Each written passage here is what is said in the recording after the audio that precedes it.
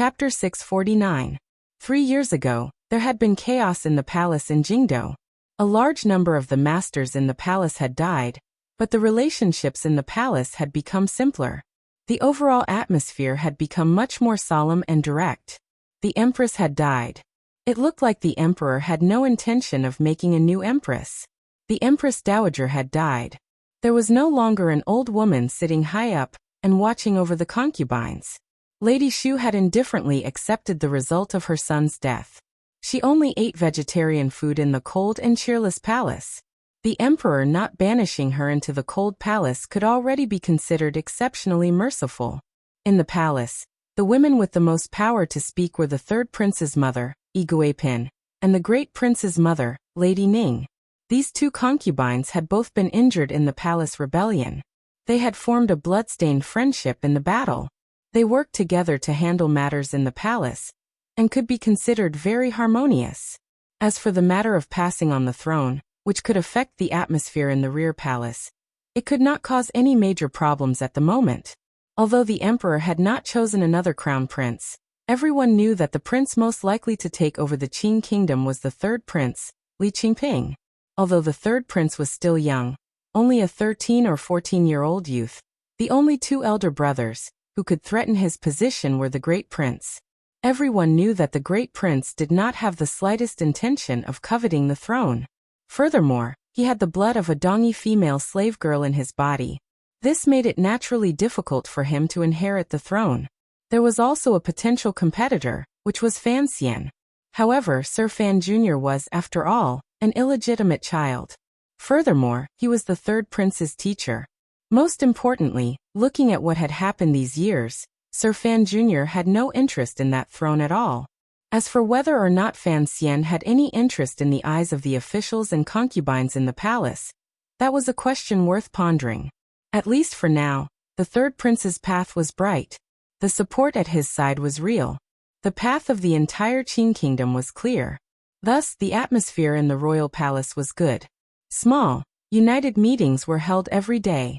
Everyone's spirits were filled with a sense of striving to improve. Fan Xian traveled the entire way. By the time he returned to Jingdo, it was already dusk. After he entered the depths of the palace, the entire sky had darkened. He sat in the imperial study and rubbed his slightly bulging stomach. He couldn't help but frown, thinking that he should have gone to Xinfeng restaurant to get some buns before entering the palace. This was just a wonderful idea. He had the emperor's heavy responsibility. Since he was returning to the capital to report, how could he dare to linger outside the palace? Just as he was feeling annoyed, he suddenly saw two young eunuchs carrying a meal box into the imperial study. No one knew where the emperor was eating dinner in the palace. Even if the internal court notified him that Fan Xian had returned to the capital, he would not be able to rush over. Fan Xian looked in a daze at the food in the box. He smiled and said, "You know I haven't eaten?" Eunuch Yao usually followed at the emperor's side. The head of the eunuchs on duty outside the royal study was also someone Fan Xian was familiar with. It was Eunuch Dai, who had performed a great service in the palace coup. Eunuch Dai looked at Fan Xian with a wide smile and said, "You are anxious about state affairs. Presumably, you have missed your meal. Pick some refreshments first. The emperor is eating in the back palace at this time. Even if I wanted to reward you with a bowl of fish roe rice, I'm afraid it would be too late." Fan Xian did not stand on ceremony. He began to attack the food in the box. As an official, sitting in the royal study when the emperor was not present was a crime punishable by execution. To eat in the royal study without asking for an edict was even more disrespectful. However, he had long received a special edict, so he sat calmly and ate without worry. To the side, Eunuch Dai smiled and thought, in the end, Sir Fan Jr. was not a normal official. Immediately after, he thought of the matter that had been spreading around the world recently. Eunuch Dai's heart heated up again. Sir Fan Jr. had performed a great service for the Qing kingdom. He didn't know how the emperor would reward him. The reason this head of eunuchs felt hot was because he knew that most of his future was in the emperor's hands. The other half was completely connected to Sir Fan Jr. His life in the palace had always been smooth sailing. It was not until Fan Xian appeared that he began to suffer misfortune and rise again. Because he had contributed greatly during the Jingdo rebellion, he was now the deputy head eunuch. His status was even more noble than when he had been in Lady Shu's palace. Occasionally, Eunuch Dai would think with lingering fear that if he had continued to be on duty in Lady Shu's palace, he would probably already be a member of the Cold Palace or even long dead. Thinking of this, he couldn't help but glance behind him out of the corner of his eye. The eunuch following him had once been a popular figure in the royal study. It was a pity that he later served his master in the Eastern Palace. Although he hadn't done anything wrong, his status had already plummeted. Fan Xian put down his chopsticks and said a few warm words to Eunuch Dai. Only then did he slowly turn his gaze behind him. He looked at the increasingly steady young eunuch, whose acne was still clear on his face. Calmly he said, "You still haven't died." "That is somewhat unexpected."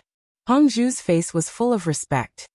He bowed toward Fan Xian and replied, "I have received the emperor's favor, and came out of the Cold Palace at the end of the year.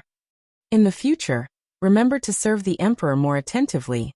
Fan Xian said these words without much emotion, and then closed his mouth. Eunuch Dai could see that his mood was not very good. He casually said a few words of flattery, and then led Hongzhu out of the royal study. He thought to himself that there had always been rumors in the palace that Eunuch Hong and Sir Fan Jr. did not see eye to eye. Back then, it was Sir Fan Jr. who had kicked this kid to the Eastern Palace. Looking at it now, it was indeed so. He couldn't help but laugh coldly 3 times in his heart. He thought to himself that even with old Eunuch Hong watching over Hongzhu, he was still no match for the little duke's hand that reached in from outside the palace. Now that Eunuch Hong was dead, Hongzhu's position in the palace was very awkward. Eunuch Dai completely did not notice that when he left the royal study, Fan Xian and Hongzhu met each other's eyes. There was mutual concern in their eyes. Then they gently and imperceptibly nodded their heads. It was completely silent in the royal study. Fan Xian silently sorted through the thoughts in his mind. It was expected that Hongzhu would come out of the Cold Palace. This kid had always been well liked by the nobles in the palace. In the rebellion, it appeared that Hongzhu had no knowledge of it. It was expected that he would be used. Of course, in this matter, Fan Xian had gone around many twists and turns and helped Hongzhu put in some effort. As for the entanglement of the 3 years, Fan Xian had already stopped thinking about it. At least, this little eunuch had helped him too much. In terms of affection, it was he who owed him and not the other way around. Just as he was thinking this, a wave of hurried footsteps came from outside the royal study. The faint light of a lantern came from the other side of the glass window, illuminating the night and floating toward them. Fan Xian quickly pulled back his stretched arms and stood to welcome the emperor. The door to the royal study was pushed open. The Qing emperor, dressed in a bright yellow robe, walked in with large steps. His slightly thin face was calm. Only the white hair at his temples revealed his true age, and how much energy he had expended these years. The group of serving eunuchs did not enter. Cleverly, Eunuch Yao closed the royal study's door tightly from behind. Only the emperor and Fan Xian were left in the royal study. The emperor sat comfortably on the soft couch and rubbed his knees with both hands. Looking at Fan Xian, he suddenly laughed out loud. Fan Xian was confused by this string of laughter and stood awkwardly where he was. The emperor shook his head and said, "You're very good." Since he was very good, why did he shake his head? Fan Xian laughed bitterly, and took out the box of secret memorials that the council had prepared, and placed it on the low table in the middle of the soft couch. The emperor opened the box and began to read it carefully. Inside the box were the preliminary results of the negotiations between the Qing Kingdom and Dongyi, as well as the Overwatch Council's analysis of Dongyi's bottom line, the territory map that Dongyi had presented, and the detailed situation of the distribution of people and finances. The Dongyi matter had long shocked the entire world. The diplomatic group responsible for the negotiations, including Fan Xian himself, maintained a daily exchange of the details of the negotiations with the royal palace in Jingdo. The emperor knew the details of the negotiations very well. After all, the 2 places were very far apart. If he wanted to truly grasp the first-hand situation, he would need Fan Xian to return to the capital and make a face-to-face report. The emperor slowly put down the file in his hands and stood, walking to one of the walls of the royal study. He pulled open the curtain hanging on the wall. Below the curtain was a large map of the world. On it was clearly drawn the roads of each province. Even the coastlines to the east and south were drawn in great detail. This map not only included the territory of the Qing kingdom, but also the territory of northern Qi and Dongyi. The first time Fan Xian had truly entered the royal study to discuss matters, he had sat with the ministers and scholars. He had seen this map and knew of the boundless passion the Qing monarch and officials had for expanding their borders. At that time, there had been 3 princes at the emperor's side. Now 2 of them were gone. The emperor's steady palm moved across the map. Although the light in the royal study was bright, it was not the shadowless light in an operating room. Wherever his palm moved on the map, there was a patch of darkness. It was like a black arrow containing boundless authority, representing hundreds of thousands of soldiers, and full of murderous intent. The palm landed above Dongyi and the surrounding vassal states and gently patted them. The emperor did not turn his head. Calmly he said, "Without using a single soldier, I have this place. Fan Xian, how do you think I should reward you?" The negotiations have not ended. There are still internal disputes in the Sword Hut. The nobles of the vassal states will probably still rebel. Most importantly, I don't know if it will cause a backlash from Dongyi in the future.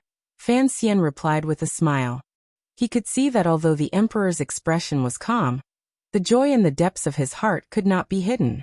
This emperor, who wholeheartedly wanted to unify the world and establish a legacy that would last for thousands of generations, had spent decades to finally eliminate Ku He and Sigu Jian, his 2 greatest opponents. He had taken the first step on a journey of tens of thousands of li. That kind of joy could not be faked. "How is Sigu Jian?" The emperor turned and smiled. He did not continue to raise the question of rewards. Instead, he asked about the matter he cared about the most. "His entire body is paralyzed.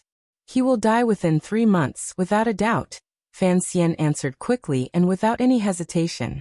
The emperor thought for a moment, and then sighed quietly. "He's going to die. However, I truly admire this sword fanatic. He took a blow from Uncle Luyan and a punch from me.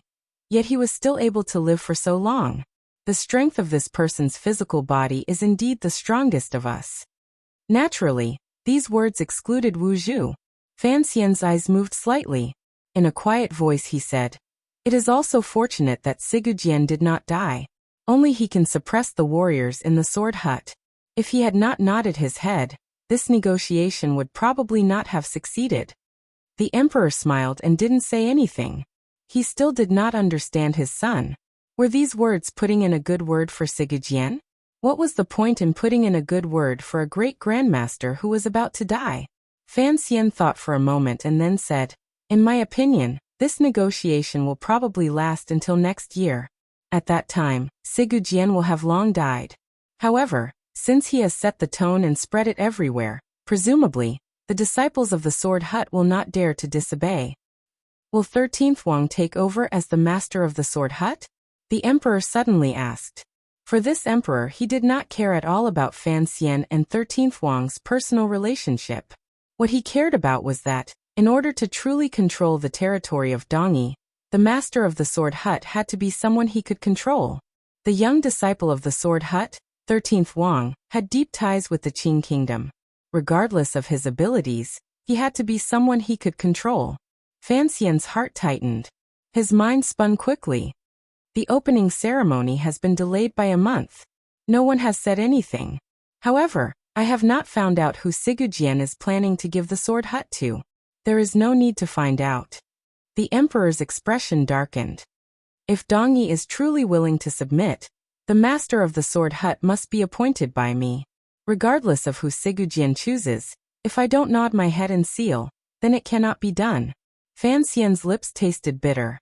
He had been worried that Sigu Jian would forcefully reveal the Shadow's identity, and have him become the second master of the Sword Hut. Now it looked like he should be worried about something else. The emperor's actions were very similar to how he had appointed the head of the Lamas. Thinking about it closely, it made sense. Even if the Qing kingdom sent officials and soldiers to Dongyi in the future, In the hearts of the Dongi people, the true masters were still the disciples of the Sword Hut. This should be clearly written in the agreement between the two countries. The Qing kingdom would not make any major changes to the structure of Dongi within 50 years. If the Qing kingdom didn't even have the power to appoint and dismiss people in name, how could Dongi count as submitting? I will make this clear to them after I return to Dongi. Fan Xian didn't think further and agreed straightforwardly. As long as the Sword Hut lowers its head, there is no need to consider the businesses of the other small countries, the emperor said with narrowed eyes. The emperor narrowed his eyes and said, if Sigujian was smart enough, he wouldn't do anything before he died. If he was truly an idiot, I would give him a profound lesson. When the emperor was angry, blood flowed under heaven. The lesson the Qing emperor spoke of was to brazenly send out troops and forcefully conquer Dongi. Fan Xian didn't continue this topic. Straightforwardly he asked, if the Sword Hut is decided, what about the manor of the master of the city? Weren't the people in the manor of the master of the city killed by Sigujian? The emperor stood by the map and suddenly looked deeply at Fan Xian. Actually, it isn't just me who is curious. Other than feeling great joy, all of the officials in court are also shocked. And Sigujian, that old thing, had a special liking for you. Who would have thought that he would actually be able to suppress his wild nature and agree to your request? Before he left for Dongi, Fan Xian and the emperor had argued for a long time in the palace. In the emperor's opinion, even if Sigujian died, he would not allow Dongi, which he had guarded for so many years, to surrender to the Qing kingdom without sending out a single soldier or firing an arrow. Fan Xian insisted on his own opinion, and used a long time to convince the Qing emperor to let him try. The problem was he had succeeded on the first try. This reality surprised all the officials in the Qing court. It also made the emperor very happy and even faintly uneasy. His illegitimate child had truly given the world too many surprises. There was doubt and suspicion in the emperor's gaze, but Fan Xian seemed to not feel anything. He smiled bitterly and straightforwardly said, I don't dare to claim credit. If it weren't for the fact that the Qing kingdom is strong and powerful, Dongyu would only have two paths after Sigujian's death. They would not have lowered their heads and submitted to the Qing kingdom. These words were true. Any diplomatic negotiation was rooted in the foundation of power. Perhaps Northern Qi had the power to contend with the Qing kingdom for many years. However, Dongyu was established as a merchant, and was not at all firm. It was like duckweed in the water, or a light cloud in the sky. As long as a strong wind blew, it would scatter like duckweed. Under the pressure of the Qing kingdom's powerful national and military power, Dongyi didn't have much of a choice. Fan Xian's success this time was actually the Qing emperor's success. Under his rule was a particularly powerful kingdom. Fan Xian suddenly took a deep breath and said, as you know, my mother came from Dongyi. Sigujian has some feelings for me. He knew he couldn't hide this from the emperor. He didn't want to hide it, so he might as well say it directly. As expected, the emperor clearly knew about Yi Qingmei's past in Dongyi. After hearing these words, he only smiled slightly and said, as expected. What request does Sigujian have for you? Fan Xian raised his head and said seriously, he hopes that the Dongyi under the Qing kingdom's rule will still be the Dongyi of today. I allow it. The emperor waved his hand decisively. Without waiting for Fan Xian to say anything, he straightforwardly said, the Dongyi I want is the present Dongyi. It has become like Jiangnan. What do I want it for? Fan Xian was incomparably shocked. The problem he and Sigujian were most worried about was not a problem at all in the emperor's heart. What the emperor wanted was the present Dongyi, a Dongyi with a faint sense of self-rule by merchants that carried out large trade deals with overseas. Thinking of this, Fan Xian couldn't help but feel boundless admiration for the emperor. Only an emperor with great foresight could tolerate such a situation. The emperor's will and vision were probably broader than he had imagined. Immediately after, the emperor and Fan Xian discussed the details of bringing Dongyi into the territory, as well as the problems that could appear, and related countermeasures. It was gradually getting late, but the lights in the royal study remained bright. The map of the world gradually changed as the father and son discussed it. After a long time, the emperor rubbed his tired eyes and turned his head back to look at the map again. The map of the world had already changed, But this map had not. The emperor quietly said, "I'll be making a new map tomorrow." "Congratulations, Your Majesty," Fan Xian said with a slight smile. At this moment, the emperor finally smiled. His palm suddenly slapped heavily on the top of the map. It was a large piece of foreign territory that had been painted green. The bright yellow clothes seemed to carry an unstoppable sense of determination. There is only this piece left in the world. Fan Xian's heart suddenly tightened. The emperor raised the question from earlier for the second time. "Nji, how do you think I should reward you?" In history, there were many examples of people who had done too much to shock the ruler and died a horrible death. When these examples were unlucky, it was often because of this sentence. Because their contributions were too great, and they had already received too many rewards, there was no reward to be given. It was impossible for the person on the throne to give half of the throne to these examples. Thus, without exception, the examples all ran down the road to death. Occasionally, there were examples who jumped out and successfully rebelled, but they were in the minority. Hearing this question, Fan Xian did not feel any fear at all. He only pulled a long face and sank into thought. His contributions this time were not great. Based on what he had said earlier, Dongyi's submission was ultimately because of the Qin kingdom's strength. He was just a primer, an excuse Sigu Jian used to convince himself. As for his contributions being too great to shock the ruler, forget it. The emperor's self-confidence and narcissism were the first in 1,000 years. In his life, he had never worried about which official or son would be able to surpass him. A powerful emperor would have a strong tolerance towards the people under the dragon throne. However, Fan Xian did indeed have the third problem of the examples. It was the problem of having no reward to give. He was already a first-rate duke and sat in the two great treasuries of the palace treasury and Overwatch Council. The power in his hands was 1/3 of the world. What more could the emperor reward him with? Was it really as the people in the diplomatic group secretly guessed that he would be made a king? However, he had to ask for a reward. The entire world was watching Jingdo. If Fan Xian performed the greatest service but didn't have a reward he could take out, the officials would probably all feel bitterly disappointed in the emperor. After a long time, Fan Xian suddenly smiled bitterly. Looking at the emperor by the map, he scratched his head and said self-mockingly, "How about you give Dongyi to me?"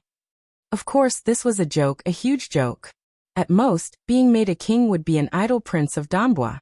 If he actually gave Dongyi away, it would be splitting the land and making him a marquis. The emperor also smiled. However, his smile was not as amusing as Fan Xian had imagined. On the contrary, it carried an indescribable sense of mockery.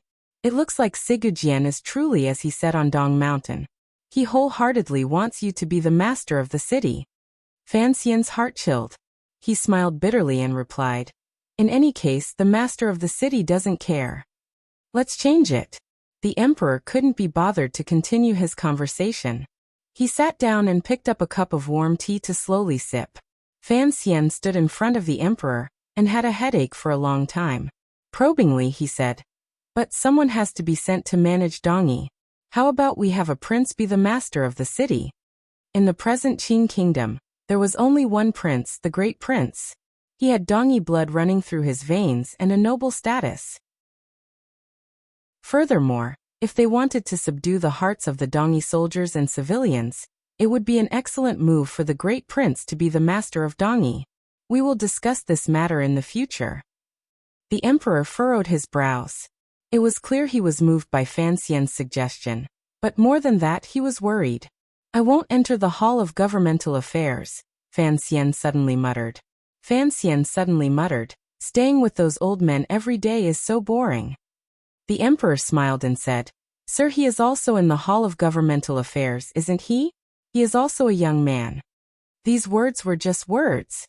The emperor would not allow Fan Xian to give up the power of the Overwatch Council and enter the Hall of Governmental Affairs, destroying his plans for the future of the Qin kingdom. Hearing the emperor's words, the face of the hateful official who watched over Ruoro every day outside the Danbo medical shop immediately rose in front of Fan Xian's eyes. He laughed coldly and said, "If your majesty truly wishes to reward me with something, I would like to ask you to grant me 2 edicts." Concerning the matter of the appointed marriage, Fan Xian and the emperor had been in a cold war for over half a year. The moment Fan Xian opened his mouth, the emperor knew what he wanted to say. He thought to himself, "How dare you use your achievements to ask for favors?" His expression became ugly. "One edict for Roro and one for Wuxia," Fan Xian said in a low voice. "Please allow them to choose their own husbands." The emperor looked at him coldly. A moment later he suddenly said, "In the matter of Wuxia, I will allow you, but I will not allow your sister's marriage." Fan Xian pretended to be angry, but his heart was calm. He knew that the emperor would never relent on this matter, because the other party wanted to use this matter to completely suppress him. Unless he relented and used the relationship between father and son and the will of a ruler and official to plead with the other party would certainly not let it go. This was a fit of pique, but it was not just a fit of pique. The emperor wanted to completely control Fan Xian and have him completely lower his head in front of him. The emperor had always clearly felt that his son was different from other sons. He had too many traces of his mother. On the surface, his dead sons were incomparably respectful to him, but in secret, they were thinking of things that were lower than pigs and dogs. And Ji, on the other hand, had a glimmer of unwillingness to be honest seeping out of his bones.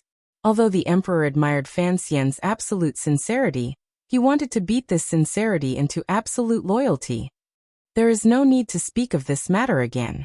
The emperor stared at Fan Xian with a cold expression. He suddenly thought of something and smiled slightly. "Just one edict from Wuxia is to reward you for today's work. It is indeed somewhat unreasonable. However, I remember that you are still only the commissioner of the Overwatch Council." Fan Xian's heart jumped. He knew the meat of the show had come, but his face was one of confusion. "In any case, that old dog Qin Pingping doesn't care. You can directly take over the position of director, and let that old man have a good rest." The emperor looked at him with slight mockery and said, "In your early 20s, I have given you the position of director of the Overwatch Council. It can be considered a great kindness. Why don't you quickly give your thanks?" Fan Xian was indeed still only the commissioner of the Overwatch Council. After all these years, under Chen Pingping's purposeful nurturing and delegating of power, he had long grasped the entire Overwatch Council. What difference was there between him and the director? Yet, the emperor was using such a natural and expected promotion to dismiss the merit he had made in Dongyi and block his thoughts of breaking off the marriage. It was truly ungrateful. The corners of Fan Xian's lips twitched. It was as if he was angry and wanted to say something disrespectful. In the end, he suppressed his emotions and gave a random bow, gave his thanks, and left the palace. The emperor smiled in the royal study, and did not take offense to his son's rudeness. That night, Fan Xian returned to his manor. He did not immediately go to do the second thing. Through the conversation in the royal study, his mood had already relaxed. At least, the seemingly omnipotent emperor could not grasp the minute movements of the entire world. Furthermore, in the battle of tempers and personalities, he had won another battle. Sitting by the side of the bed, he soaked his feet in the scalding hot water to relieve some of his tiredness. Lin Wanner's face was full of tiredness. She leaned against his shoulder and said, "You didn't even tell us you were coming back. The house was not prepared at all. The servants are all asleep, and you won't wake them up. I'll rest for a few days. I still have to go to Dongyi to take charge." Fan Xian gently held his wife's hand and smiled. "I'm too busy. You also don't know who gave you this name." Lin Wanna yawned. She was clearly a woman who had given birth. Yet her face still carried a childishness that was difficult to wash away. Particularly her round cheeks. It amused Fan Xian greatly. He gently pinched his wife's cheek and smiled. "Other than that person, who would have such a tasteless name? Why are you in such a good mood today?" Lin Wanner suddenly made a sound. Fan Xian proudly said, "Today, I asked for a good official. Tomorrow, I will leave the city and go into the garden to chase people away. Did anyone see the happy headquarters yesterday? Tell me, isn't it normal for a middle-aged, vulgar man to like Lin Yichen? Ha ha ha ha, one of my greatest wishes is to personally pinch the flesh on Lin Yichen's cheeks." Chapter 650. The large bed in the back of the Fan Manor was still soft. The pair of children were usually treated like little ancestors. At this moment, they were sleeping peacefully under the careful care of the nannies.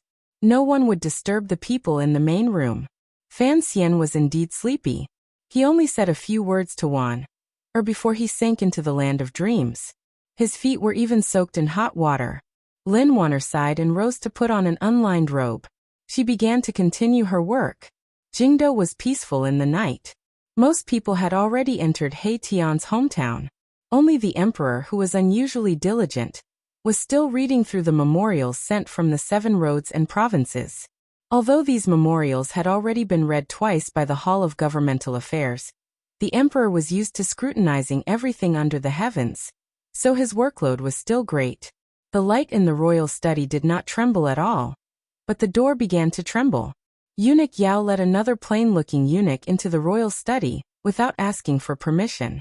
The emperor raised his head and glanced at the two of them. He furrowed his brows and said, "What did you find?" Eunuch Hong had died on Dong Mountain. Eunuch Ho had died during the Jingdo attack on the palace. The internal court eunuchs were all under Eunuch Yao's control.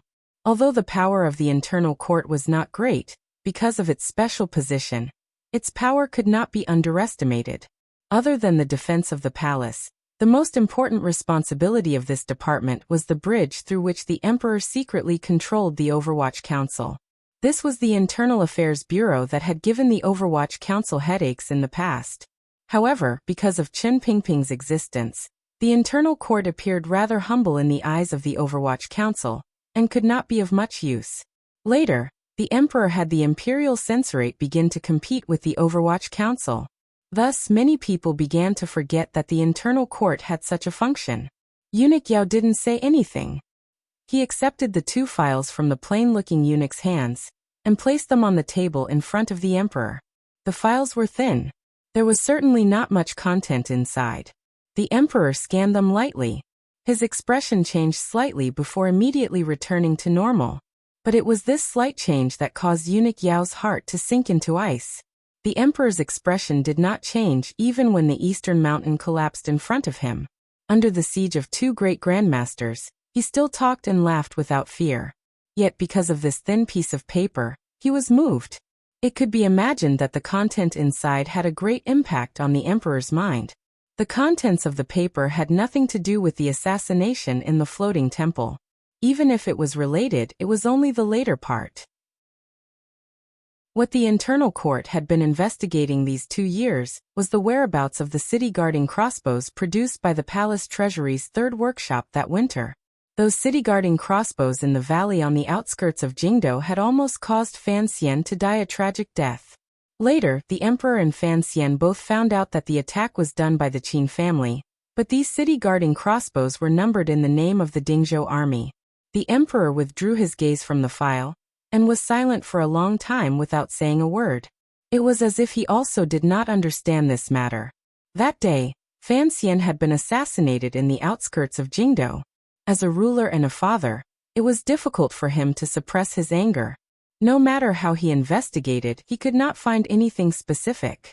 It was not until today, after the internal court's painstaking investigation, that they discovered that there was a shadow in a wheelchair behind the matter. Other than being shocked, the emperor did not understand.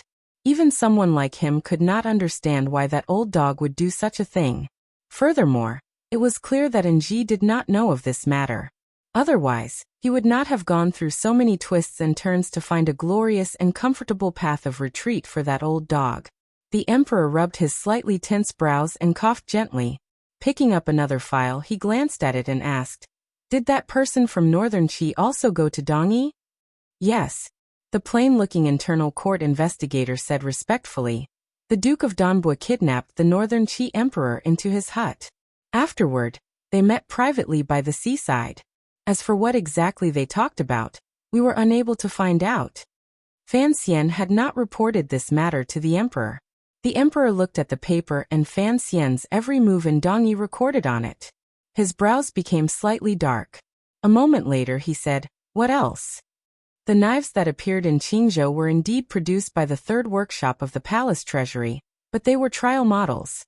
They had not yet been distributed to the military, so they could not have come from the military. The plain-looking eunuch continued. 3 of those knives appeared. In the end, we only obtained 1.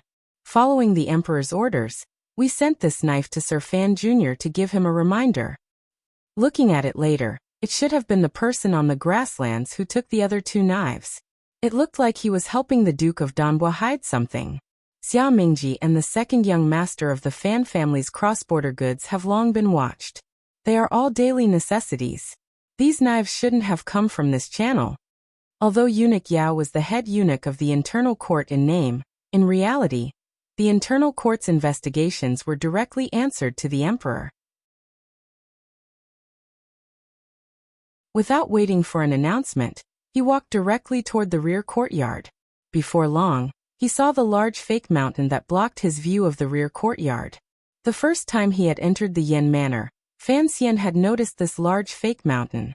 Although the building did pay attention to the pattern of covering the door and concealing the view, this fake mountain was too big, too fake, too abrupt, and too ugly. It was a 10-day break. Usually Sir Yen Jr., who was always busy, had a rare moment of leisure. He was playing checkers with his wife. He and Lady Shen had been married for some time, but there was still no news from her stomach.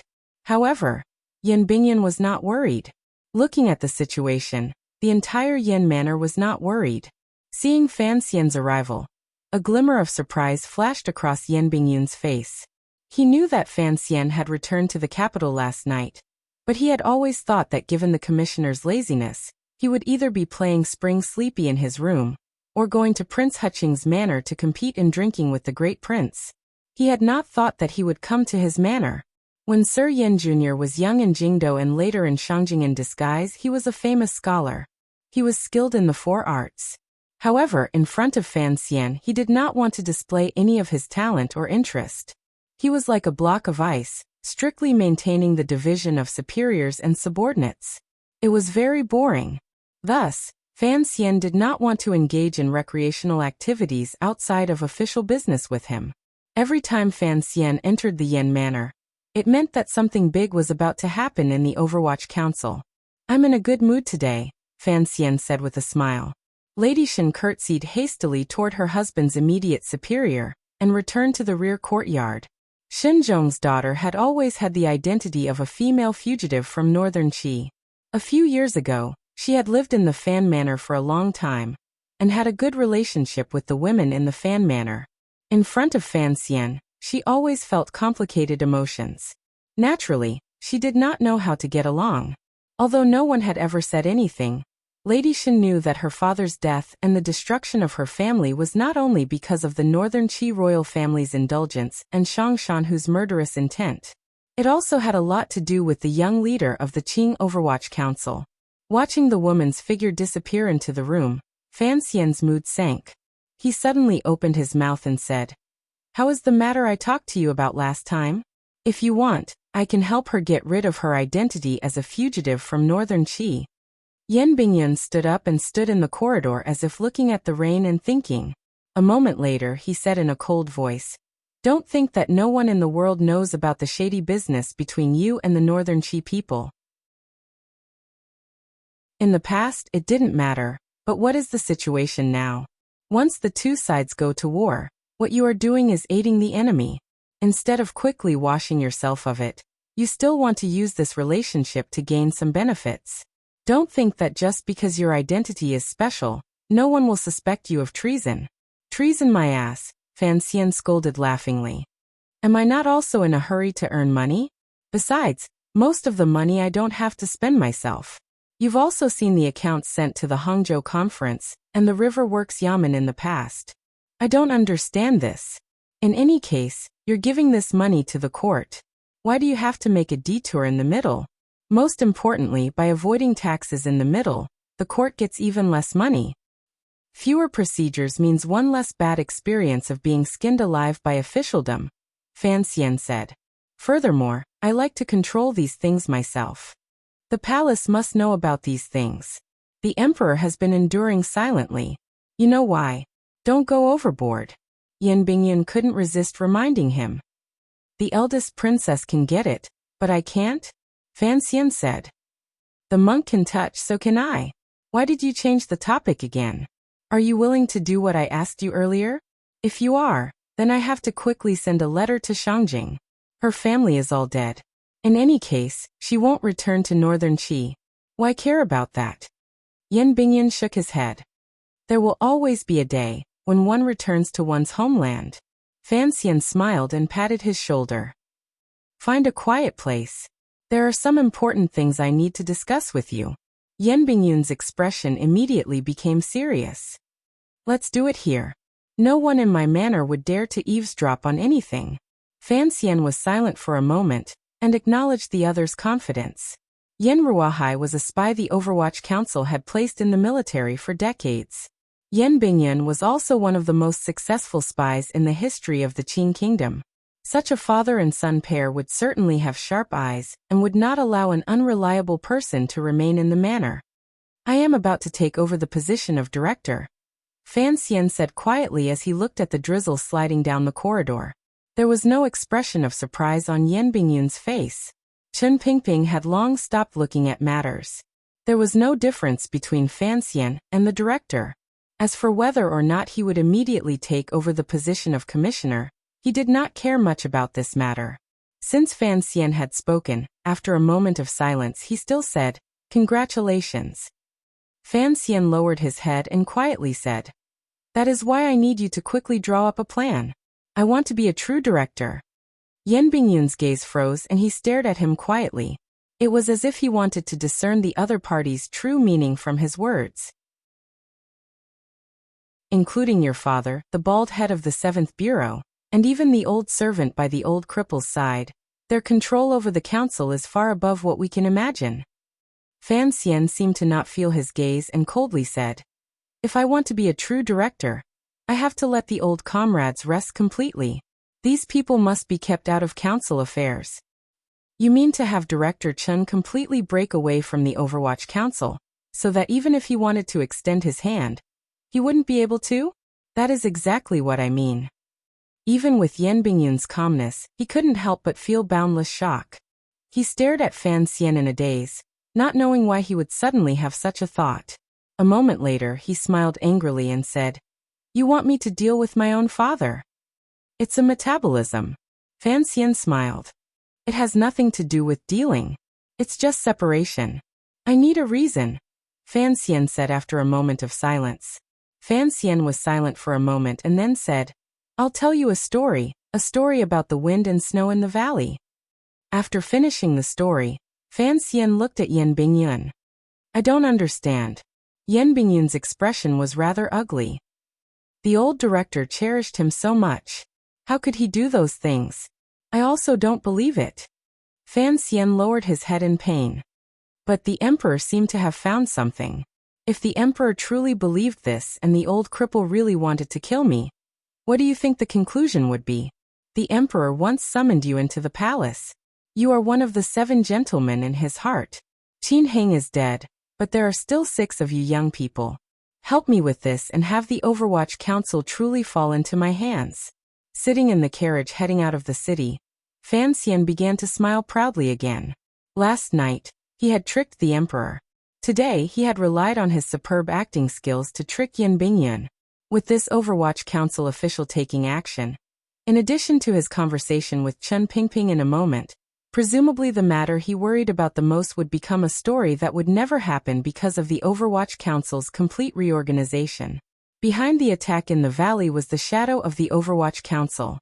If Yan Ruahai had not reported to Chen Pingping and cooperated with the Qin family, it would have been impossible for the Qin family's private soldiers at Shao Mountain and Qin Heng's concealment of the Jingdo garrison to calculate the path of Fan Xian's carriages from Jiangnan, much less launch such a fierce attack. If Chen Pingping wanted to kill Fan Xian, this alone was enough. Fan Xian had used this story to convince Yan Bingyun of his sincerity. He had also made Yan Bingyun believe that he had no intention of revenge. He only wanted to follow his old example of attacking the second prince and strike first, allowing the old director to retire peacefully. The reason he had to make such a detour was because of the matter of the shadow and Yi Qingmei. Fan Xian would not tell anyone even if he was beaten to death. He could not tell Yan Bingyan. He could not even tell his wife. How many people in the world know that you once wanted to kill me? Fan Xian sat in the quiet room in Chen Garden with a smile on his face. He listened to the babbling of a distant relative and looked at the elderly Chen Pingping beside him. Chen Pingping's expression was calm. He glanced at him coldly and said, "In order to force me to leave Jingdo, you're willing to do so. That matter was done by Yan Ruohai. Will Yan Bingyan investigate?" "I'm not hoping for him to investigate. I'm just hoping for you to quickly return home to find your first love." Fan Xian laughed loudly. "You should know that starting tomorrow, I will be the director of the Overwatch Council. You are just a lonely old man who has retired early. What will you use to fight me?" After these words were said, Fan Xian suddenly fell silent. He said heavily, "You promised me to let go at the beginning. You said you had thought it through, but you didn't, so I can only force you to leave. You bastard." Chen Pingping coughed as he cursed. "I don't care about anything anymore, and you're still worried?" Chapter 651. Canvassing for votes was really tiring, but I still had to do it. This was because monthly votes were like stubborn horses. If you didn't use all your strength, they wouldn't move forward. However, I was really out of words. I had to save the golden sentence for canvassing for votes for the last day. Of course, the main purpose of that sentence was just for fun. Speaking of which, what kind of attitude should I use to convince everyone to vote for me? I didn't know. Although I wrote a lot this month, it definitely wasn't a lot. It was just a bit faster for me. At the same time, it was naturally a bit crude. If I wanted to fight for feelings, I felt that after writing about the year of Qingyu for a year and a half, I was afraid that Xu Fei's feelings would be too mushy, and I would write my proclamation for canvassing for votes into Qiangyao prose. The flames of war spread through October. Monthly votes were worth 1,000 taels of gold. The position on the monthly votes list was dangerous. Those at the front were at a disadvantage, and those at the back were greatly frightened. After thinking about it, I could only sincerely say, I need monthly votes. Those who are willing to vote for me, please help me out.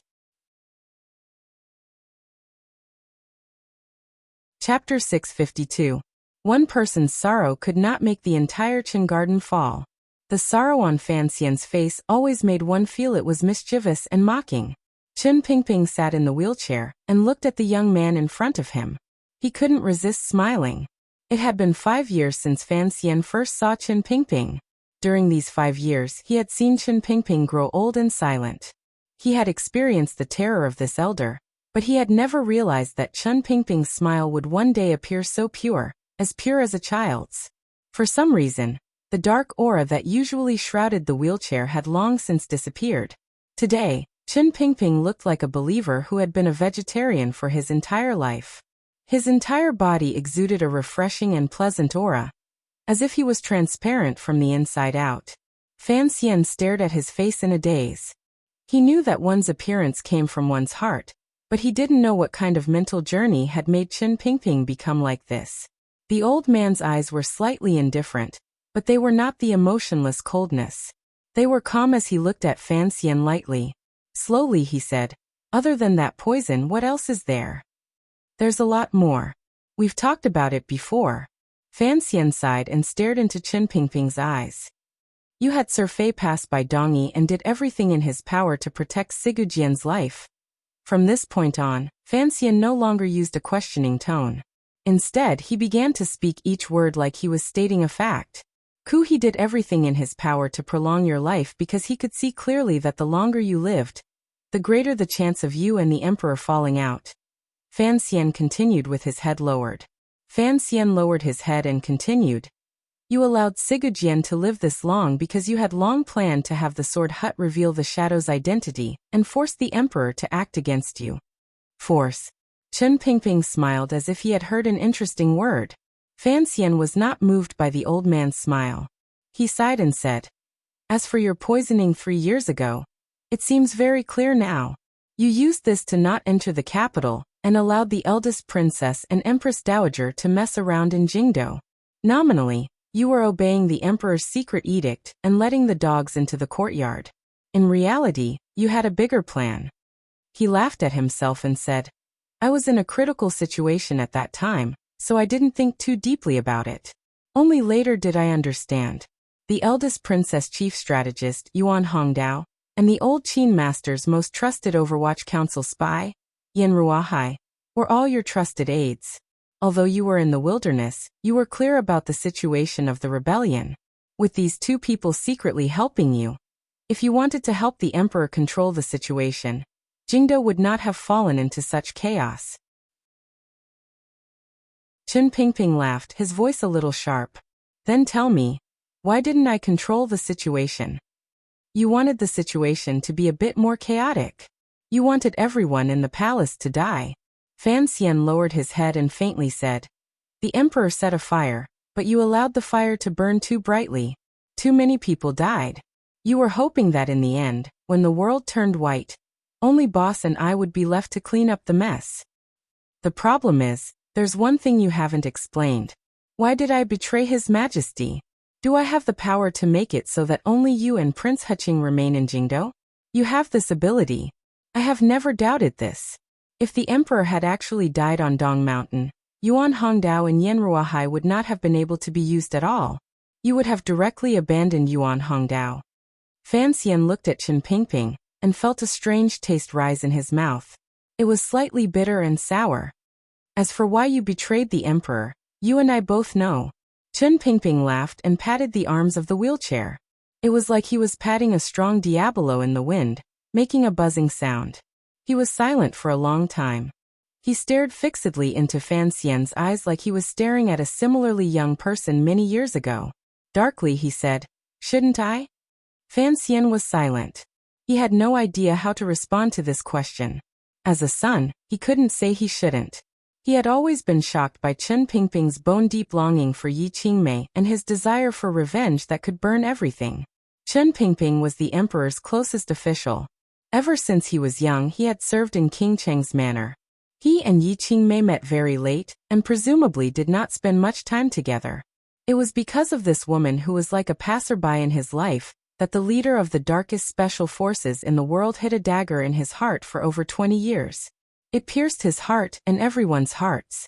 Qin Pingping suddenly lay back tiredly on the wheelchair and said, you don't understand the past. You don't understand.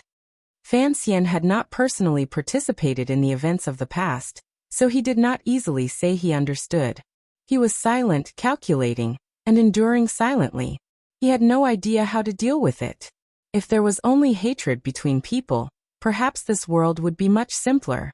However, the relationships between people were always so complicated. I also understand the second reason you took the poison. Fan Xian looked at Qin Pingping's eyes that were as still as an ancient well. Suddenly his heart throbbed with pain. He felt that the matters of the world were indeed somewhat hurtful and hurtful. You had thought that the emperor would never be able to return from Dong Mountain. You have also destroyed his kingdom. You have been ruler and official for a lifetime. You should accompany him on the road to the Yellow Springs. You can consider it fulfilling your duty as ruler and official. Qin Pingping closed his eyes and said, after all, I have watched the emperor grow from a child to an emperor. I understand him too well. He is someone who is afraid of being alone. I am worried that he will be afraid on the road to the underworld alone, so I want to accompany him. Accompany him? Fan Xian's voice became harsh. He has killed enough people. There will be many people accompanying him on the road to the Yellow Springs. Do you need to be like this? He calmed his emotions and said in a heavy voice, furthermore, he is not dead. It is always very difficult for a person to die. For the first time in front of Fan Xian, Qin Pingping sighed and said these words. Looking at him, he slowly said, I have never underestimated the emperor. Before and during my plans, I have always been cautious and prepared for all possibilities of failure. Even if I failed, I would not leave behind anything that could be used against me or drag you down. Fan Xian looked at Qin Pingping. A powerful feeling of worship suddenly rose in his heart. He was too familiar with this old cripple. There were many things that he had not hidden from him. Thus, he knew more about what Qin Pingping had done than the emperor in the palace. In this world, Chen Pingping was probably the only person who could secretly plot against His Majesty and hide it from His Majesty. The founder of the Overwatch Council was truly too powerful when it came to scheming. He was so powerful that he did not have to purposely weave anything. He just went with the flow of the world, and occasionally smeared a few dark colors. He had once caused the emperor and the Qing kingdom to sink into a situation that could be beyond redemption. However, the emperor's own strength was too powerful. He was powerful to the point where he could easily tear apart all schemes and schemes. However, Chen Pingping was truly powerful. Even so, he still did not reveal any tiny loopholes. He had even arranged an escape route many years ago. Chen Pingping did not care about life or death. What he cared about was Fan Xian's safety after his death. That was why, starting from the Hanging Temple, and after the shadow accidentally stabbed Fan Xian, he began to arrange everything, including the attack in the valley and even the matter in the palace. He was cutting off Fan Xian and Fan Xian. Even if it came to light in the future, these things that were hidden in the depths would become a cleavage between Chen Pingping and Fan Xian. In front of the evidence that he had painstakingly found, the emperor would believe that Chen Pingping wanted to kill Fan Xian, and that Fan Xian had nothing to do with Chen Pingping's matter. As for why Chen Pingping wanted to kill Fan Xian, that was a question for the emperor to ponder. Fan Xian had been heavily injured in the Hanging Temple incident, and almost died. The valley was also extremely dangerous. These two pieces of evidence were too powerful. Fan Xian could feel Chen Pingping's painstaking efforts. Looking at his old face and sensing the fresh air that rose from his heart was moved, but he didn't know what to say. Chen Pingping's expression was incomparably calm.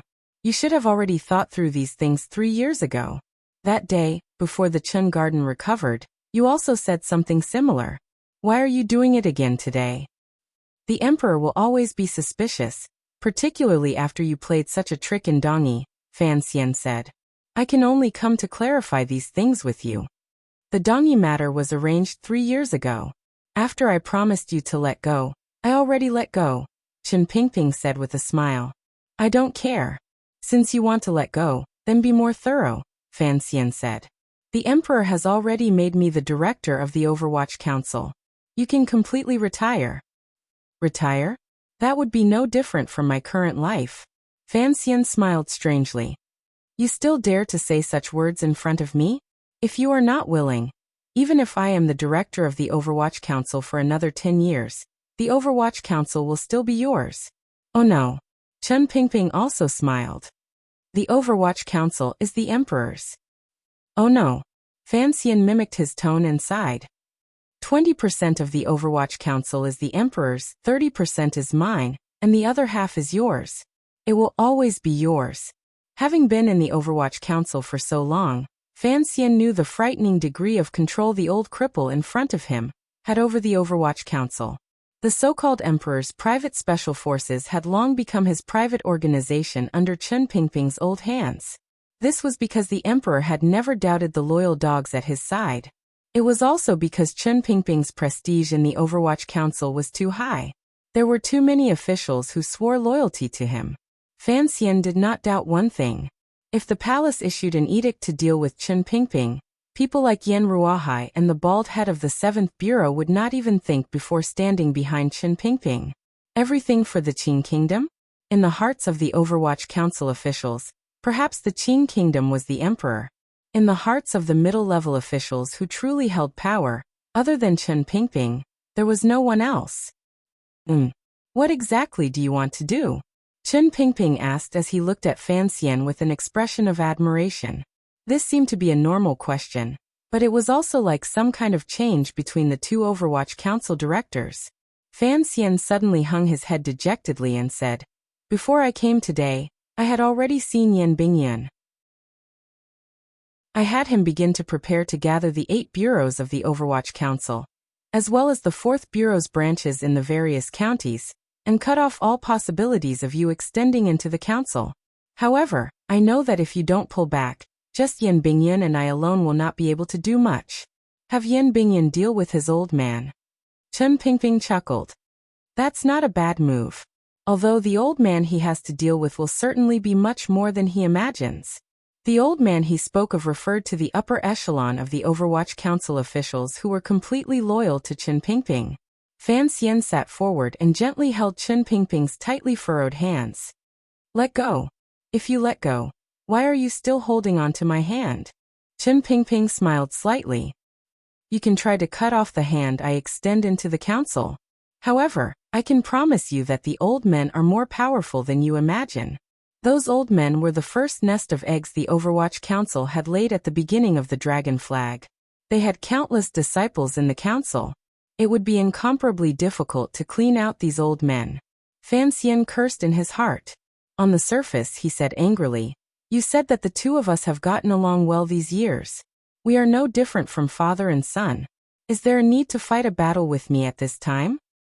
The key question is, you still haven't convinced me. Why should I let go?" Qin Pingping's gaze was very interesting. Fan Xian was silent for a moment. He then said, "The Emperor has already begun to investigate the attack in the valley and the Hanging Temple matter. One day he will suspect you. Even if he can't find any evidence, this matter is always dangerous. Furthermore, you know that the Emperor's personality has changed a lot ever since so many people died in the palace. If it had been in the past, he would probably have used lightning-fast methods the moment his suspicions grew. However, he has never done so." These words were true. The Overwatch Council was one of the powers the Emperor relied on the most. His trust in Qin Pingping was also an anomaly in the world. Once he discovered that Qin Pingping had other intentions in his heart, if it had been the Emperor of the past, he would probably have flown into a rage long ago. "We've talked about this topic before." Qin Pingping nodded. "The Emperor has some affection for me. Even if he has some suspicions, he can't bear to act directly. He would rather wait for me to die of old age." "Yes, the problem is that you never die," Fan Xian nodded. "It's fine if you don't die, but your heart doesn't die either. So, I can only ask you to leave Jingdo and return to your hometown to find your first love." Qin Pingping smiled and scolded. He then suddenly asked, "If I don't retreat, what will you do?" "I will begin to act," Fan Xian said after a moment of silence. Fan Xian was silent for a moment. He then said, "Even if I have to make a mess in the Overwatch Council, I will still beat you down." "With what reason?" "Of course, it is because I found that Director Chen's shadow was behind the attack in the valley. As a prince and the next director of the Overwatch Council, I attacked with hatred and wanted to put you to death," Fan Xian said with his head lowered. Fan Xian lowered his head and said, "Regardless of whether or not I can win in the end, the Emperor will always think that I have also found out about this matter, and will watch me fight. In the end, he will issue an edict to chase you out of the capital. On one hand, it fulfills my wishes and fills my grudge. On the other hand, it protects your life and completes the affection between you two." Qin Pingping's grizzled brows rose. "Thinking about it, you also used this matter to convince Yan Bingyan?" Fan Xian nodded. "Using a non-existent grudge to hide the true danger within." Qin Pingping thought for a long time and then nodded. "You've improved a lot compared to before." Fan Xian smiled and said, "I thought about it for a month. Knowing that the internal court had begun to investigate the valley matter, I thought of using this point." Qin Pingping smiled tiredly. He knew what Fan Xian was worried about, and why he had to go through so much trouble to force him to leave Jingdo. Just as Fan Xian's heart had been moved earlier, this head of special agents, who had been alone and bitter his entire life, suddenly felt his heart become much warmer. "I promise you, I will leave Jingdo." Qin Pingping gently patted Fan Xian's hand. Fan Xian was overjoyed and chuckled. He then said, "This shouldn't be a problem. Once in the Hanging Temple and once in the valley. Both times I almost died to your hands. No matter what the internal court finds, it will only be a footnote for you to quietly leave Jingdo. Thinking of when you charged into Qin Garden in a wheelchair and yelled at me, it was very interesting," Qin Pingping said with a slight smile. Fan Xian smiled and shook his head. At the time, he truly didn't understand why Qin Pingping wanted to do these things.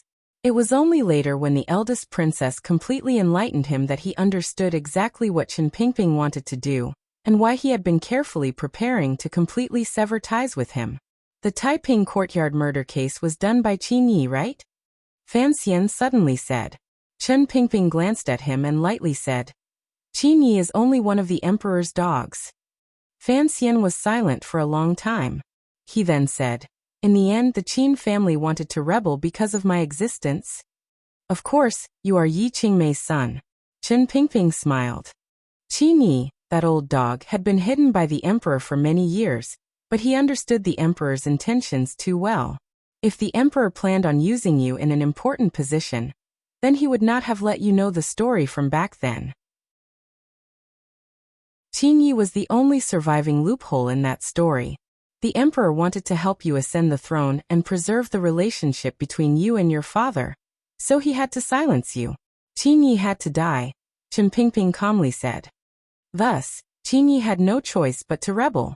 In the past, Chen Pingping had always insisted on not saying these things to Fan Xian. However, now that it had come to this, there was no longer a need to hide it. He no longer wanted to drag Fan Xian into the dirty water of the past. As expected, Fan Xian took a deep breath. The warm air of spring entered his lungs, but it burned his chest.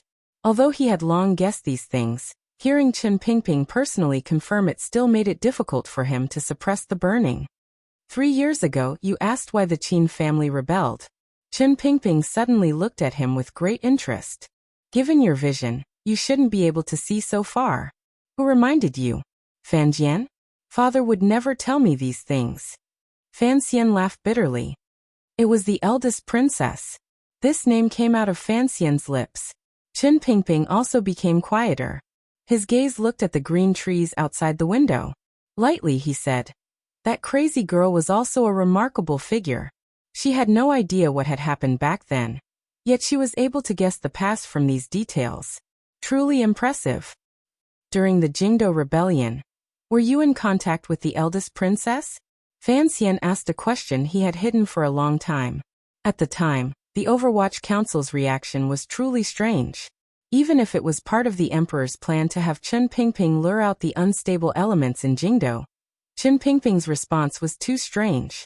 Particularly on the eldest princess's side, it seemed that she had never purposefully paid attention to the direction of the Overwatch Council. No, Chen Pingping said with his eyes closed. There are many things that do not need to be in contact. We only need to guess each other's intentions and goals. The most ingenious plan in the world is just a flash of inspiration without any warning. Once each person's intentions come together, once it falls on paper, it falls short. Concerning these things, you have to learn well from your dead mother-in-law. Chen Pingping said with a slight smile as he opened his eyes. Fan Xian smiled bitterly and nodded his head. Chen Pingping suddenly asked quietly, now that you know enough, what do you plan to do in the future? Fan Xian was silent for a long time. He then said, I don't know. Chen Pingping sighed with slight disappointment. Is there evidence? Fan Xian's voice trembled slightly. Even a little bit of evidence. There are many things in this world that do not need evidence. Only intentions are needed. I only confirmed that person's intentions a few years ago, and confirmed my own intentions. Chen Pingping's words had some similarities to Sigu Jian's way of the sword. That day the army marched to the west. The emperor was near Dingzhou. Your father was also with the army. The northern Qi army suddenly moved south. I led the Overwatch Council north to Yanjing. Yizhong was also moved to the rear of the western army. Chen Pingping only coldly stated a fact. Most importantly, your mother had just given birth to you and was weak after giving birth. Fan Xian's brows gradually furrowed. What about Uncle Wu Zhu? I still don't understand why he would leave his mother's side at that time. Someone from the temple came. Chen Pingping smiled slightly. An emissary appeared on the land. Although I'm not sure exactly where your mother came from, I can guess that she, Wu Zhu, and the temple have always had some connection. Furthermore, Wu Zhu has always been very afraid of anything related to the temple. Someone from the temple came more than once. It was at least 2 times. I know of 2 times. Chen Pingping sighed. Each time they came, Wu Zhu killed them. At that time, it seemed that the only people who could threaten your mother were the people from the temple. Wu Zhu did not allow those people from the temple to come within 100 li of your mother. So Wu Zhu left. But your mother still died. Died at the hands of one of our own. Chen Pingping smiled strangely. He enunciated the words, one of our own, with a particularly heavy tone. Fan Xian also smiled. His smile was particularly sincere. He then stood up and patted Chen Pingping's shoulder. I had long guessed these things. It is only after hearing them from your mouth that I realized they felt so real. All right, don't think about these things anymore. Chen Pingping smiled and asked. The chest should still be in your hands, right? Where is Wuxia? Fan Xian smiled somewhat bitterly. A moment later he said. The chest is not here. Uncle Wuxia had business and left. Chen Pingping made a sound of acknowledgement. Once again he did not hide his faint disappointment in front of Fan Xian. Fan Xian suddenly asked with slight surprise. You knew the chest was in my hands? Your father also knew, Chen Pingping said. That's why your father didn't know. Fan Xian's expression changed slightly. It took a long time for him to digest the shock in his heart. He thought of how his father, who had already retired, had done countless things for him in secret. Involuntarily, a glimmer of nostalgia rose in his heart. Once again he patted Chen Pingping's thin shoulder and smiled. You want me to learn from the dead eldest princess? I think you should learn from my still living father. When it's time to let go, let go. When it's time to retreat, retreat. He placed his two hands on Chen Pingping's shoulders and used a little force. Leave the future matters to me. Chen Pingping smiled and didn't say anything. He only thought to himself that given this child's personality, he would probably continue to watch and endure. However, he didn't know how long he would have to watch and endure for. There were many bitter lovers in the world, and someone with Fan Xian's background was, without question, the most bitter kind. Thinking of this, Chen Pingping suddenly felt that his and Fan Xian's 20 years of hard work had not been in vain. At least, Fan Xian had grown up healthily. Furthermore, he had grown up quickly. It seemed that he had only spent one night. Regarding Fan Xian, it is truly very painful for me to write. Many times, I am thinking about what I would do if I were Fan Xian. However, I can't find an answer. Although the outline has long been decided, it is still very difficult to continue writing. I will try harder to think and think.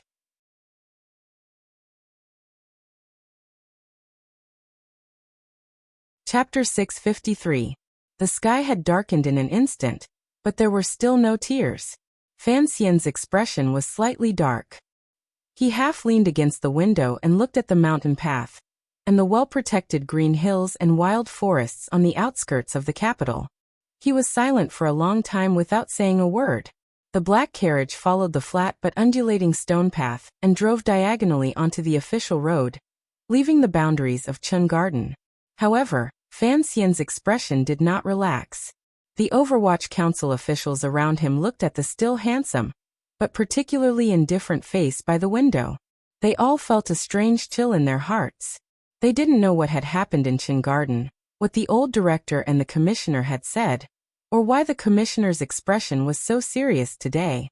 The carriage drove silently on the official road toward Jingdo. Along the way, it occasionally came across commoners entering the city or young men and women from the families of officials returning from a walk. These black carriages were like a silent warning light. When everyone saw them, they hurriedly moved to the side and made way for the black carriages. The commoners were naturally respectful toward the officials, but the young nobles, who were usually not afraid of anything, knew the identity and power these black carriages represented. The nobles in Jingdo had many eyes and ears. They knew that Sir Fan Jr. had rushed back to Jingdo from Dongyi last night. In this world, no one dared to offend Fan Xian. Even these young nobles who had been trained to be incomparably arrogant by their hormones, could only restrain their chi and focus in front of these black carriages and not make a sound. Sir Fan Jr. was famous for being ruthless and arrogant. He didn't care which lady or duke stood behind these young men. 4 or 5 years ago, outside Baiwa brothel, Fan Xian had broken the legs of a dozen little brats. This story had long shocked the hearts of all the other little brats. Fan Xian did not notice the movement on the official road. He also did not look at the timid young men who had stopped their horses to the side. He only looked silently at the scenery by the side of the official road with an unusually heavy heart. In the past, Guessing was just guessing and thinking was just thinking. His elders had never said anything to him, so he could temporarily pretend he didn't know any of this and was only preparing in secret. He could only treat it as an unconscious action, and not from the bottom of his heart and torment for some clear goal. But now, everything was laid out clearly in front of him. He had to face the story of the past and make his own choice. At this time, the black carriage had reached a fork in the road. Not far ahead was the majestic city of the capital. On the left was a quiet and secluded road, hidden by the green bamboo forest. Where should they go? Turn left. Fan Xian, who was leaning against the window, narrowed his eyes and softly instructed. Mu Feng glanced at him and didn't dare to say anything. He made a hand gesture, and the 3 black carriages quickly turned left into the bamboo forest and disappeared from everyone's sight. Not far into this road, the green bamboos gradually became sparse, and one could see the clear green jade-like river on the side of the road. The river flowed slowly, and if one did not look carefully, one would think that it was a lake. It was the Lujing River that passed through the city, circled around the city, and finally reached the Tsang Mountains in the west. Somewhere upstream, this river gathered rouge, gathered colorful lanterns on the pleasure boats, and gathered half of Jingdo's erotic prosperity. Even though Fan Xian's Baiwa brothel had suddenly risen, it still did not completely steal away the flavor of this river. By the time the Lujing River reached the outskirts of Jingdo and came to this bamboo forest and green trees, it was already much quieter and quieter, particularly the courtyard on the small peninsula across the river. In this bright and beautiful spring, it suffused with a fresh and elegant flavor, and added a sense of being aloof from the world and independent. Taiping Courtyard, the courtyard of the mistress of the Yi family. Later, it became the courtyard of the royal family. During the Jingdo Rebellion, the eldest princess had once lived there for 2 days. She had only stayed there for 2 days before the courtyard returned to its silence. It was as if no one had ever lived there. Fan Xian got off the carriage and looked calmly at the courtyard. He thought of the people who had once lived in the courtyard and became absent-minded for a moment. After the Jingdo Rebellion had been quelled, the emperor had hinted twice that he was going to bestow this courtyard to Fan Xian again.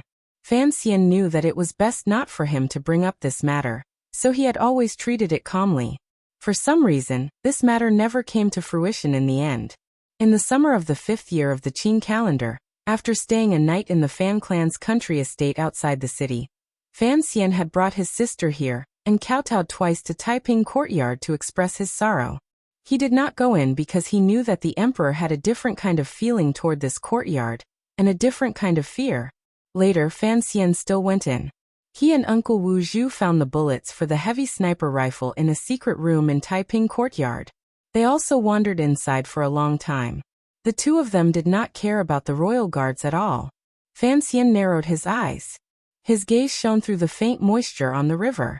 It was as if he was going to pierce through the greenish-gray walls of Taiping Courtyard and see everything inside. There was no grave inside. This was a fact that Fan Xian had long confirmed. His father, Fan Jian, had once told him in private that Yi Qingmei's grave was in a secluded place. Later, he had pointed out that it was in Taiping Courtyard, but it was not there. Later, Fan Xian thought it was in the royal palace, but it was not there either. There was only a painting of a yellow-clothed woman. Yi Qingmei was no longer in this world. It was not important where she was buried. However, Fan Xian would occasionally think of a question. Was the emperor also afraid to face the wisp of soul underground? Fan Xian sat down by the river and lifted the front of his long robe to his knees. Very neatly he said seriously, "I am thinking about some things here. Don't let anyone disturb me." "Yes, sir." Mu Feng, and a few of the Qinian unit close to him lowered their heads and accepted the order at the same time. Leading the guards around them, they dispersed into the depths of the bamboo forest until Fan Xian could not see them, and they could not see the riverside. Don't let anyone disturb him, including these subordinates. Mu Feng, and the others understood Fan Xian's thoughts. However, they did not understand his current mood. They retreated to a place far away, and warily watched the movements on the roads around them. Sealing off the sound of the wind, they silently guessed in their hearts. The courtyard across the river was once the mistress of the Yi family's residence. This was something all the old Jingdo people knew. The mistress of the Yi family was Sir Fan Jr.'s birth mother. This was something the entire world already knew. Sir Fan Jr. had chosen to meditate here. Naturally, the things he was thinking about were thorny and important. After sitting for an indeterminable amount of time, Fan Xian finally felt that he was tired from sitting. The secluded forest, green bamboo, gray courtyard, still water, moss stone, and floating leaves had all become a joke. The stone under his butt suddenly seemed particularly sharp and painful. He stood and patted the dust behind him. Furrowing his brows, he shook his head but did not leave immediately. Instead, he walked a few steps toward the riverside. Lowering his body, he scooped up a handful of slightly cold river water and splashed it on his face. It was as if he wanted to make the burning heat on his face colder. At this moment, a handkerchief was extended from the side. It was as if she wanted him to wipe away the water droplets on his face. Fan Xian was not surprised at all. Accepting the handkerchief, he randomly wiped at his face. He then reached into the river and wrung it a few times until it was slightly wet and cold. Only then did he return it with a smile and say, "You're most afraid of heat. Chill your face a bit." Fan Ruoruo, dressed in plain white clothing, smiled and accepted the wet handkerchief from her brother's hand. Carefully, she wiped at her ears and cheeks. It looked like she had come in a hurry. The usual frost on her face was now completely wiped away by the flush on her cheeks. "Why have you come?"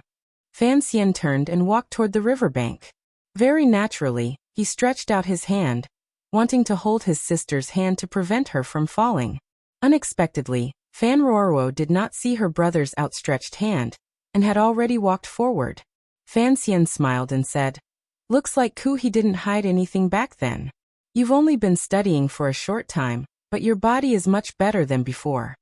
Fan Ruoruo smiled and didn't respond to this question. She replied to Fan Xian's earlier words, "Brother, you just came back last night. Why did you run out again today? Someone in Jingdo is looking for you on urgent business. Sister-in-law just had to enter the palace." The Tung family was annoyed by that person and had no choice but to find the medical shop. "I went to the first bureau to ask around, and found out that you had left the city. I was just about to go to Chun Garden when I saw Mu Feng, at the intersection. I knew you must be here, so I got out of the car to find you." The people in the council shouldn't know that Fan Xian had come to Chun Garden. However, he couldn't be bothered to pay attention to such small matters. He asked, "What is it that you're looking for me so urgently?" As the brother and sister spoke, they sat down. Just like 5 years ago, they faced the far end of the river.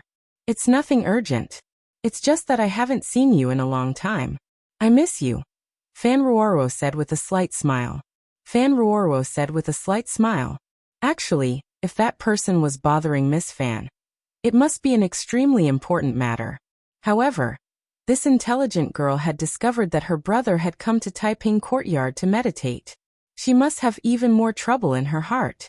She didn't want to bother him with matters of officialdom. Fan Xian thought that it was indeed impossible for anything important to happen in the officialdom of the Qin kingdom. He couldn't help smiling and shaking his head. "Since it's not something important, it's good for you to sit with me. I was just finding it a bit stuffy sitting alone." They sat for another hour. Fan Xian had some thoughts in his heart, so he didn't want to speak. He only felt that having a sister who completely trusted him sitting by his side could indeed help his emotions stabilize a bit. Fan Ruoruo didn't have any other thoughts. She only faintly thought that as long as she could sit quietly by her brother's side, it would be fine. After a long time, the sun had long passed through the top of the bamboo forest and slowly moved toward the west. The faint light became countless mottled shadows and hit the brother and sister's faces. Fan Xian's eyes happened to be blinded by the patches of light. He couldn't help but rub his eyes and sigh. Fan Ruoruo's heart jumped. She heard too much distress, hatred, helplessness, and heaviness in this sigh. She lowered her head slightly and thought for a long time. She then said, "Perhaps it's better to say what's on your mind." Fan Xian was silent for a long time.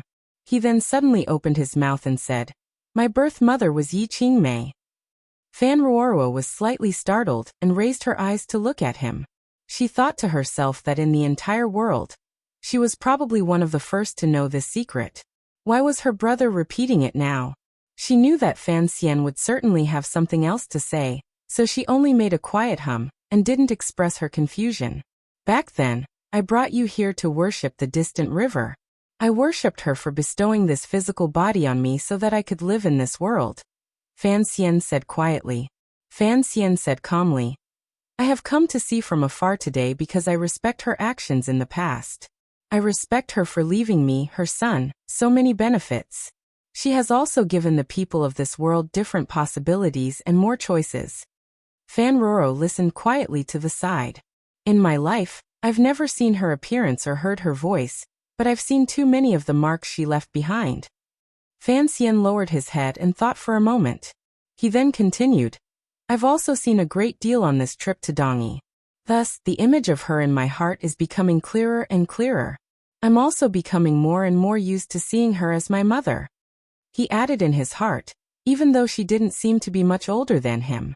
If someone harmed her back then, what do you think I, as a son, should do? Fan Xian's brows were furrowed tightly. His brows were filled with gloom. Fan Ruoruo suddenly felt nervous. Tightly gripping the wet handkerchief in her hand, she said in a trembling voice, Didn't those people all die? The Empress Dowager has also passed on a long time ago. Naturally, the Empress Dowager had to die. Fan Xian didn't tell his sister that the Empress Dowager had actually died at his hands. He smiled slightly mockingly and said, But there are still some people who should have died who didn't. Fan Ruoruo didn't open her mouth to ask. She had a strong feeling that she would certainly hear a name that would make her heart jump. I guessed a long time ago that the Emperor was my father, Fan Xian said. However, in the first 2 years, I didn't see him as my father at all. Not only him, but it was also very difficult for me to see Yi Qingmei as my mother. This has nothing to do with what happened back then. It's not that I felt a sense of defeat from being abandoned. This is something that cannot be explained clearly. When he came into this world, he had already taken his soul with him. However, the relationships between people are always forged by time. This has nothing to do with blood or closeness. Fan Xian said tiredly with his head lowered. Just like how I have seen you as my sister since I was young and will always see you as the closest person in this life. Time can always change many things. Time can always change many things. After being with His Majesty for so long, I could feel that he treated me differently than his other sons. Particularly these few years, the Emperor has changed too much. He suddenly smiled. His smile was slightly cute. Tell me, if the Emperor had killed my mother back then, what would I have done? Fan Ruoro's heart jumped. Her hands unconsciously tightened and squeezed out the last few drops of water from the handkerchief. The brother who voted for 600 new tickets in the year of Qingyu. I am crying. I watched with my own eyes as so much money floated away from my eyes. It is so painful that I wish I were dead. A lazy person like me with nothing to do really can't do it. I can only drool, especially these few days. However, I still have to sincerely say thank you.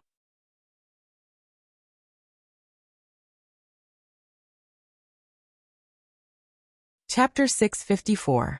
The sky above Jingdo was alternating between cloudy and sunny.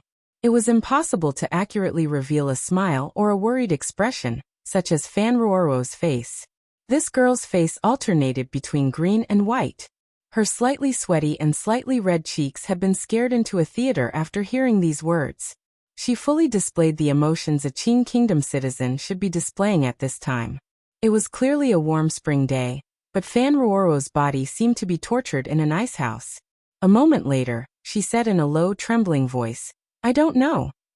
This was the most useless answer, but it was also the most natural answer. Fan Xian had already fallen into a black hole and was unable to free himself. If he held his sister's hand at most, he would have another pitiful junior torn to pieces. It would not be of much help to the matter. Fan Xian's heart softened. He gently stroked the girl's head and warmly said, Don't be scared, silly. It's just that there's no place to reason with, so I can only talk to you. After a long time, Fan Ruoro looked at her brother with a timid gaze and said in a mosquito-like voice, "Is it true?" Fan Xian was silent for a long time. His gaze turned to the quiet and secluded little courtyard across the river. He thought of the bloody knife disaster this little courtyard had suffered 20 years ago. He thought that perhaps 20 years ago, this place had been hell on earth. Who knew how many people of the old Yi family had died, and that stunningly talented girl had coincidentally been at the weakest stage of her life. She had given birth to him.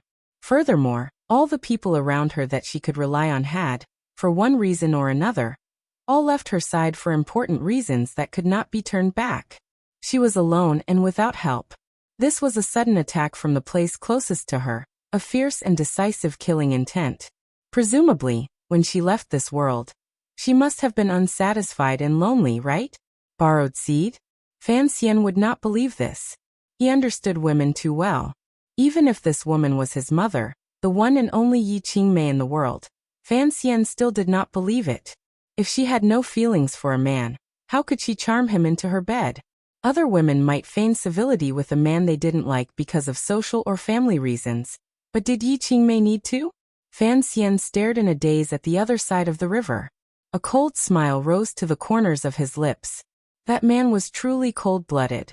A trembling voice pulled Fan Xian back from the tragic scene of the past. Fan Ruoro clung tightly to her brother's side, as if she was afraid of the cold. The wet handkerchief in her hand had long fallen to the grass.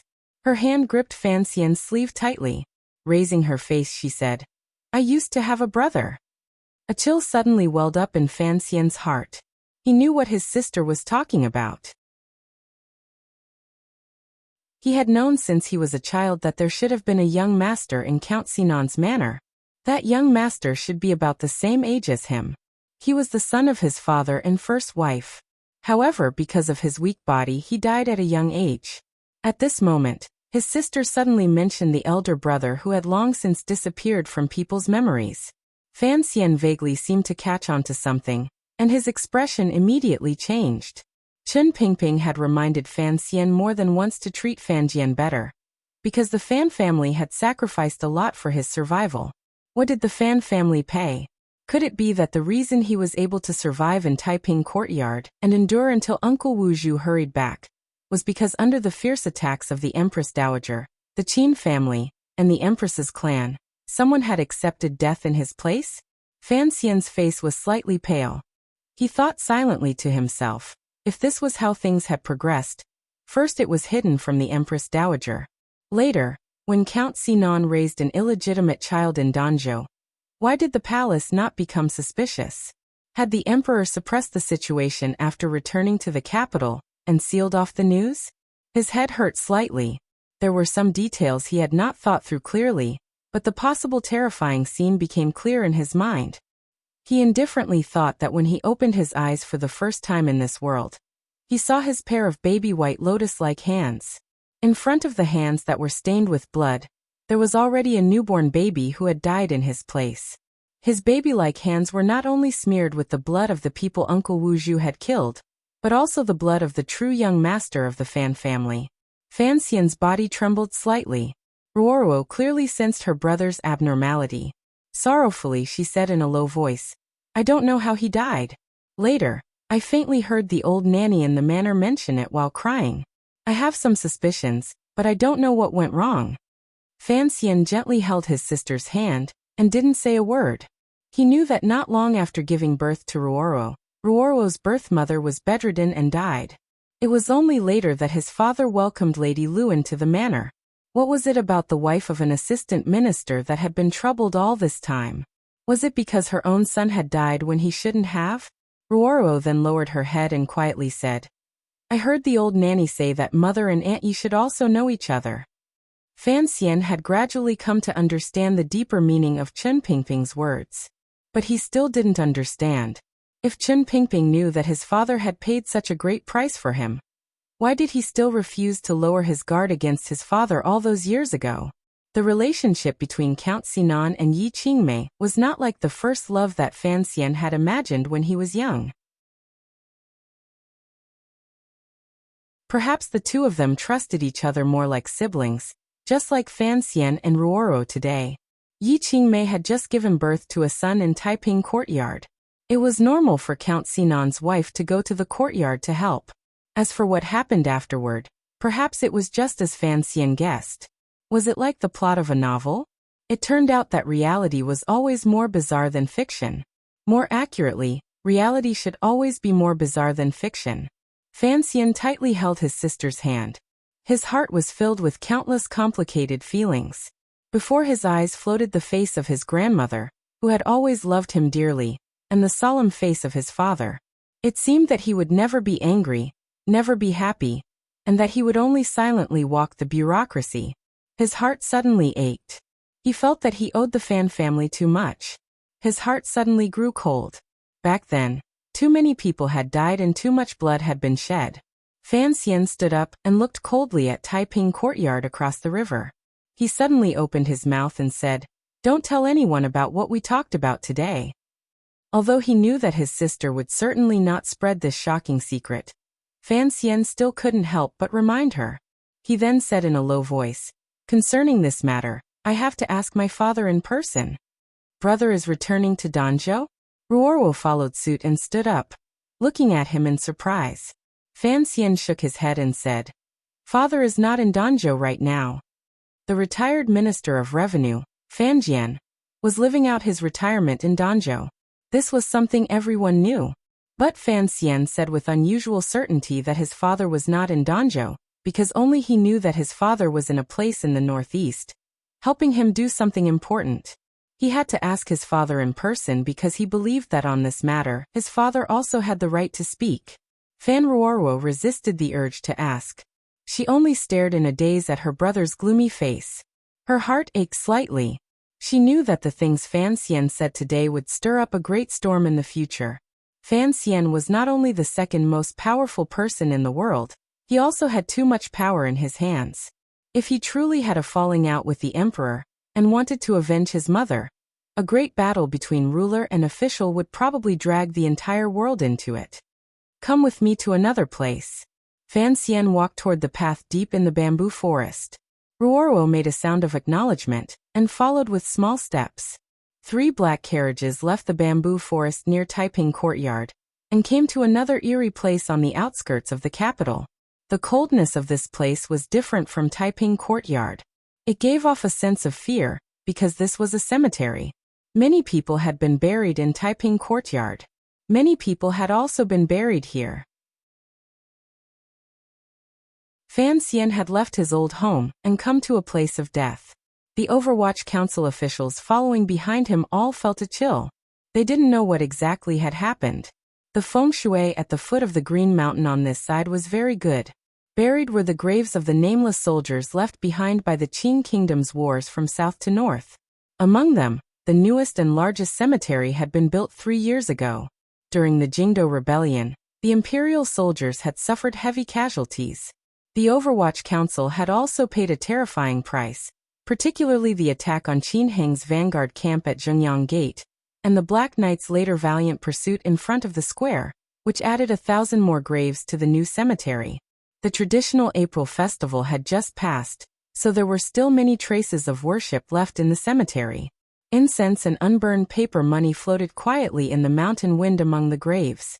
Fan Xian brought his subordinates and sister to the graves and bowed deeply toward the cemetery. The people buried here were all his subordinates. They were all people who had died because of his one decision and one plan. Only now did Mu Feng, and the other subordinates know what the commissioner wanted to do. They felt deeply moved and moved. He was about to take over as director of the Overwatch Council. Unexpectedly, after returning to the council to deal with matters, the first thing he did was come to the cemetery to pay respects to his dead brothers. Seeing the commissioner sincerely and attentively bow, the eyes of the dozens of Overwatch Council officials in Qingshan Garden couldn't help but moisten. They followed behind him and bowed. However, they had come in a hurry and had no time to set up anything. Fan Xian took a deep breath and said, "What matters is sincerity. I don't care about other things." To the side Mu Feng'er agreed. Fan Xian was silent for a moment. He then said, "After returning to the capital, have Mu Tai check on the pensions these years and how the families of the officials in the council have been taken care of." Draft a file for me. Yes, sir. Mu Feng made a sound of acknowledgement and was not afraid. The follow-up matters of the Overwatch Council's pensions were all handled by the First Bureau. His uncle Mu Tai was the head of the First Bureau. Hearing that Sir Fan Jr. was going to check the accounts, he was not worried at all. In the entire court, only the Overwatch Council's pensions were the highest. The commissioner looked after the families of his subordinates very well.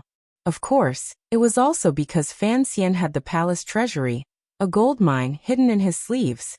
Secondly, he knew that his uncle would never dare to make a mistake in these matters. Fan Xian paid no more attention to him.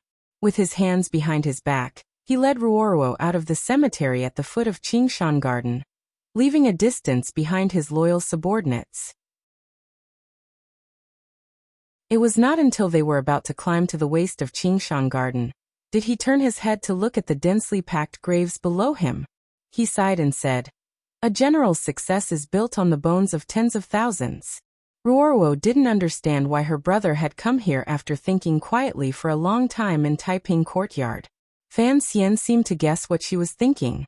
In a low voice he explained, "I want to use these dead people to remind myself that I am no longer just me. I have to be responsible for many people who are alive and those who are dead. I have to use these graves to remind me and make me more clear-headed and calm." The brother and sister climbed past the waist of Qingshan Garden and turned to the other side. It was said that the feng shui on this side was not as good as the other side, but it was still densely packed with graves. They were all places where the ancestors of the Jingdo people were buried. At this moment, the smell of smoke and fire seemed to float in the air. There were a few large graves on the col separating the two sides of Qingshan Garden. The style of the graves was normal, but they appeared very large. Furthermore, there was a garden outside the graves and soldiers guarding them. A few soldiers saw someone slowly walk in, and were about to go forward and yell at him when they were immediately chased out by a few Overwatch Council swordsmen. Buried in these graves were the eldest princess, the crown prince, and the second prince. Fan Xian walked past the eldest princess' grave and the crown prince's grave. His expression did not change at all. In the end, to Ruoruo's surprise, he stopped in front of the second prince's grave. The Empress Dowager's grave was far to the south of Tsang Mountain. It was 80 li from Jingdo. It was said that it took up a lot of space and was beautifully decorated. It perfectly displayed the emperor's benevolence and filial piety. However, Fan Xian had never been there even once. The Overwatch Council officials scattered in all directions. Fan Xian and his sister stood quietly in front of the second prince's grave. After looking for an indeterminable amount of time, Fan Xian suddenly opened his mouth and said, "Actually, I don't like you very much because I know you and I are the same kind of person. Just as you said the night before you died, we don't like each other. From the first time I saw you, I saw through the bashful smile on your face and knew your hypocrisy." Fan Xian smiled slightly and looked at the grave. "Of course, when you saw the bashful smile on my face, you also knew my hypocrisy. However, you can't prove this. You are only subconsciously guessing. Because I hide deeper than you. My smile is more real than yours." Fan Xian's voice was not loud, but it appeared particularly determined. "When it comes to acting, no one in this world can compare to me. From the day I was born, I was acting." A bashful smile. "If you want to pretend to be a baby, of course, you have to learn how babies smile." Fan Xian lowered his head slightly. "This has already become my natural nature. I only know how to smile shyly. It's so embarrassing." He raised his head and said, "Chungza, in the future, when I don't have to smile shyly anymore, I will come see you again." Fan Ruoruo looked at her brother in astonishment. She didn't know why he was talking nonsense in front of the second prince's grave. What did he mean by pretending to be a baby? Fan Xian stretched in front of the grave. He had long stood up, but the bashful smile on his face had become an impatient and angry expression towards the world. Fan Ruoruo finally couldn't resist reaching out her hand to touch his forehead to see if her brother had a fever from the shock of the news. In the end, the place she touched was icy cold. Fan Xian was startled by her, but he immediately understood what she was thinking and laughed loudly.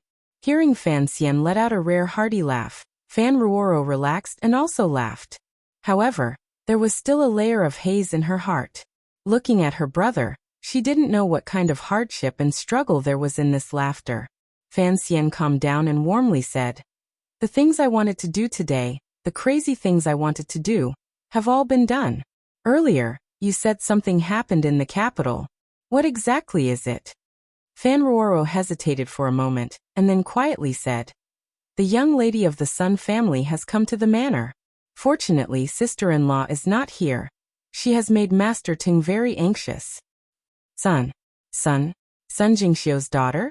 Fan Xian paused for a moment. How did a young lady of a noble family make such a fuss? This young lady of the Sun family was the Fan who had helped Fan Xian greatly during the Jingdo rebellion. However, Fan Xian knew this girl's personality. No matter how much she loved the story of the stone, she would not do something so damaging to her family's reputation. She came for her father? Fan Ruoro glanced at him probingly. Something seems to have happened on Sir Sun's side.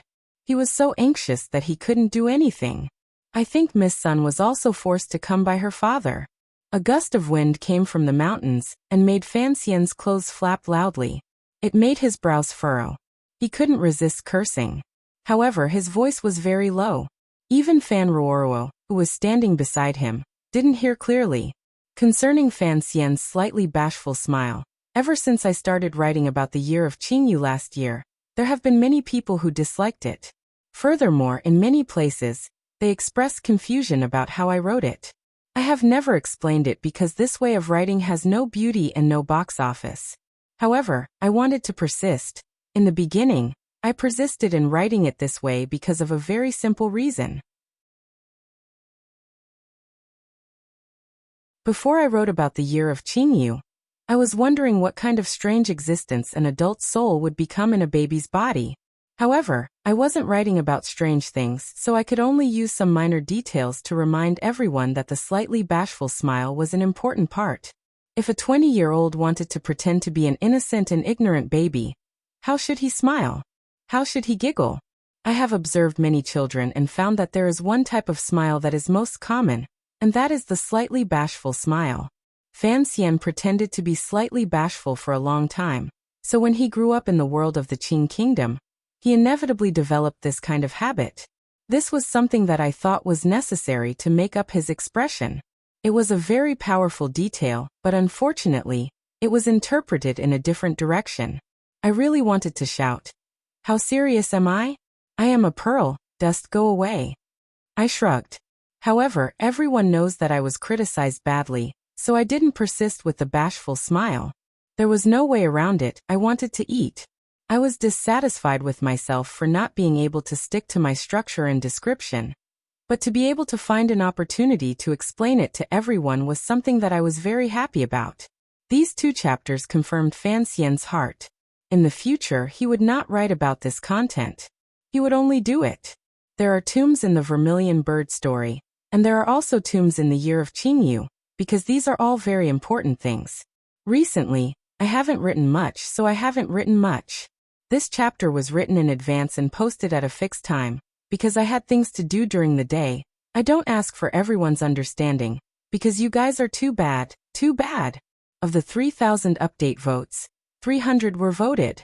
Of the 6,000 update votes, more than 700 were voted. Of the 12,000 update votes, 1,500 were voted. I counted with my fingers. I earned an extra 150 a day? Nearly 400? More than 700 yuan. Then I was furious. My classmates were clearly bullying me for only writing 5,000 words today.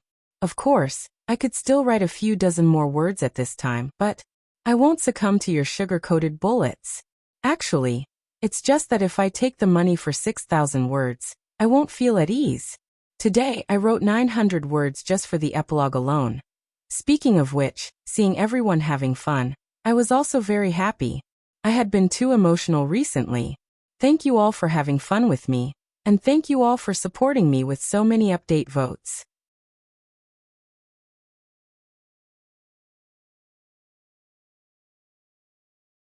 Chapter 655. Fan Xian had already expressed all the emotions he needed to express. What he should have felt, what he should have felt, what he should have felt, what he should have felt, and what he should have been determined had all become fresh cement in his mind. Additionally, his sister had also spoken of the true reason she had come to find him. Naturally, he would not stay around these large graves. A group of people quickly boarded the carriage and headed into Jingdo. In the carriage, he listened attentively to his sister's account of what had happened in the manor. His furrowed brows gradually relaxed because the matter was much simpler than he had imagined. It wasn't a big matter. The matter involved the Jingdo magistrate. It should have been a big matter. However, these struggles and conflicts in officialdom were not much in Fan Xian's eyes. They were just slightly troublesome problems. She came this morning. She only said she was here to visit the princess. According to Master Tung, looking at her gaze, she probably still wants to find you. Fan Ruoruo said in a low voice. Sister-in-law has entered the palace. There is no one in charge in the manor. Additionally, she knows her identity is sensitive, so she came to find me. What is there to be sensitive about? Fan Xian raised his brows sensitively and said unnaturally. If I remember correctly, Sun Pin is not much older than Wuxia. It is not too out of line for her to come to the manor to chat with you. I didn't mean it that way. Fan Ruoruo saw the uneasiness on her brother's face in a glance and smiled. However, Sun Jingxiu is holding a birthday banquet in 2 days. If he wants to invite you, he should personally send an invitation. No matter what, it would not be his unmarried daughter's turn to appear. Why would he send an invitation to me? Fan Xian smiled. He's afraid of me more than enough. I've ruined his reputation for a lifetime. Besides, he is just a third-level official. Even if he wants to do something big, he wouldn't bother me. He must have something to ask of you. Fan Ruoro lowered her head and thought for a bit. I just don't know what troublesome matter it is. Fan Xian paused slightly. These few months, all of his attention had been placed in the direction of Dongyi. He had paid less attention to Jingdo. He didn't know what strange movements there were. However, the Four Seas were at peace, and the Qing Kingdom's politics were unusually stable. Why would someone jump out and make trouble?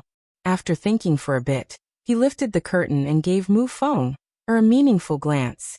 Mu Feng understood and rode closer to the carriage. He lowered his head to listen to Fan Xian's quiet instructions, and nodded repeatedly.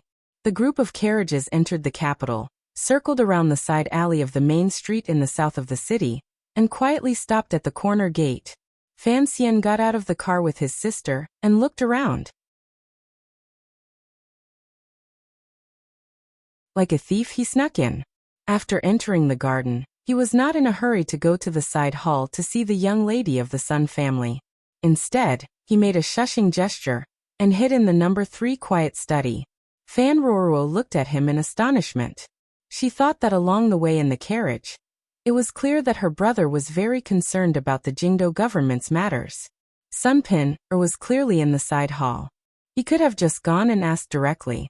Why was he hiding here? Fan Xian looked at his sister's expression and smiled self-mockingly. After all, she is an unmarried girl. It is truly inconvenient for me to openly see her. Fan Ruoruo spat out a laugh and said, You're afraid of that? If you really knew there were differences between men and women, you wouldn't have hidden in the young lady's boudoir for a few days 3 years ago. After these words were said, her face couldn't help but redden. Blinking, she glanced at her brother and giggled. Not only me, but even Cece was later very curious. How exactly did you sleep in the young lady's boudoir those nights? Fan Xian did not laugh or get angry. He only sighed helplessly and said, It is already my fault for a girl as clean as ice and as clean as jade to be troubled by these rumors. Each time I think of it, I feel guilty. Yet you still use this to make fun of me. It is truly not kind. Fan Ruoruo respected her brother the most. Hearing these words, she quickly became silent. However, the curiosity in her heart could not be erased. During the Jingdo rebellion 3 years ago, Fan Xian hid in the boudoir of the Jingdo government. He secretly used the Jingdo government's procedures to arrange for the Black Knights to enter the capital and make preparations for his future comeback. At the same time, he subdued the Jingdo government. This was the most talked about legend in Jingdo these years. Many people were guessing at the relationship between Sir Fan Jr. and the young lady of the Jingdo magistrate, Sun Jingxiu's family. Why was that young lady willing to take such a big risk and betray her father to help Fan Xian? Why did Sir Fan Jr. strongly protect Sun Jingxiu afterward? Only remember his merit and not his grudge. Help him secure his position as the Jingdo magistrate and not be implicated in the rebellion. Even Fan Xian didn't know how the story of those few nights had spread to everyone. He was worried that it would affect Sun Pin, Er's reputation and bring this girl too much trouble. When the rumors were at their worst, he was slightly angry and had the Overwatch Council investigate. Who knew that in the end, they would find a serving girl in the Jingdo government? Since the rumors had accidentally leaked in her garden, Fan Xian had no way of dealing with it. He could only pay special attention to his relationship with the Jingdo government. During these 3 years, there had been no communication at all. Even the Jingdo magistrate, Sir Sun Jingxiu, probably knew what Fan Xian was thinking and was deeply moved. Other than official business, he didn't even send a name card to the Fan Manor. After staying in the study for a while, Mu Feng, led his uncle Mu Tai in. When Fan Ruoruo heard the knock on the door, she had already hidden into the back room. Fan Xian looked at the sweaty face of the head of the first bureau, Mu Tai. Looking at his dark face, he couldn't resist saying, "Although I am in Dongyi, if there is any major movement in the capital, you have to quickly let me know." Mu Tai had already learned from his nephew that Fan Xian wanted to ask about the Jingdo magistrate's matter. He had already made preparations, but he heard the faint displeasure in Fan Xian's tone. His throat couldn't help but become dry. He didn't argue anything and directly placed the already organized files on Fan Xian's table. Fan Xian picked up the files and looked through them one by one. His brows gradually furrowed. A moment later he sighed. During the few months he had devoted himself to Dongyi, there had indeed been some movement in the capital. Not only Sun Jingxiu, but the lives of a few other officials had also been wretched. The Ministry of Revenue and the Ministry of Appointments began to secretly investigate these officials. As for the specific matters to be investigated, there were all sorts of things. Having been in the Overwatch Council for a long time, Fan Xian knew that no yamen could be completely pure. As long as they investigated hard, no matter what the reason was, they would always find some problems. The Jingdo government was being investigated in secret by a few departments. It was beginning to bear an unbearable pressure. As the saying went, a storm was brewing. It would probably not be able to hold out much longer. The officialdom was the most sensitive. The civil and martial officials had caught wind of it. Even if they didn't add insult to injury, they began to look at it coldly. No wonder Sun Jingxiu had suddenly thought of holding a birthday banquet. He probably still hadn't figured out the palace's intentions. Was it a routine investigation? Or was they preparing to use this matter to have him resign? Holding a birthday banquet could clearly see the palace's attitude. Fan Xian shook his head. He thought to himself that this magistrate did things seriously and righteously. Even if he had stood on the wrong side during the Jingdo rebellion, it had only been a technical error. It was this kind of personality that made the emperor tolerate him for another 3 years. It was also this kind of personality that made him unable to see just what the palace wanted to do. He still had the delusion that he could continue sitting in the important position of the Jingdo magistrate. Fan Xian saw at a glance the deep reason for the storm in the officialdom. The officials, including Sun Jingxiu, were all not very clean. Although Sun Jingxiu had performed a great service in the end, at the beginning, he had stood against the emperor's final edict. Those officials had not stood too firmly during the Jingdo rebellion, and were suspected of being opportunists. The emperor was settling accounts after autumn. 3 years was not too late. Given the emperor's sinister personality, how could he let go of these despicable officials who had wavered in the past? Mu Tai saw that he was lost in thought. He swallowed and moistened his throat. Carefully he reminded him. The limelight began with the Ministry of Revenue and the Ministry of Appointments investigation. It was definitely something that the Hall of Governmental Affairs agreed to do. This was a reminder to the commissioner that changing the Jingdo magistrate might have come from the palace. It was a reminder to Fan Xian not to clash with the emperor's intentions for the sake of a young lady of the Sun family. Fan Xian smiled. He had no interest in falling out with the emperor at a time like this. Furthermore, it was not worth it to fall out just for the position of Jingdo magistrate. Even if the emperor wanted to force Sun Jingxiu off the stage, he would not go so far as to kill him. Since it was so, he would let the emperor vent his resentment that had not been completely vented. Suddenly his heart jumped. He remembered that the emperor had once promised him to keep Sun Jingxiu safe. He shouldn't go back on his word so quickly. Even if he wanted to go back on his word, he would have to look at his face. It was impossible for him to have the Hall of Governmental Affairs appear. He furrowed his brows and asked, "Has Hu the scholar said anything about this matter?" Presently, Hu the scholar was the leader of the Hall of Governmental Affairs. If the emperor truly wanted to use the Hall of Governmental Affairs to make this arrangement, then the Hall of Governmental Affairs inclination should have come from Hu the scholar's lips. No. Mu Tai glanced at him and said, however, that He Zongwei once said something after drinking, and the pressure on the Jingdo government increased. Everyone in the Overwatch Council, including the people in the Fan Manor, knew that Fan Xian greatly disliked He Zongwei of the Hall of Governmental Affairs. Thus, no one dared to show any admiration, respect, or any other positive emotional evaluation of He Zongwei in front of Fan Xian. Fan Xian laughed coldly and said, after saying something after drinking, he made the Jingdo magistrate lose his appetite. This, sir, he is quite impressive.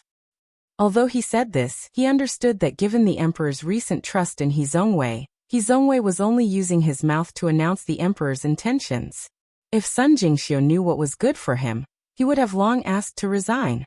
However, it was clear that this Jingdo magistrate was not a clever person, and did not realize this. Fan Xian thought deeply for a long time and then said, I know about this matter.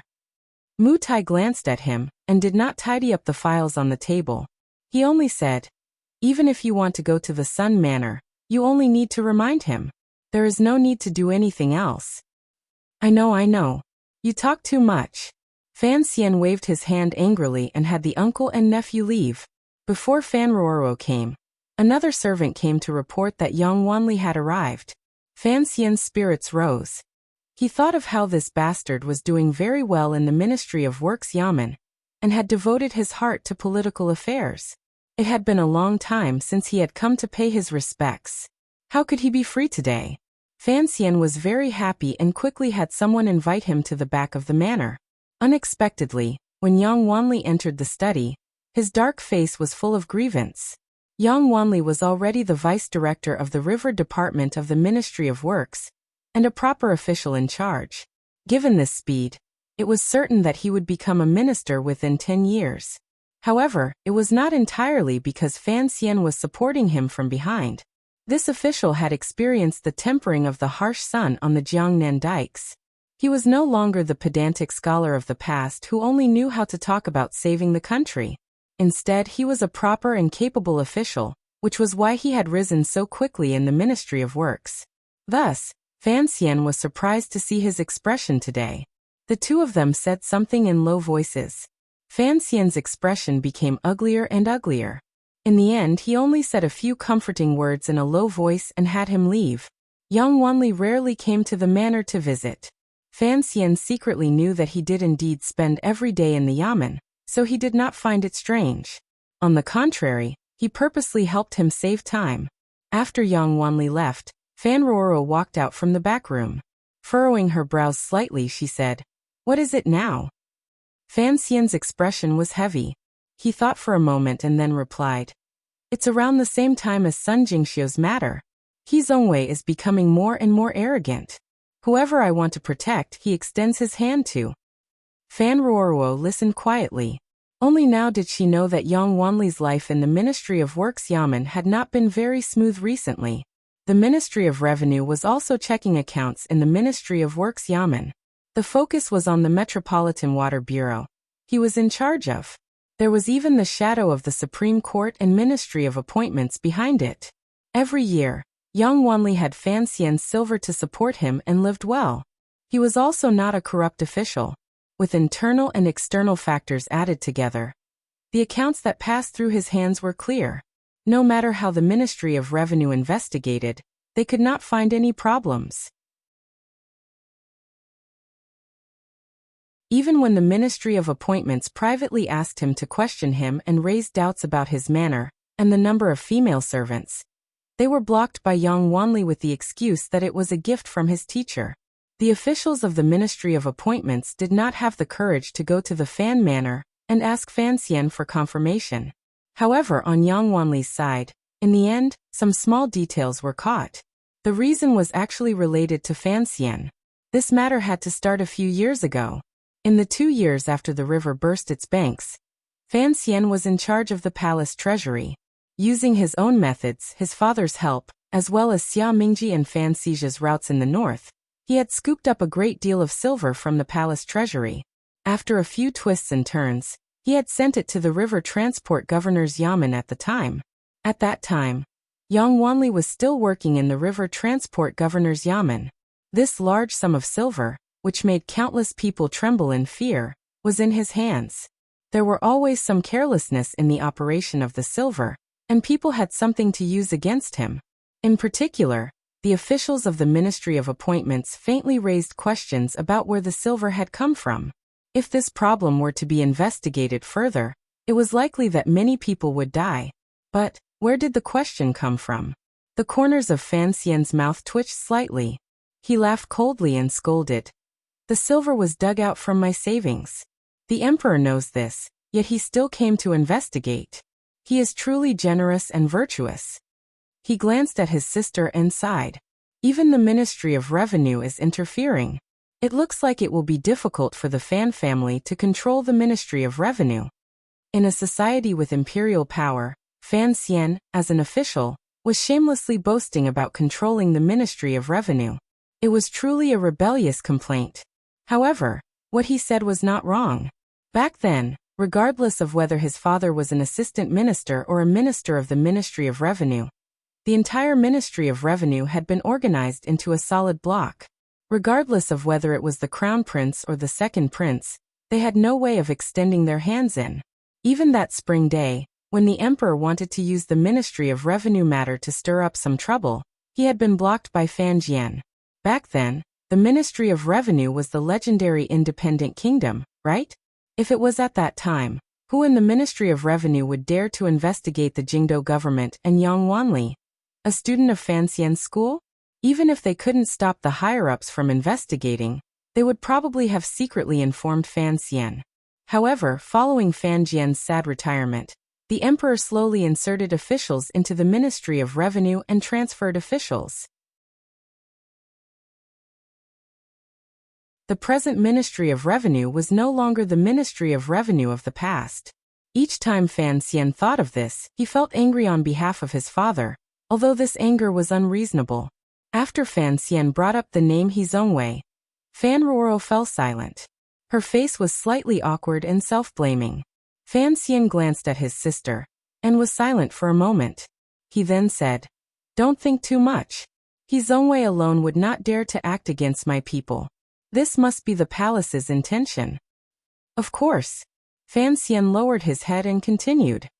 "Looks like this popular sir he has also given up on the idea of a marriage alliance with our family and currying favor with me. He has decided to follow the emperor's wishes and be a loyal dog." He huffed coldly and said, "He Zhongwei knows that the emperor has raised him up to fight against me, and that he will only die a horrible death, but he has no choice. Since it is so, he hopes to be able to truly find the big problem between me and the emperor. He incessantly stimulated me, hoping that I would truly capsize. Only then would he be able to preserve his life. Why does the emperor want to do this?" This was the greatest unease and confusion in Fan Ruoro's heart. Fan Xian smiled slightly and said self-mockingly, "The emperor has already decided for me to take over the position of director of the Overwatch Council in a few days." This was something that happened naturally. Fan Ruoro did not congratulate him. On the contrary, the confusion in her heart grew stronger and stronger. Since the emperor's favor was the same as before, why did the emperor choose to suppress her brother's power at this time? Give a carrot, and you have to hit it with a stick. The emperor is always careful of his limits. This is to remind me and in reality to weaken me. He doesn't want to see an official with too much power in his hands. Fan Xian looked at his sister and suddenly furrowed his brows. With slight mockery he said, "Most importantly, the situation before us is the one the emperor has arranged for the future of the Qing kingdom. The Hall of Governmental Affairs is the center, with Hu the scholar leading the court. Below, the Overwatch Council and Imperial Censorate check and balance each other. The Overwatch Council has hundreds of officials. Only by doing this can the peace of the court be ensured. He is beginning to test the effects and see what his Qing kingdom will be like 100 years from now." "But He Zongwei is also in the Hall of Governmental Affairs," Fan Roro asked with confusion. "This is because the power of the Overwatch Council is too great. In the past it was Chen Pingping. Of all the civil and military officials in court, including my father-in-law, who could suppress him? Later it was me. Just based on He Zongwei's identity as the imperial censorate of the left and the emperor's favor, it was impossible for him to oppose me," Fan Xian said. Thus, the emperor had no choice but to have He Zongwei enter the Hall of Governmental Affairs and forcefully raise his rank. Now he is helping He Zongwei cut my shoulders. Of course, if He Zongwei's power in court truly grows, the emperor will certainly help me cut him down, Fan Xian said with a smile. What **t emperor schemes and the way of balance? It's all just eating too much and having nothing better to do. Fan Ruorua was silent for a long time. She then said, "But the young lady of the Sun family is still in the side hall." Hearing this, she understood that the situation with the Jingdo magistrate was indeed urgent. However, she had heard her brother say that this was the emperor's arrangement. She had never thought that Fan Xian would be able to help the Sun family. Unexpectedly, Fan Xian was silent for a long time and then said, "Go tell Sun Pin, or that I will go the day after tomorrow." Fan Ruorua was startled and said, "Didn't you say earlier that this was the emperor's intention?" Fan Xian lowered his head and crossed his hands calmly in front of his abdomen. "The emperor and I had a tacit understanding 3 years ago. If it had been before, if the emperor wanted to cut my power, I would have let him cut it. So what if I let He Zongwei be arrogant for a while? But not now." He raised his head and smiled. "I don't know what will happen in the future, so I have to ensure that I can still hold enough power now. You want to fight the emperor?" Fan Ruoruo's eyes were wide open as she asked with unease and shock. "I am still a young man. It is always allowed to have some anger in my heart." Fan Xian smiled slightly. His smile was fresh and cheerful. There was not a trace of anger to be seen. His thoughts were actually very simple. Presently, he had to protect everyone he wanted to protect. He had to temporarily maintain the power in his hands under the pretext of being angry. Only then could he learn to face the powerful emperor head-on. Fan Ruorua was silent for a long time. She knew that her brother had made up his mind, and didn't say anything more. She just couldn't resist smiling and asking, "Are you really not going to keep the young lady of the Sun family company and talk? I'm very afraid that she won't be able to marry in the future. It's better not to see her," Fan Xian said helplessly. "Just tell her that I am looking forward to the birthday banquet the day after tomorrow. I didn't think that while I was having so much fun yesterday, I would still stir up some trouble. It's a bit of a headache. However, I really don't have much energy, so I'm too lazy to argue. Relaxing and having fun is the right way, right?" The title of today's chapter is the name of a variety show. Who has seen it? Let's talk about the last few sentences of the month. Dear leaders and comrades, we've been following that lewd old man for a whole month. Whether it's speeding up a few steps and catching up with him to intercept him, or following him intimately, we've scared him so much that his little heart is pounding. We're waiting for today. We're waiting for today.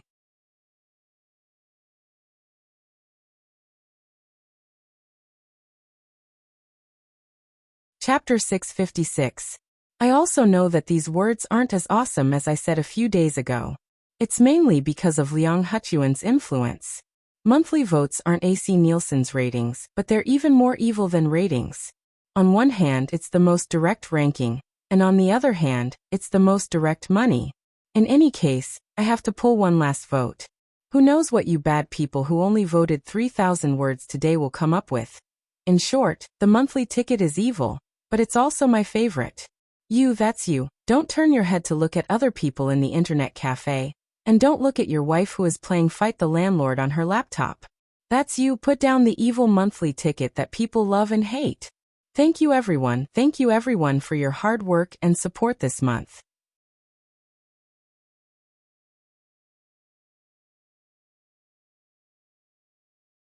Chapter 657. Sunpin sat uneasily in the side hall. She sat very properly and wore a blue robe. She was so fresh and elegant that she did not seem like a guest. She was overly cautious. In the morning, she had already come to the Fan Manor. Her mind had long become a mess. For a moment, she was angry and embarrassed that she, a girl, had come to the manor without any shame to ask for an audience. For a moment, she thought of her father sighing at home. She was very worried. In the corner of her heart, the most frantic part was occupied by Fan Xian's appearance. It had been 3 years since she had seen Sir Fan Jr. Although the serving girls often heard rumors from outside and talked about it in the room, Sunpin knew that he had lived well these 3 years. He had a son and a daughter, and his family was harmonious. There were also no problems in court. Her heart was comforted to the extreme. Sunpin wanted to see Fan Xian, but she knew that if she actually saw Sir Fan Jr., it would be very inappropriate. For a moment, she could not cut it off or sort it out. She hoped that he would take the time to summon her, but she also hoped that he was not in the manor, and that she could go back quietly. The tea on the long table was slightly cold.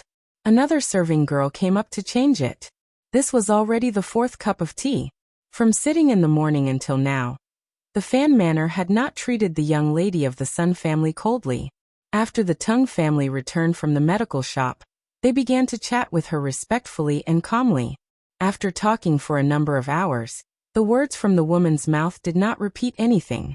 Sunpin knew that this woman was the housekeeper of the Fan Manor, and did not treat her lightly. Hearing that Princess Chen was not in the manor, she let out a breath in her heart.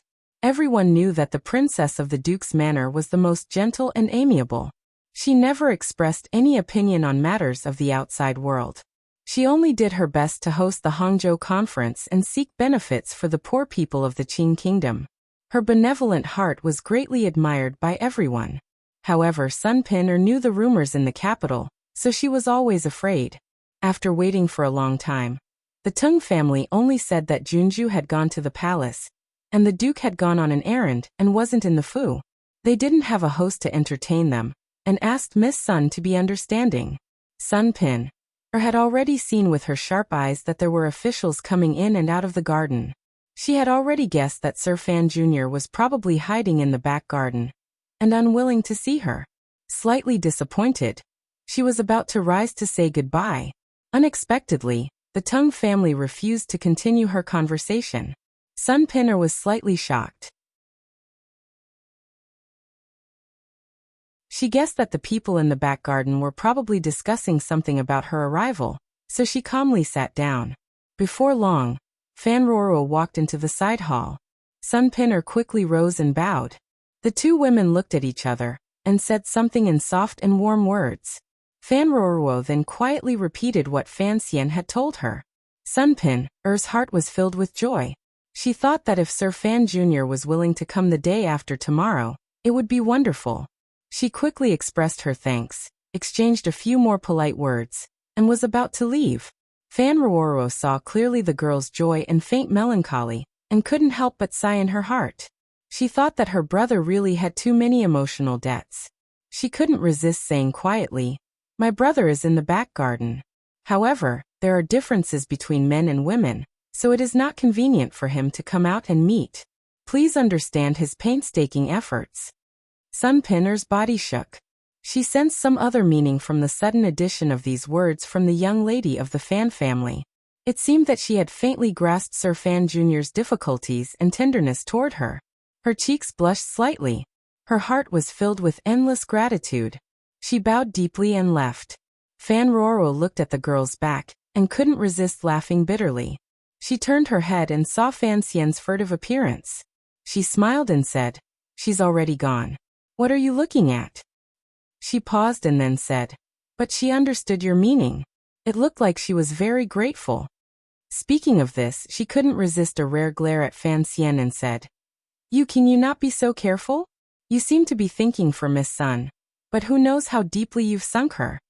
Only after these words were spoken did Ruarua realize that her words seemed to reveal a sense of darkness. Her heart jumped and she quickly hid it with a smile. There is something I forgot to tell you. We all misheard earlier. Fan Xian didn't pay attention to these words. He only smiled bitterly and sighed. When did being a good person become a bad thing? After successfully avoiding the young lady of the Sun family and comforting his sister, Fan Xian became idle again. Crossing his legs, he read the letters from Shi Chanli and Su Wenmao as he quietly hummed something. The diplomatic group in Dongyi was still dawdling. Sigu Jian estimated that they could hold out for another 2 days. He was not in a rush. It would be fine to stay another 6 or 7 days in Jingdo. It had been a long time since he had carefully dealt with his personal affairs. It was perfect for him to put some effort into it. Su Wenmao's position in the 3 large workshops of the palace treasury in North Min was becoming more and more stable. With Ren Xiao's clansman as a helper, in addition to the close cooperation between the Overwatch Council and the Palace Treasury Transport Company, the former second-in-command had now become the leader of the 3 large workshops. Of course, this was mainly because he represented Fan Xian's will. Shi Chanli was still traveling around the world. 5 years had already passed. The scholar of the past had already accepted, half helplessly and half willingly, that he had no fate with an official career. If he was truly willing, it would not be difficult for Fan Xian to arrange an official position or 2 for him. However, Shi Chanli knew that in his teacher's heart, he was not the same as the other 3. The things he had to do could not see the light of day, and were more important. For the sake of Baoyue Brothel's intelligence system and silver circulation, he was willing to give up some important things to help his teacher. Of course, no one dared to disrespect the present owner of Baoyue Brothel as he traveled the world. As a merchant, Shi Chanli was actually much more at ease than officials like Ji Chong and Wan Li. Even if Fan Xian decided to have Shi Chanli re-enter the official ranks, this brothel owner would still have to think carefully. In reality, he did not understand Fan Xian as well as Sangwen did. Fan Xian had built Baoyue Brothel all over the world. At the beginning, his starting point was truly because he pitied those pitiful women whose fates were not in their own hands. He tried to use Baoyue Brothel to influence the lowest profession from ancient times to now. He did not seek absolute justice, but at least he had to lean toward the proper. After Fan Xian finished reading Shi Chanli's letter, he couldn't resist smiling. Looking at the stammering words in the letter, Shi Chanli and Sangwen probably couldn't resist the long years of working together, and finally developing some faint feelings. Shi Chanli wanted Fan Xian to make the decision, but he didn't dare say it explicitly. Fan Xian felt that this matter was quite amusing. He had never thought of sending these 2 people to the same pile. From the beginning, he knew at Sangwen's side there was a lonely Jianghu man who wholeheartedly wanted to be her protector. He didn't know what the situation at Sangwen's side was like. Sangwen's gentleness, Sangwen's lips, and Sangwen's attentiveness and low profile were all qualities that Fan Xian liked. Otherwise, he wouldn't have taken her out of the brothel back then. Now that she and Shi Chanli were both older, it seemed that it was time to consider these things. As Fan Xian thought this, he crumpled the letter in his hand into snowflakes. Tilting his head, he sat in the chair in a daze. He had calculated the power in his hands many times, but he had never thought about it as clearly as he did today. The Overwatch Council and the Palace Treasury were naturally the 2 most powerful weapons in his hands. If the emperor sent down an edict, he estimated that at most 20 to 30% of the people in the Overwatch Council would stand firmly behind Fan Xian. That lump of ice will probably stand in the middle. He will certainly not disobey the edict, but he shouldn't act against me either. Fan Xian silently thought about whether or not his friendship with Yan Bingyuan would be able to stand the test of time in the future. Immediately after, he thought to himself, in the entire Overwatch Council, of the 1st Bureau, 3rd Bureau, and 4th Bureau, his control was the strongest. The only people who could truly follow him through mountains of knives and seas of fire were the people of the Qinian unit. Fan Xian had begun to tamper with the palace treasury a few years ago.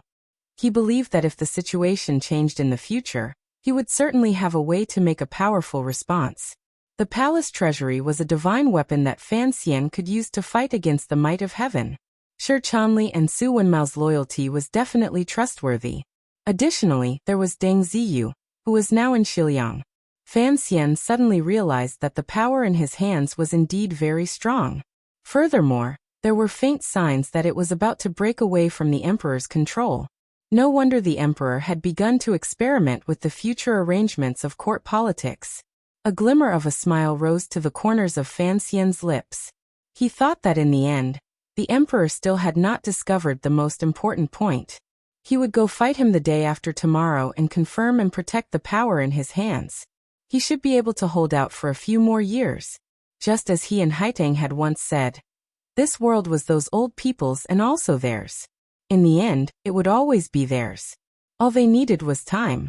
One day at the end of April, the spring flowers had not been destroyed by the heat and wind. Instead, they were scattered to the ground by a sudden spring rain. The flowering trees that stretched out from the courtyards on the long streets in the south of Jingdo watched helplessly as their clothes were torn into shreds by the seemingly gentle, but actually merciless spring wind. They fell to the stone ground outside the courtyard walls, and were stepped on by hurrying pedestrians. They sank deep into the mud, revealing only the pink edges. The manor of the Jingdo magistrate, Sun Jingxiu, was on the main street in the south of the city. Not far behind this manor was the Jingdo Yamen. However, the hall of the Yamen was on the other side. The peace of power and wealth depended on each other, but did not interfere with each other. Today was not Sun Jingxiu's birthday. Rather, it was his old mother's 80th birthday. It was indeed an important day. What Fan Ruoro said the day before yesterday was that she had misheard. The old matriarch of the Sun Manor was also someone with a title.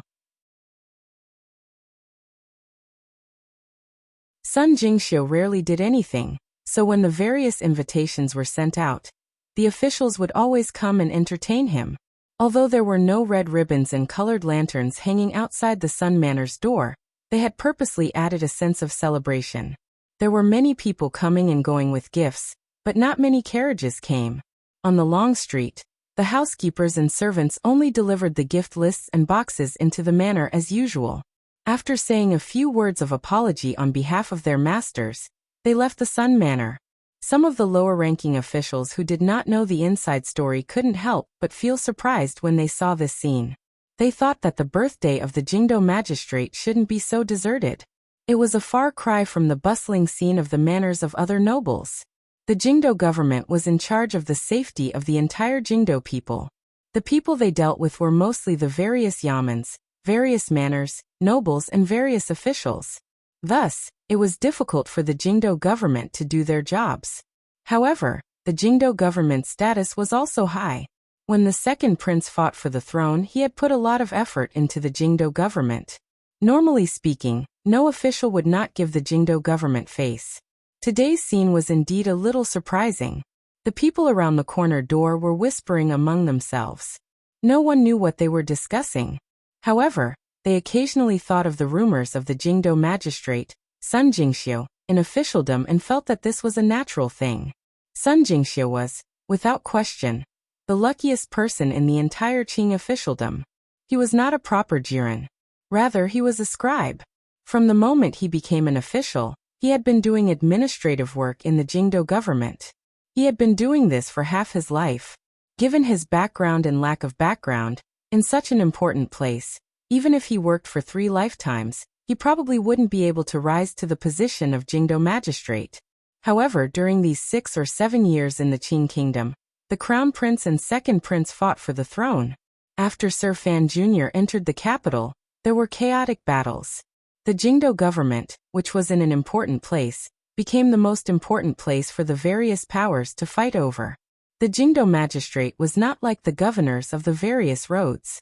The various magistrates were far away from the emperor, so they could protect themselves and not lean toward any prince. The government was in Jingdo, so no power would let them go. The Jingdo magistrate had to make his stance clear. Thus, Mei Zhili was forced away, and the Jingdo magistrate that the second prince had helped into power was forced down. In a short 5 or 6 years, a number of Jingdo magistrates had fallen. No official had the courage to forcefully ask for this position. Thus, Sun Jingxiu, the of the Jingdo government, coincidentally sat in the position of the Jingdo magistrate. In the past, the Jingdo magistrate also held the position of a scholar in court. However, after Meiji Li, this rule became chaotic. By Sun Jingxiu's time, he was a bachelor Jingdo magistrate without any title of nobility. Thus, in officialdom, the officials all carried a glimmer of jealousy and disdain in their comments. Sun Jingxiu was the luckiest Jingdo magistrate in history, but he was also the Jingdo magistrate with the least power.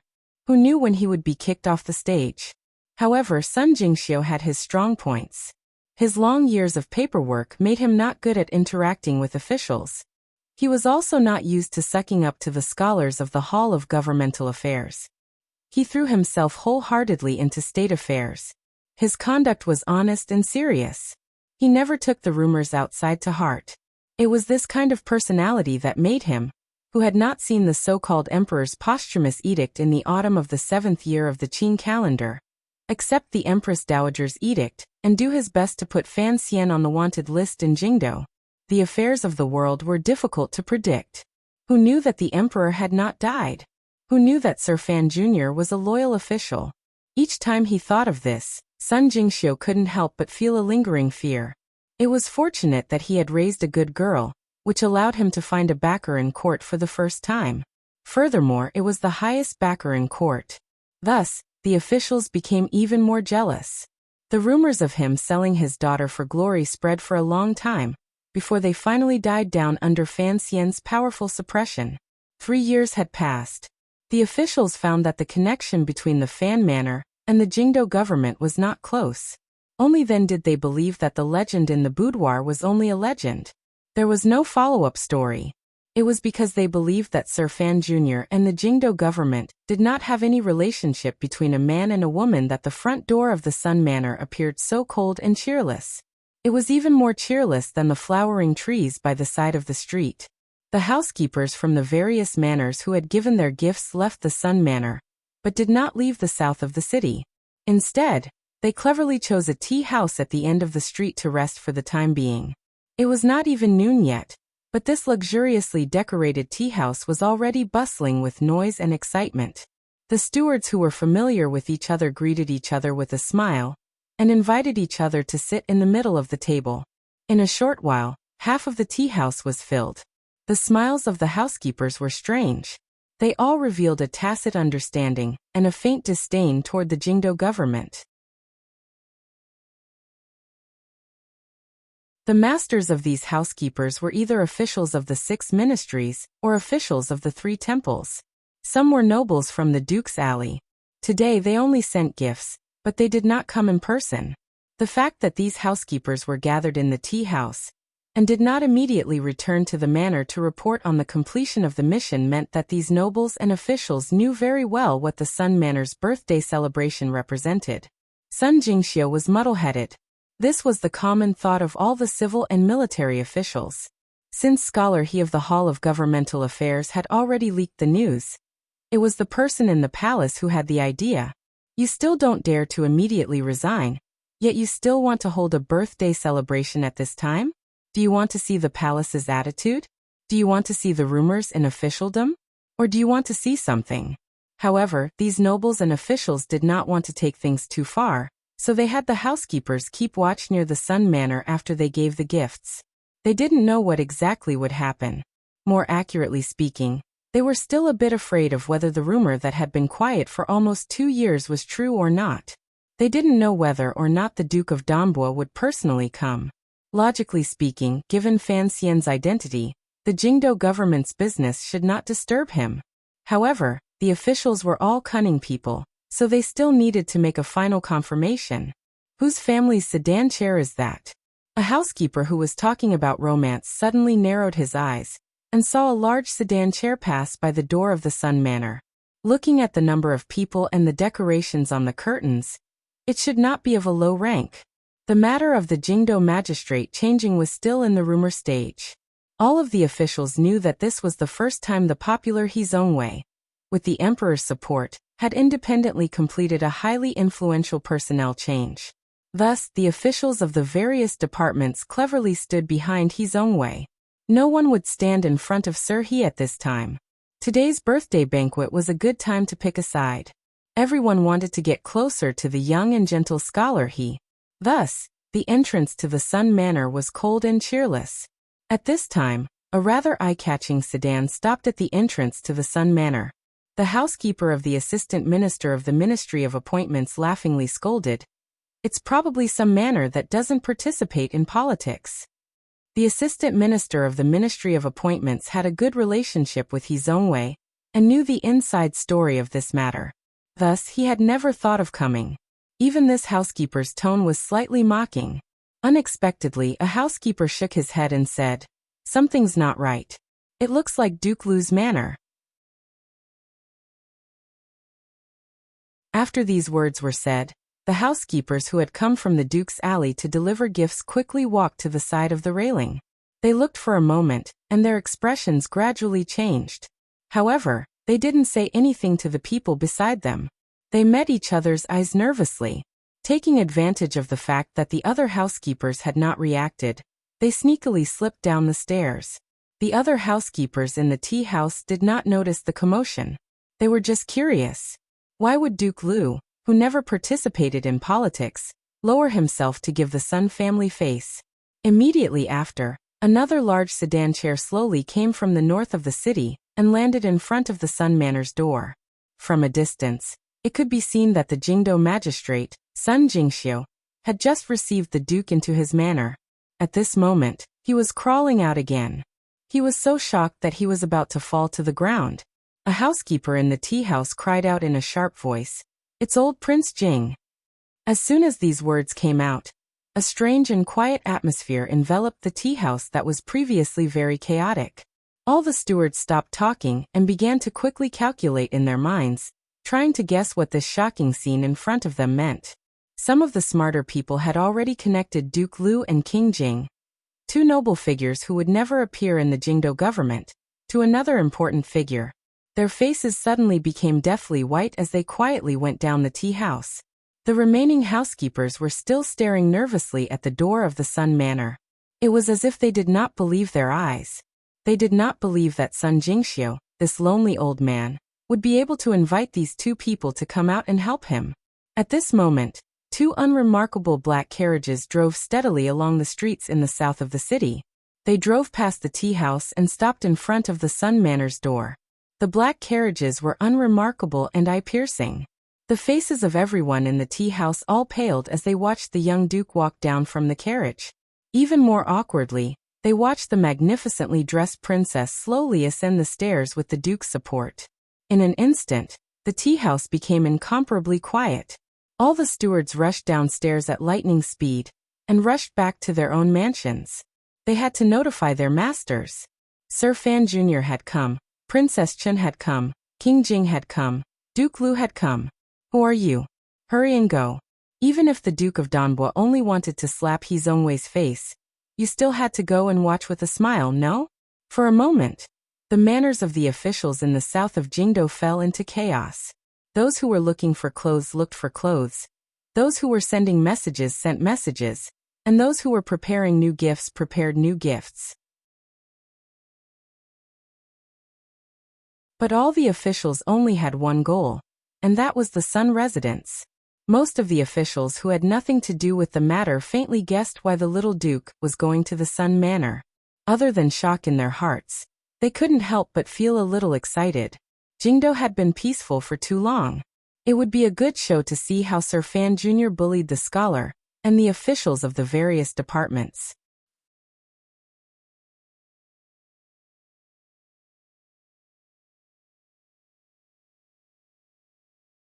Chapter 658. Lin Yichen, Best Female Lead, Fan Xian, Worst Male Lead, me Best Screenwriter. Thank you, everyone, for your hard work and support last month. I'm very happy. Thank you very much. I won't be pretentious at all. I'm really happy. Because I didn't write much, I still managed to get so many votes in the end. Everyone did a much better job than me. Lao Wu has always been much more hardworking than me. So I'm already very happy to be ranked 4th. The difference isn't that big, it's all because of everyone's continuous support. Thank you very much. After I finished writing yesterday, I went straight to deliver food. Then, I almost forgot the shouting trick I learned from Liang Hutyuan. I could only ask the leader from afar to do it. It felt good, it felt good.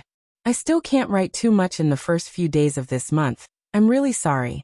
Of course one day I'll try to work harder. I still have to continue canvassing votes.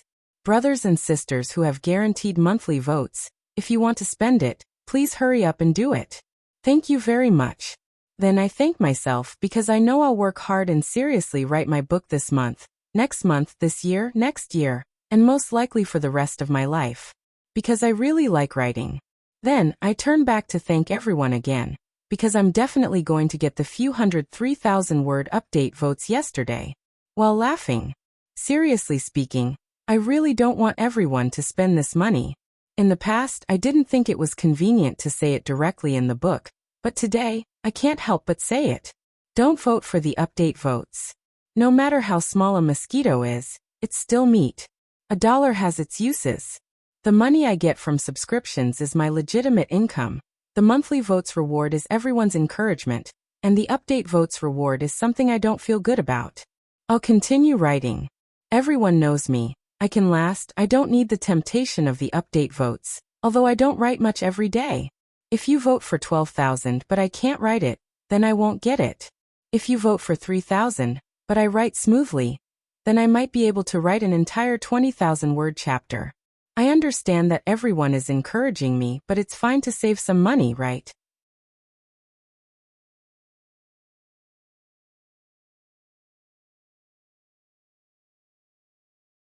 Chapter 659. The Qing Kingdom governed the world with filial piety.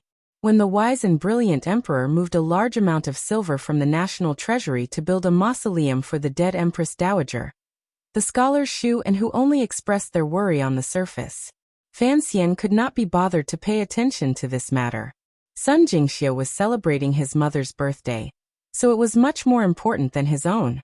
It was because of this matter that he had the courage to invite Fan Xian. When Sir Fan Jr. actually held Princess Chen's hand and stepped through the front door of the manor, Sun Jingxiu still found it difficult to suppress his excitement. His life these few months had been precarious. It seemed that in an instant, all of the officials and yamens had begun to watch him. It made him feel like there was a thorn in his back, and he could not rest easy. After thinking it over, he still thought it was Fan Xian. However, the Sun Manor and the Fan family did not actually have a deep connection, so he didn't know if it would work or not. It worked. Although Sun Jingxiu's lips tasted bitter and gloomy, and he felt a great deal of guilt toward his daughter, he looked at Fan Xian's handsome face and still bowed respectfully. He then welcomed the pair into the manor. The manor had long been properly arranged. All of the female guests were in the back garden. The people sitting in the front yard were all the main officials of the Jingdo government. The 3 halls, the front and back, that had been specially left open for the officials of the court, were currently empty and eye-piercing. Fan Xian followed Sun Jingxiu inside. Looking at the long, empty tables, he couldn't resist smiling. Lin Wan'er quietly said something by his ear. Accompanied by the nannies and carefully served by the women of the Sun Manor, she walked toward the back garden. Turning to the west wing, Fan Xian followed Sun Jingxiu into the study. He already knew that King Jing and Duke Lu had already arrived.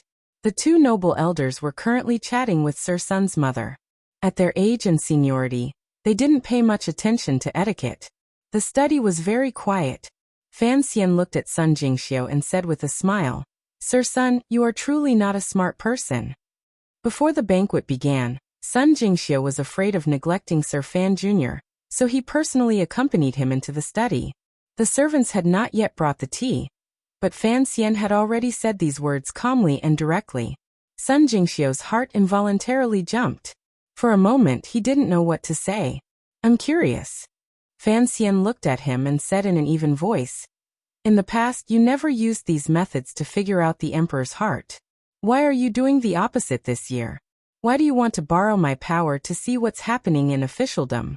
I am surprised that you are not a person who cares about power and wealth." Sun Jingxiu was silent for a moment. He then raised his hands in respect and said, Jingxiu thinks that I have been rather particular in being the Jingdo magistrate. Please take pity on me.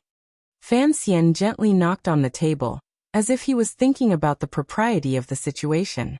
He had not expected Sun Jingxiu to make such a direct request. However, he also liked direct negotiations. A moment later, he nodded slightly and said, I'll speak for you in the palace. What about Lord He? Sun Jingxiu was overjoyed, but he still maintained a calm expression as he asked in a trembling voice. Fan Xian lowered his eyelids slightly and said, He is the imperial censor of the left. I can't control him. Sun Jingxiu was slightly shocked. Fan Xian raised his head and said with a slight smile, However, he is only an advisor of the Hall of Governmental Affairs. If Hu the scholar doesn't nod his head, what can he do to you, the Jingdo magistrate? The conversation in the study ended very quickly. Fan Xian did not have Sun Jingxiu spit out any mushy words in front of him. They both knew that since Fan Xian was willing to help Sun Jingxiu with such a large favor, Sun Jingxiu could only sell his life to Fan Xian. The Jingdo magistrate was not an idle position. When Sun Jingxiu glanced toward the officialdom, he could only see the back of Fan Xian's head. He had no other choice. Just as Fan Xian and Sun Jingxiu were chatting, the stewards and servants of the Sun Manor stared dumbfoundedly at the endless stream of official sedan chairs coming in from outside the manor. They looked at the famous people in court coming with smiles and warmth to offer birthday wishes. They couldn't help but wonder where these people had run off to earlier. A servant went into the study to notify him. Sun Jingxiu couldn't help smiling bitterly. He knew that the reason these people's attitudes had changed so quickly was all because Sir Fan Jr. had personally come. Furthermore, he had asked King Jing and Duke Lu to be the axes. Fan Xian saw the bitterness in his heart and said with a smile, The matters of officialdom are just this shameless. You've endured in the Jingdo government for so long. You should get used to it. Otherwise, how many more years can you endure if you're always sulking? Sun Jingxiu nodded his head in acknowledgement. There were only 3 tables set up in the main hall. The women were all arranged thoughtfully in the back garden. Fan Xian only followed Wanner to chat with old Sun Matriarch for a bit before retreating. The main seat in the middle of the banquet was temporarily empty. Naturally, King Jing unceremoniously sat in the most honorable seat. High Duke Lu, on the other hand, sat diagonally across from him in the number 2 seat. The 2 elders had known each other their entire lives. Although they sat a little far from each other, their voices were loud when they spoke. It was as if a casual conversation had turned into an argument. As usual, King Jing's mouth was full of filthy language. With each sentence he would bring in a few words. It made the officials at the 3 tables in the hall uncomfortable. Unfortunately, High Duke Lu was someone who had retired from the army, so he was familiar with this routine. Sun Jingxiu was entertaining the other officials. Fan Xian sat between King Jing and Duke Lu, smiling, chatting, and eating and drinking with them. He was at ease. King Jing and the Fan Manor were old friends, so their friendship did not need to be mentioned. Duke Lu was Lady Lu's biological father. On the surface, he was Fan Xian's maternal grandfather, so Fan Xian was incomparably respectful. He talked with Duke Lu about the matters in Danzhou. Lady Lu was doing very well. As a maternal grandfather, he was at ease. Additionally, with Fan Xian looking after them, the children and grandchildren in the Duke's Alley all had their own piece of land. Chatting with King Jing was a bit of a headache. This old man would vaguely bring up matters like the medical shop in just a few sentences. Fan Xian sighed quietly in his heart. He didn't know if there was a possibility between Hongqing and Ruoruo. Speaking of Crown Prince Li Hongqing, after the new year, as the general of Dingzhou, he could not always stay in Jingdo fighting with the scholar. He had no choice but to return to the west. However, he left a group of personal guards outside the Dambo medical shop to keep an eye on it day in and day out. The emperor knew he was messing around and was also very angry, but there was nothing he could do. The guests gradually all arrived. 3 ministers, 2 officials, 7 or 8 vice-ministers, and more than half of the important officials in the Qing court had come. Given the Jingdo magistrate's reputation, he could not bring in so many important figures. However, Fan Xian's reputation had this kind of killing power. As time passed, Fan Xian began to have a headache. These ministers and vice-ministers came to greet him. Naturally, he had to rise to greet them and accept their considerate greetings. Seeing that the 3 tables of people had come down, they were also a bit tired. However, this was not the end. There were still many officials in the outer courtyard, who took turns coming in to greet him. They did not want to pass up this rare opportunity to see Sir Fan Jr. After one round, the entire hall floated with the sound of flattery. Fan Xian's expression changed several times as he was flattered by dozens of officials. The feeling of being flattered by dozens of officials was not a good one. After 3 rounds of drinking, another official began to mention Fan Xian's extraordinary service in Dongyi. Everyone's gazes looking at him became heated. At this moment, not many people cared about the scholar He Zhongwei. After all, this little duke was the emperor's own son. Furthermore, he had done so much for the Qing kingdom these years. He was truly an extremely popular figure. What could the ruling class do? It was not impossible for him to split the land and be made a king. Fan Xian's head hurt. He wondered if these officials had come to wish the old matriarch of the Sun Manor a birthday, or had they come specially to flatter him. When all was said and done, he understood. If they had not come specially to flatter him, why would these officials come? It was clear that King Jing was also very interested in the Dongyi matter. He pulled him to his side and asked in detail about some confidential matters. However, it would take at least half a year to finish negotiating the treaty, so Fan Xian could not say anything.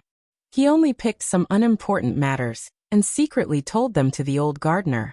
The low-ranking officials didn't have to care about fawning, but the ministers and vice-ministers sitting in the main hall still had to put on a calm expression. They only occasionally swept their gazes over Fan Xian's face. Fan Xian turned a blind eye to them. He knew these people were waiting for him to explode, and then they would see how he would deal with the subsequent matters. The sun gradually moved, and the noise of drinking outside also stopped. After drinking a few cups of wine, King Jing and High Duke Lu felt that their heads were a little heavy and their bodies were a little tired. They didn't want to see what was going to happen next, so they found an excuse to leave. Sun Jingxiu respectfully saw the 2 nobles out of the main door before returning to the main hall. After thinking for a moment, he ordered the servants to stand guard outside the main hall and pay attention to any activity. He stepped in and apologized to the officials at the 3 tables in the hall. He chuckled and chatted idly. After declining for a while, he finally sat back down in the main seat at the head of the table. The main hall gradually quieted down. Everyone unconsciously stopped and put down their cups. Looking at the various dishes in front of them, they used peaceful smiles on their faces to show their official manner and breadth of mind as they waited for what would happen next. First, Sun Jingxiu sincerely expressed his thanks and so on. Then he also closed his mouth and sat by Fan Xian's side. He was very calm. Fan Xian's eyelids drooped slightly. He slowly put down the chopsticks in his hand. The ivory chopsticks landed on the green porcelain chopsticks pillow and made a light clinking sound. All of the officials' hearts were struck by this sound. There was an uncomfortable silence. The entire main hall was quiet. Compared to the liveliness in the courtyard and the music from the back garden, it was extremely quiet.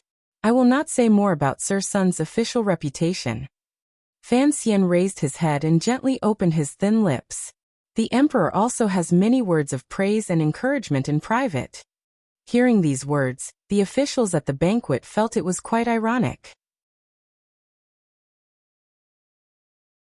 If the emperor truly liked this Jingdo magistrate, how could Sir He have let out that rumor? However, the duke said in private? Who would know what the father and son said in private? Would these people at the banquet dare to ask something in front of the emperor's face? Everyone is an official in the same court. Everyone has times when things aren't going their way. I hope you can help each other out. Fan Xian's words were very lacking. First of all, he brought out Sun Jingxiu's predicament and put him at a disadvantage. Furthermore, he even brought out the words of helping a merchant. His table manners were a bit unsightly. However, things like standards always depended on the character. Even if the emperor wrote a limerick about a white dog swollen, the officials would still sing praises without restraint. After Fan Xian said this, all of the officials at the banquet stroked their beards and nodded. They deeply felt that Sir Fan Jr.'s words were simple, but not simple. They were very reasonable. Fan Xian turned his head and looked at the official to his right. What does Minister Wei think? The present Minister of Revenue, Wei Donghang, was a crafty official who had been polished for a long time in the Ministry of Revenue. In the past few years, he had gone to the Fan Manor to discuss matters with Minister Fan, and had met Fan Xian countless times. For him to be able to take over Fan Jian's position was not only because of his performance in the Ministry of Revenue.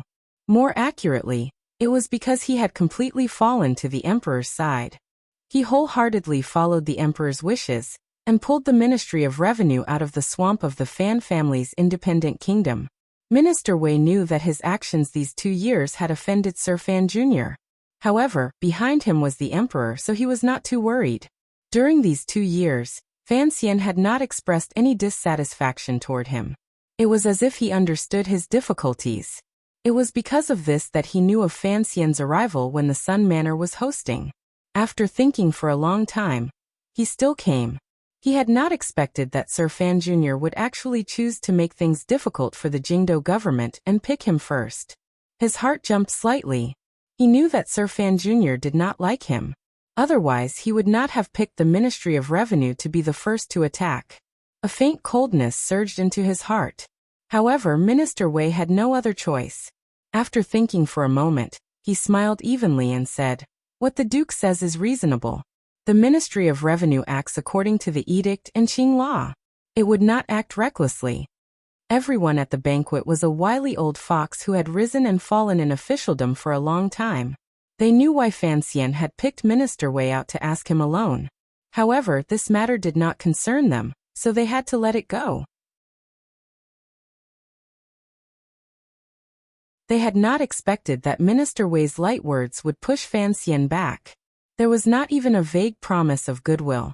The officials admired Minister Wei's courage. They were also worried about what would happen next. They all remained silent. The other 2 ministers raised their chopsticks and quietly indicated for the officials beside them to slowly eat. "I am a very peaceful person." The smile on Fan Xian's face grew brighter and brighter. Staring into Wei Donghang's eyes, he said evenly, "If there is an edict, I will act according to it. If there is no edict, I would like to see what will happen to those lowly people in the end." The Overwatch Council and the affairs of the court were 2 different things. They did not interfere with each other. Fan Xian's words had already crossed a taboo. The words lowly people had, without a doubt, shaved Minister Wei's face clean off. His expression immediately became icy. Looking at Fan Xian, he said, "What do you mean by this?" Fan Xian still did not get angry. He only smiled and said, "Nothing. I am just going into the palace tonight to ask the Emperor what edict he has recently given the Ministry of Revenue for the Ministry of Revenue Yamen to not do their proper work, and instead wait in the Jingdo government every day. I control the Overwatch Council, but I do not dare to privately investigate 3rd-level officials and above." Fan Xian's expression remained warm. "Today is the old matriarch's 70th birthday, so I should not say such cold words that spoil the mood. However, I won't be able to stay in the capital for long. I am about to go to Dongyi. I also thought that the Jingdo government is an important matter, so I was in too much of a rush." "Everyone, please don't laugh." The officials at the banquet all laughed dryly. No one dared to actually laugh. Sir Fan Jr.'s words had clearly reminded them that he was the commissioner of the Overwatch Council. In 3 days he would officially become the 2nd director of the Qing Kingdom's Overwatch Council. As for his other identities, there was no need to mention them. Return to Dongyi? This was another reminder to the officials that Fan Xian had enough merit to ask the Emperor for something, even if it was an edict. Minister Wei's heart jumped. He understood the meaning in these 2 sentences. Fan Xian raised a cup of wine and said to the officials at the banquet, "Everyone, let the Jingdo government be quieter." With these words, everyone knew that Fan Xian had officially stood out. After an awkward silence, people slowly raised the wine cups in front of them. It was uneven, but basically all of the officials raised their cups. Minister Wei was still staring at the wine cup in front of him in a daze. He was indeed in a difficult position. He knew that Fan Xian was a very vengeful person. Furthermore, he had smiled so warmly earlier. He was probably extremely angry in his heart. Even if he begged for mercy and took a step back, would Fan Xian let him go in the future? Furthermore, he was, after all, a minister of a court. His position was respectable, and he had the full support of the emperor in his own way. If he gave in like this, it would be difficult to justify. Fan Xian didn't look him in the eye. He smiled warmly and said, "Although we are all officials in court, we are all pitiful people. We all want to create a good future for our children, grandchildren, and relatives." The emperor once said that in life, one must have a heart of reverence. He looked at the people at the banquet and warmly said, "As I walk between heaven and earth, I only have a heart of reverence for two things." The minister of the Board of Rites furrowed his brows slightly. He had been the first person to raise his cup earlier. He was different from Minister Wei. He had not offended the Fan manor, so he had a chance to make amends. Furthermore, he silently mocked Wei Dongxing for not knowing what kind of person Sir Fan Jr. was, and what tricks he had. He knew what Minister Wei was thinking. The Overwatch Council could not control officials above the 3rd level.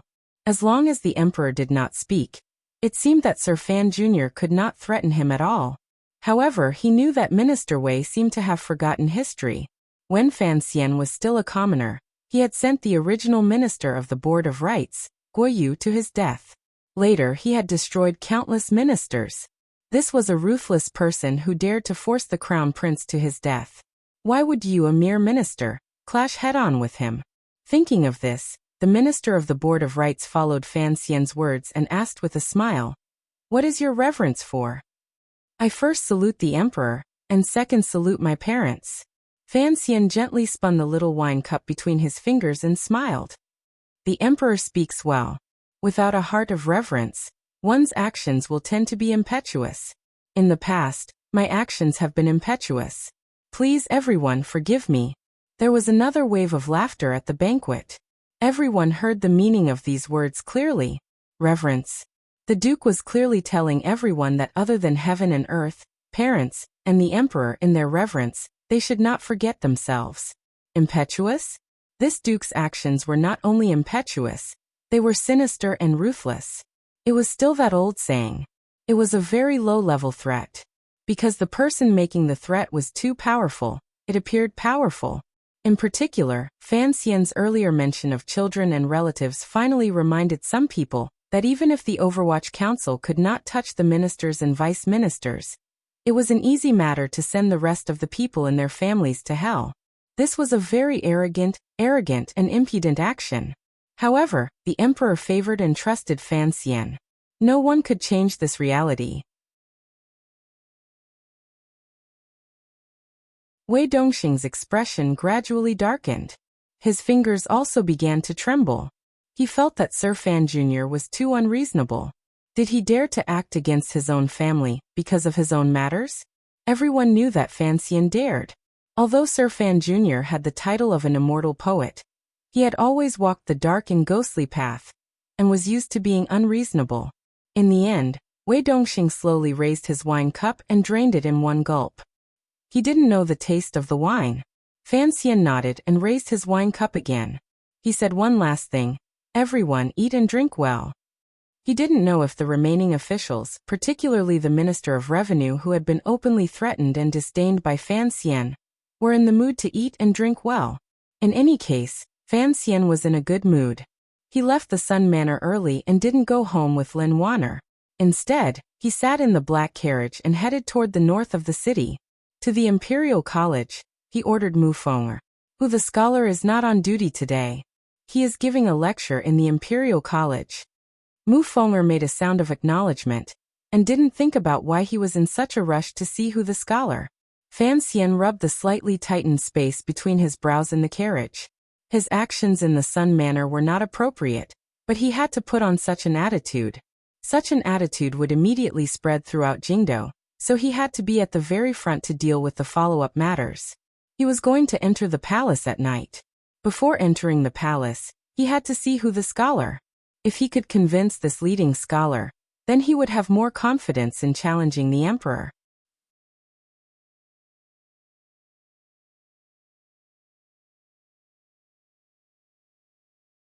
Chapter 660.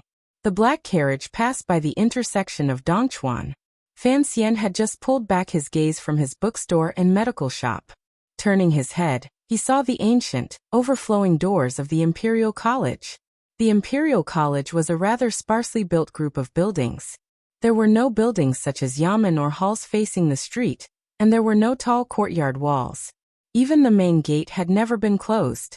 The green trees inside poked out, and the sounds of reading could be heard everywhere. It was full of the quiet and peaceful atmosphere of Confucianism. Just as the Bureau of Military Affairs had once been called the Ministry of Military Affairs, the old Ministry of Military Affairs was still mixed in with the Ministry of War of the Six Ministries.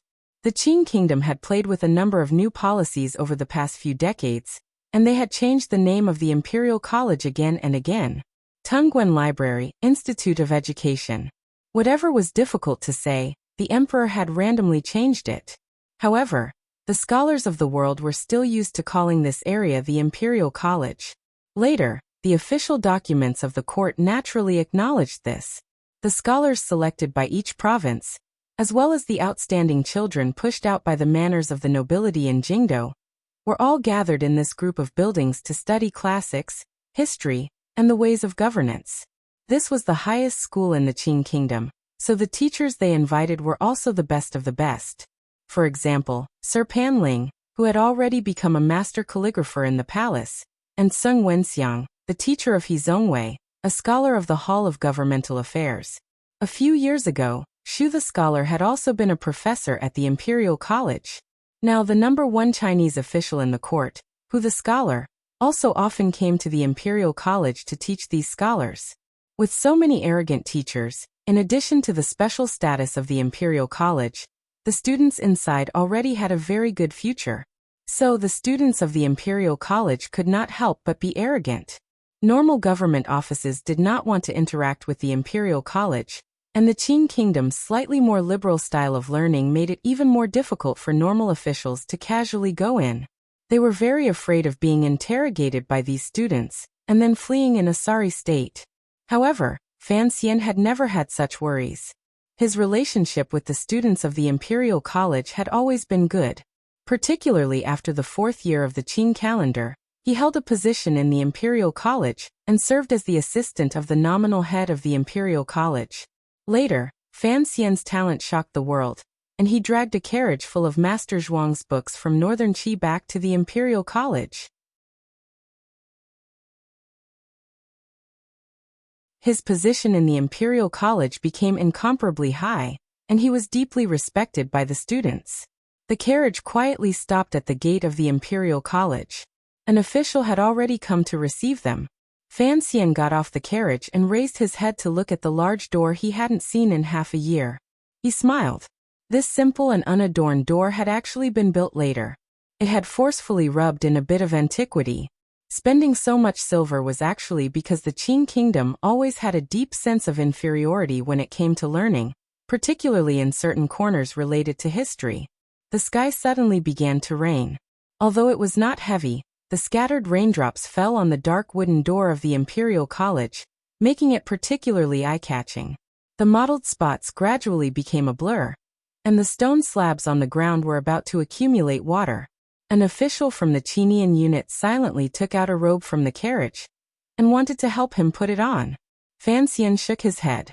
Although he liked to wear black robes and bring his closest subordinates in a triangular formation and move out like a ghost in Jingdo's quiet autumn night, he didn't want to appear too special and startle the hot-blooded and pure students. Mu Feng held up an umbrella and sent him through the gates of the Imperial College. It was already afternoon. The sun had already moved west. Now it was covered by clouds and swept away by the dark rain. The light became even dimmer. The spacious courtyard was filled with a sense of seclusion. Walking forward under the green trees, he didn't see a single person. It was extremely empty and quiet. Thousands of Imperial College students were still in class. As a professor, Fan Xian counted clearly. However, he furrowed his brows and thought, why did the sound of reading stop so uniformly? Like a swarm of bees suddenly moving together, or like a mountain wind pouring into a narrow natural stone kettle? A buzzing sound suddenly rang out in the quiet courtyard of the Imperial College. The sound grew closer and louder. It was the sound of countless people talking and laughing mixed together. Class ended. Hundreds of young scholars walked out of the various courtyards of the Imperial College at the same time, and walked to the wide path in the center. They were densely packed and squeezed together. A wave of fresh energy immediately filled the entire space. Some of the young people had forgotten to bring umbrellas. They cried out loudly and jumped on the wet stone pavement. Breaking through the layers of rain, they ran toward their own dorms. Most of the students were calm and unruffled in the midst of chaos. With calm smiles, they opened the umbrellas beside them. For a moment, the entire courtyard was filled with countless umbrellas of all different colors. However, there were no bright colors. Most of them were light green and gray. Thus, Fan Xian, who originally didn't want to stand out, became a strange plant in the sea of pale umbrellas because of the large black umbrella above his head. He immediately attracted everyone's attention. Sir Fan Jr. Teacher. Sir. The students surrounded him in pleasant surprise and bowed to Fan Xian. Most of the students had only seen his appearance from a distance. Some had been fortunate enough to have followed him to edit Master Zhuang's classics and history books, so they shouted with particular strength. Fortunately, there was no congestion. These students probably knew that Fan Xian was busy with official business in court, and had recently been busy with important matters in Dongyi. Thus, they all suppressed the joy in their hearts. After bowing and greeting him, they made way for the middle path. Fan Xian smiled and nodded in acknowledgement. He then chatted a bit with familiar students and teachers before raising his head to look at the color of the sky. He didn't dare tarry any longer. Excusing himself, he walked toward the depths of Jingxi Courtyard. Behind him and the Overwatch Council officials, the students of the Imperial College still found it difficult to suppress their excitement. They whispered curiously among themselves. They were all guessing why Sir Fan Jr. had come to the Imperial College today. Would the Emperor return Sir Fan Jr. to the Imperial College just because of the Dongyi matter? Would he be allowed to continue teaching? Fan Xian closed the black umbrella and placed it by the door. A stream of cool rainwater flowed down the tip of the umbrella and wrote a large character, drenching the tall wooden doorframe.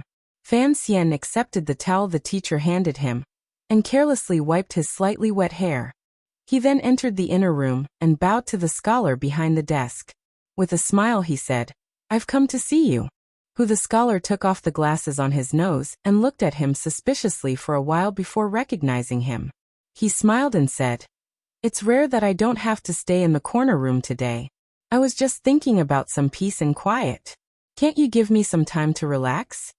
Presently, the Hall of Governmental Affairs was headed by the scholar. The emperor was, after all, gradually getting older.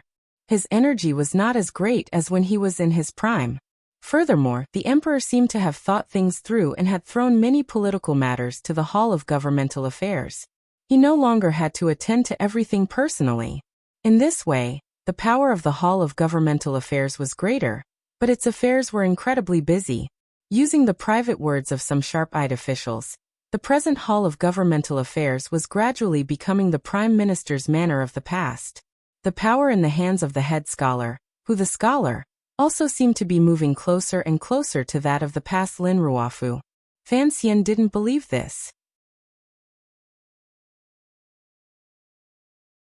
Since the emperor had, with great difficulty, pulled his father-in-law off the stage, he would not allow another Lin Ruofu to appear. However, he also knew that the scholar worked hard on political matters all day, and was indeed very tired. Smiling, he went forward and bowed again. "If it wasn't serious business, I wouldn't have come to bother you." The scholar had a good relationship with him.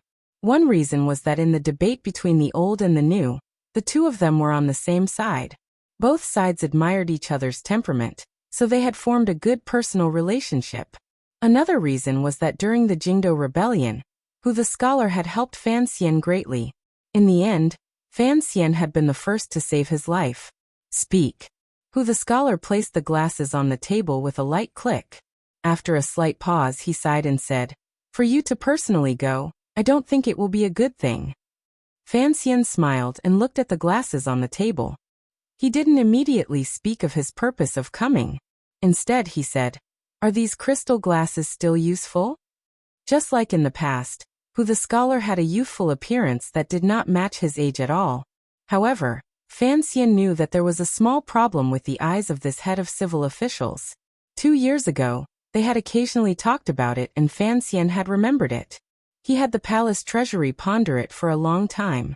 In the end, they had found a foreign crystal from Dongyi and made a pair of unique glasses for him. The scholar had always been grateful for this matter. Day and night, he worked on government affairs and examined memorials. If his eyes were not good, it would be a big problem. However, it was hand-ground and there was no optometry machine. Fan Xian only knew that the scholar had presbyopia. He didn't know how much help it would be. Very good, the scholar said with a smile. The scholar smiled and said, "Fine, just based on this bespectacled boy's affection, I will do whatever you want.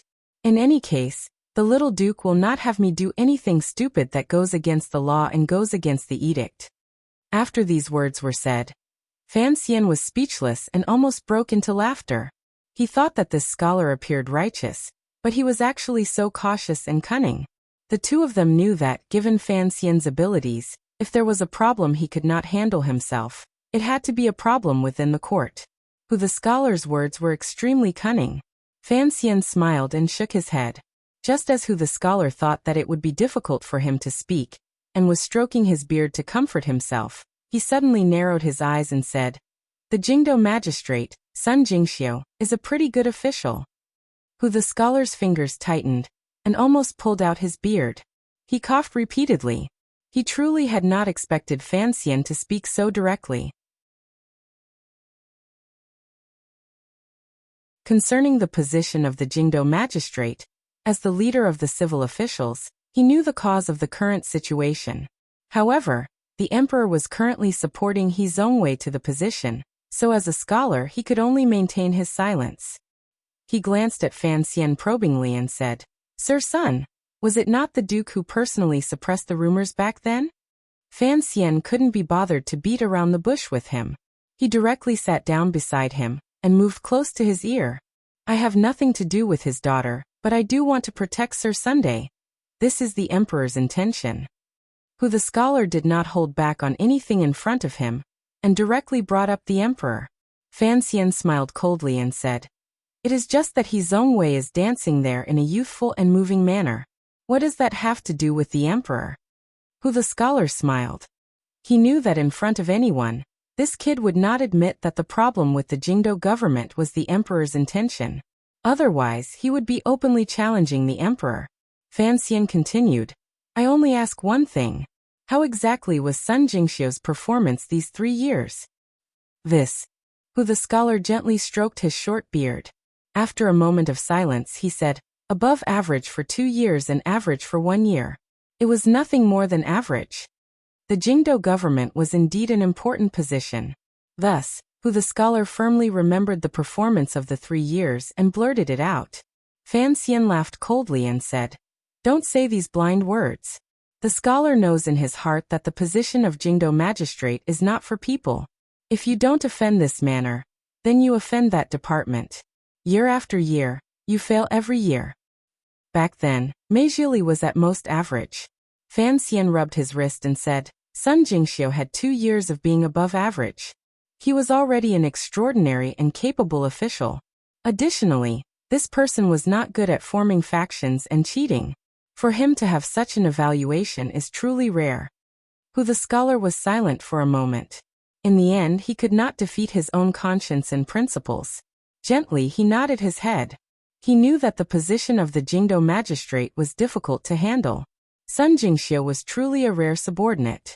If he continued to be in charge of the Jingdo government, it would be much easier for him as a scholar to handle matters.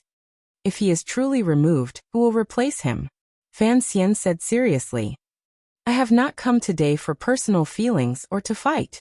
I just want to ask, does the scholar want to see the Jingdo government change through another 5 magistrates in the next 3 years, and in the end, cause such a ruckus that no one will dare to come and even play the trick of eating coal and getting sick?" The scholar sighed and said awkwardly, "I also don't want Sir Sun to leave." However, I still don't understand why there would be rumors of this coming from the palace. He stared into Fan Xian's eyes and quietly asked, "Did you and that person quarrel again?" In this world, the only person who dared to quarrel with the emperor was Fan Xian. Fan Xian smiled self-mockingly and said, "It has nothing to do with quarreling. You should also see clearly that the emperor is using this matter to establish his own way's might. Not to mention that Sun Jingxiu is now my man. Even if he was an idiot, I would still protect him. Earlier, you said it was not personal feelings. Now he is your man again." Hu the scholar smiled bitterly and shook his head. "What do you want me to do? If I appear, the emperor will certainly guess that I was asked by you. Sir, he is also a talented person. Why do you have to be angry at him?" Fan Xian was silent for a long time. He then quietly said, "This anger must be dealt with. In this world, if the east wind does not overwhelm the west wind, then the west wind will overwhelm the east wind. I will not give his own way a glimmer of hope, a glimmer of possibility, a sliver of luck, or a successful history." "Why?" Hu the scholar saw the seriousness in his words and felt slightly startled. Fan Xian didn't answer this question because it involved him doing his best to hold on to the power in his hands under the emperor's pressure and make an announcement. He slowly stood and said, "Tonight, I am going to the palace to quarrel and force the emperor not to issue an edict. Thus, the Jingdo government's problem is the pressure of the Hall of Governmental Affairs. I need you to help me resist it." Hu the scholar didn't reply. It was as if he was waiting for his explanation. Fan Xian smiled slightly and said, "Sun Jingxiu is a decent official. He shouldn't disappear in the senseless struggle for power. The reason is actually that simple." Without waiting for Hu the scholar to speak, he faintly said, "The Imperial College is a decent place. It is full of youthful energy. These students will all enter the court to become officials. As teachers, not only do we have to teach them something, we also have to use the true situation in court to help them build up some confidence. As long as an official is willing to do things, he will be safe and sound." Fan Xian stared into Hu the scholar's eyes. "If Sun Jingxiu collapses like this, what will you teach these students? What use will the standards in the scholar's books have?" Forced into a corner by Fan Xian, Hu the scholar was silent for a long time. He knew that this little duke was someone who would do what he said. If he didn't agree, he might actually use his prestige in the Imperial College to incite the students to do something. He couldn't help but sigh and say, "Fine, as long as the emperor does not issue an edict, I will protect Sir Sunday." Hearing these words, Fan Xian finally smiled happily and raised his hands in a salute. Without saying anything more, he bid farewell and left. Hu the scholar picked up the crystal spectacles on the table and said with a smile, "Even if it's to return the favor for these spectacles, don't you think I'm returning the favor a bit too much?" Fan Xian was in a good mood. "At worst, I'll have the palace treasury make a few more pairs and give one to each of your young masters." Hu the scholar was secretly mocked by him and laughingly scolded, "What I mean is, the governor said a few days ago that when you finish with the Dongi matter, you have to hurry back to the Imperial College to teach the students." Fan Xian smiled and replied, "Even if you didn't say this, I was prepared to do it." These were sincere words. Entering the Imperial College and seeing so many young students, Fan Xian was in a good mood. It was as if he thought of his previous life when he was in school. Furthermore, he knew that these students would certainly be the pillars of the Qin kingdom in the future. If he could influence them a little ahead of time, at some point, perhaps this would be his life-saving talisman. Fan Xian bid farewell and left. Hu the scholar continued to do his own things alone under the dim company of the light. After an indeterminable amount of time, before the sky had completely darkened, an official quietly walked in and said something by his ear. Hu the scholar was silent for a long time. A bitter smile rose involuntarily to the corners of his lips. In a quiet voice he said, "So something like this happened at the Sun Manor banquet. I really don't know what this little duke is thinking to make such a pompous fuss. It is completely unlike his usual reserved personality." The official was Hu the scholar's trusted aide. There was also a puzzled expression on his face. He said with confusion, "Furthermore, this matter is very strange. He clearly knows that it is the palace's intention. Yet Sir Fan Jr. is still stubbornly resisting it, and even begging teacher. For a mere Sun Jingxiu, is it worth it? It's not just Sun Jingxiu. Who the scholar sighed again, and waved his hand for the official to leave. He warned. There's no need to bring this matter up again. As long as the emperor does not issue an edict, I will protect someone for Sir Fan Jr. It should be fine. The official acknowledged in a low voice and left after saying his goodbyes. Who the scholar's still young face changed expression under the dim light. He was thinking about Fan Xian's words earlier, and guessing at Fan Xian's true intentions. East wind and west wind? He rubbed his slightly tightened brows and couldn't resist smiling bitterly. Sir, he probably did not have the right to be the east wind. Sir Fan Jr. was fighting the emperor. But, why was he fighting? Was it because he had a grudge against the emperor's action of reducing power, and was venting it here? Who the scholar sank into deep thought. He kept feeling that this was not the case. It had already been 3 years. The emperor's reduction of the Overwatch Council's power had continued to advance. Fan Xian always took a step back before the palace took another step forward. He followed suit and retreated without a trace of unwillingness. Why didn't Fan Xian retreat? Was he worried that if he retreated too much, he wouldn't have anything in his hands to contend with others? Other than the emperor, who did he need to contend with? Who the scholar's brows were furrowed tightly. He could not understand this matter no matter what. Suddenly his fingers touched his wrinkles. Startled, he quickly and slowly used his fingers to spread them apart. Then, he quietly took out a small porcelain bottle from under the table. He picked out a small oily substance from the bottle, and carefully smeared it on his face. After slowly patting it, the skin on his face became smoother. The few wrinkles were not eye-catching at all. Who the scholar put the porcelain bottle into the table and hid it well. He smiled self-mockingly. There was no need for him to think so much about the matters between the emperor and his son. It was not like they could truly turn hostile. Instead, it was his own face that made the self-mockery at the corners of who the scholar's lips grow stronger. There was even a faint sorrow. He was not young, so he paid particular attention to the care of his face. He knew that his historical mission was to become the center of the emperor's court in 100 years, so he had to not appear old. If His Majesty thought that he was already old, he would definitely have other ideas and leave a younger minister to assist his son. Everyone had their own secrets, their own helplessness, and their own sorrow. Yesterday's chapter was liked by many people. I was pleasantly surprised. Today's chapter is one that I've liked recently. I don't have any sense of anxiety when writing it. I am very satisfied. At the beginning of the month, I summon the monthly votes to everyone. Last month, everyone has worked hard. I will continue to trouble you this month. Come vote for me.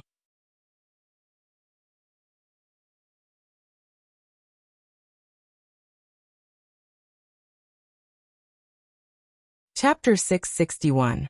3 years ago, the entire Jingdo was hunting me down.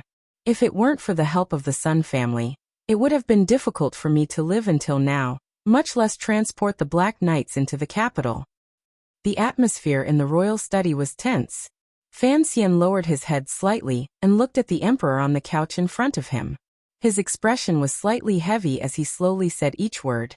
From this perspective, the Sun family can be considered my savior and a meritorious minister in quelling the rebellion. Quelling the rebellion? The emperor did not raise his head. The dim yellow light shone on his tightly bound hair. A few strands of white hair could faintly be seen reflected. He only continued Fan Xian's words and coldly said, "If I remember correctly, that was the work of the young lady of the Sun family. What does it have to do with her father?"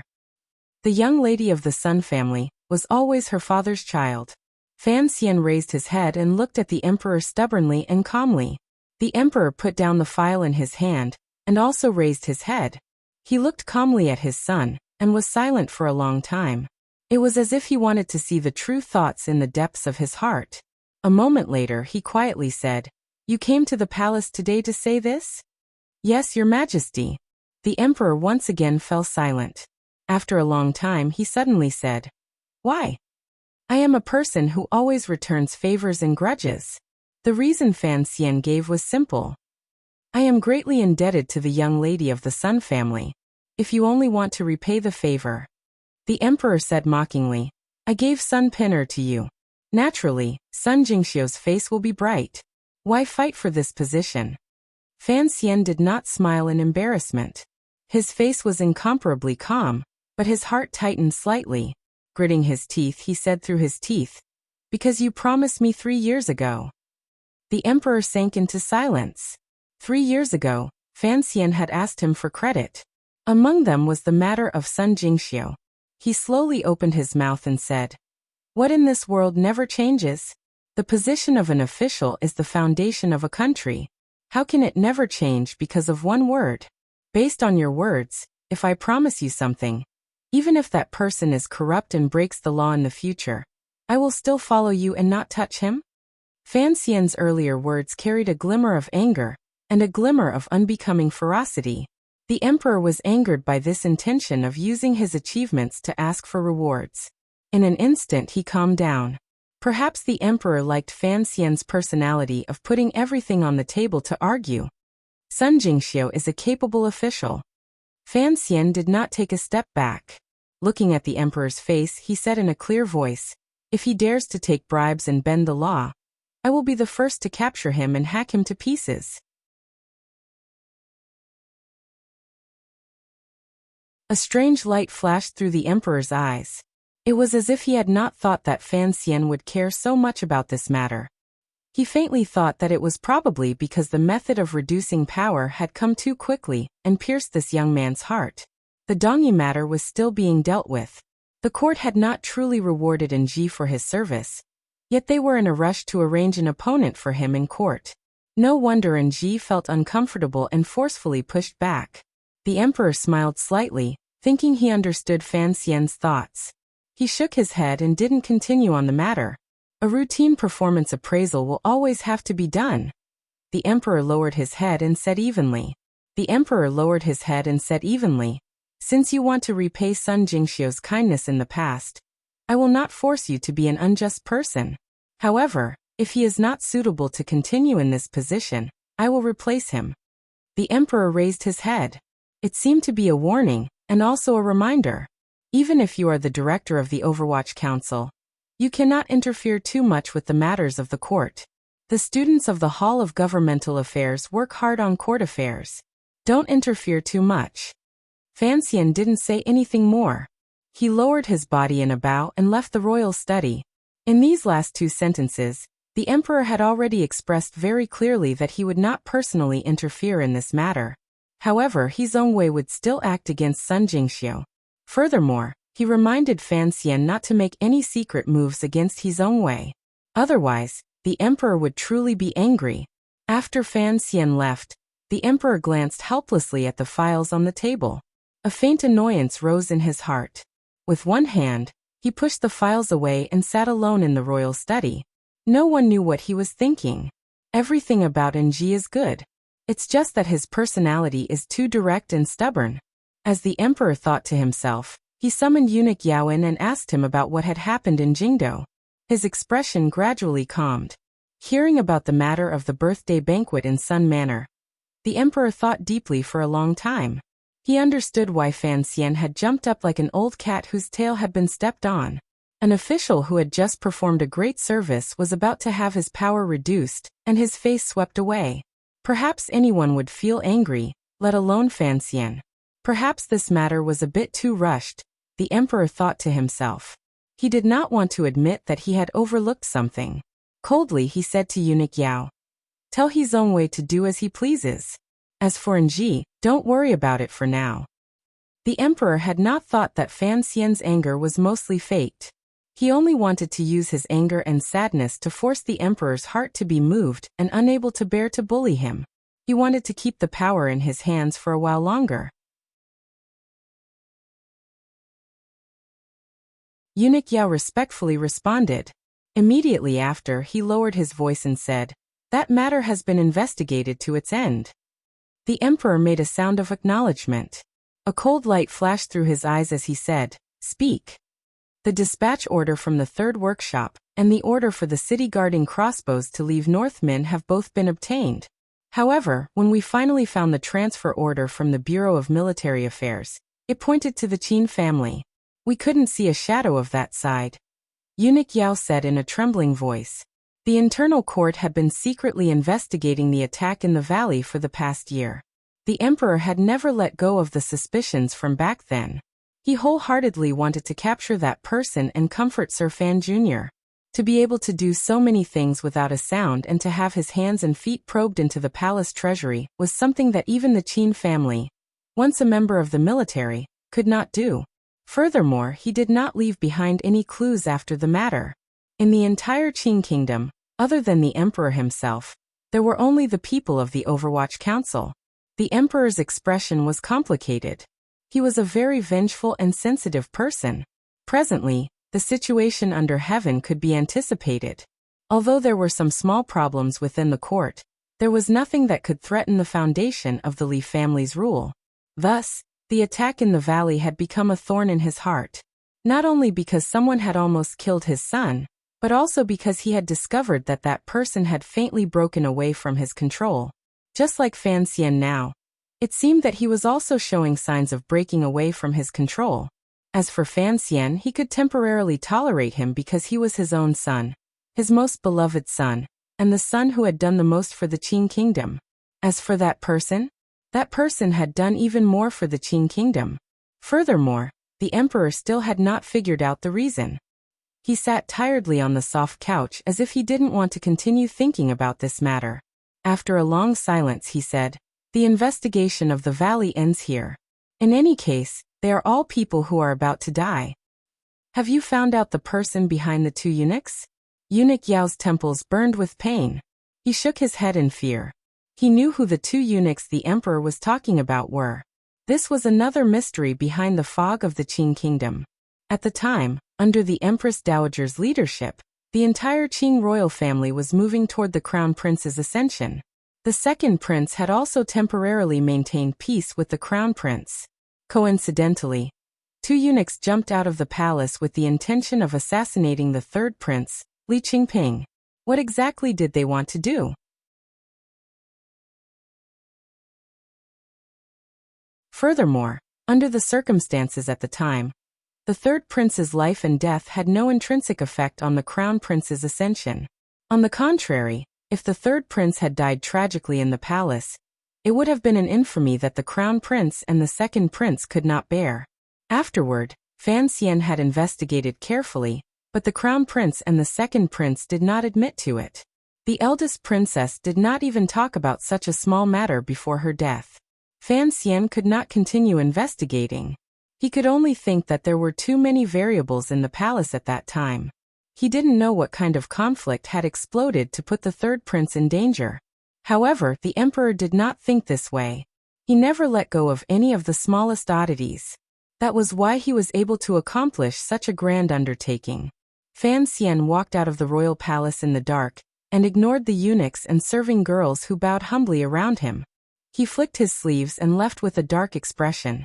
When it came to his attitude toward servants, Fan Xian was definitely an anomaly in the Qin kingdom. Putting aside the servants and serving girls in the Fan manor, even toward the eunuchs and serving girls in the palace, his words were always gentle. Not only was he generous, but his attitude was also very different. It was as if he never thought there was anything to hate about these abnormal people. Because of this, the people in the royal palace all had a heartfelt respect and love for this little duke. Although Eunuch Ho, who had died to the arrows of the 6th Bureau of the Overwatch Council 3 years ago, was someone the eldest princess had secretly planted, he was usually full of praise for Fan Xian. Fan Xian's unusual behavior fell into the eyes of many people. This behavior was very different from his usual behavior. These eunuchs and serving girls all felt a glimmer of strangeness. They all guessed that the little duke was probably arguing with the emperor in the royal study again. Walking out of the dark and secluded palace gate, Fan Xian stood on the square in front of the royal palace.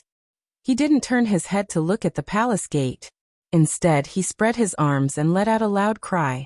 It was as if he wanted to vent all the depression in his chest with this cry. His voice echoed through the silent and empty square. It crashed against the red wall of the royal palace and then turned back. It lingered for a long time without stopping. The guards inside the palace gate, the imperial soldiers outside, and the eunuchs who were about to drop the key all turned their gazes toward him. They were all startled by this voice. If it had been a normal person yelling like this at the palace gate, the imperial soldiers would probably have long rushed forward and given him a good beating. Then they would be sent to the celestial prison to wait for the fall beheading for the crime of disturbing the palace.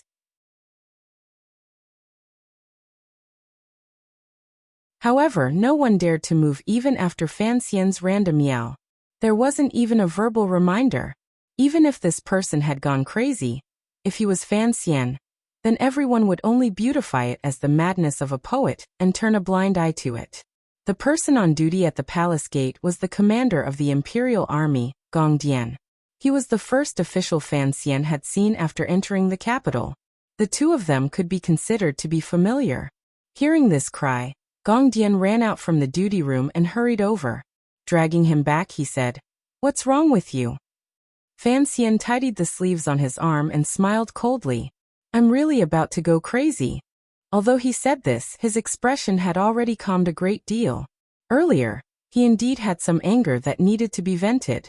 After enduring in this world until now, in front of everyone, Fan Xian no longer needed to hide anything or go against his nature. Other than the emperor, acting in front of the emperor was indeed very stressful. Furthermore, his emotions were very complicated. Looking at the emperor's thin and tired face, for some reason, Fan Xian thought of the portrait in the little building and the story from many years ago. A wave of blood and fire gathered in Fan Xian's eyes. He found it difficult to bear the feeling of being torn apart by these mixed feelings. Even though he was yelling in front of the palace gate, Fan Xian was actually acting. He knew that before long, this yell would be reported to the emperor's ears in the royal study. He wanted to act like a real person, an angry and wronged illegitimate child. It was very tiring. He didn't want to act anymore. "Accompany me to drink." He stared at Gong Dian like a refugee staring at a piece of pork belly. "I'll seal up Baiwa brothel and call 60 girls to accompany you." Truly crazy. Gong Dian's eyes were bright and full of expression as he stared back at him. He placed a hand on his forehead. There was a manor by the side of Xinhuai Alley. This residence did not take up a large amount of space. The overhanging eaves and walls were not very magnificent. Its location was also not very good. It intersected with the surrounding private residences, and was not very different. This manor belonged to an old imperial censor of the previous dynasty. After this old imperial censor retired and returned to his hometown, the residence was left empty and handed to a few old colleagues to manage. Thinking that it would be more convenient for his descendants when they sought a future in Jingdo, he had no intention of selling it. 3 years ago this manor was still sold. From then on, the quiet Xinhuai Alley became lively. Occasionally, officials would come to visit. During the New Year and other festivals, the crowd at the entrance was like a dragon. It was extraordinarily lively. Following the gradual promotion of the new master of the imperial censor's manor, there were fewer and fewer officials who came to visit because the new master's incorruptible reputation gradually spread. No one wanted to touch his bad luck. The imperial censor of the left, the traveling scholar of the Hall of Governmental Affairs, He Zongwei, was the new master of this imperial censor's manor. In reality, his colleagues had all advised against it. Even the emperor had once mentioned that most of the officials lived in the south of the city. It was inconvenient for He Zongwei to live in the old imperial censor's manor in Xinhuai Alley. Furthermore, it did not match the dignity of a court official. Scholar He, who was in the same light as the dust in court matters, deeply understood the samadhi of officialdom, and was greatly appreciated by the emperor and admired by his colleagues, was very insistent on this matter. He even refused the emperor's edict to bestow him a residence. He still brought his 2 or 3 loyal servants, a widowed aunt, and a few distant brothers to live in this old imperial censor's manor. He lived there for 3 years. He Zongwei pushed open the door and walked into the somewhat dilapidated courtyard of the old imperial censor's manor. Looking at the messy spring scenery and the green leaves scattered everywhere, he couldn't help but shake his head self-mockingly. The reason he had always lived in this old imperial censor's manor was because he had feelings for it. Furthermore, this manor represented many important meanings to his life. The first time He Zongwei truly stepped onto the stage of the Qing kingdom was when Prime Minister Lin Ruofu resigned from his post 5 years ago. He Zongwei coincidentally met the wife of the Prime Minister's strategist, Wu Bowen. Feeling indignant, he went to the imperial censor to file a complaint against the emperor.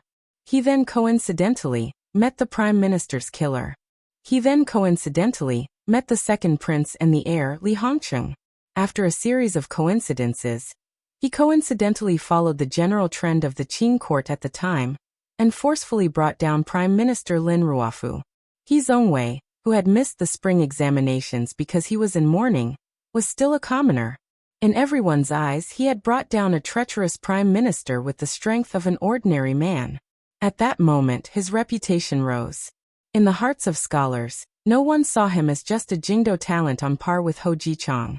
Instead, they saw him as a remarkable figure with great ambition and a determined temperament.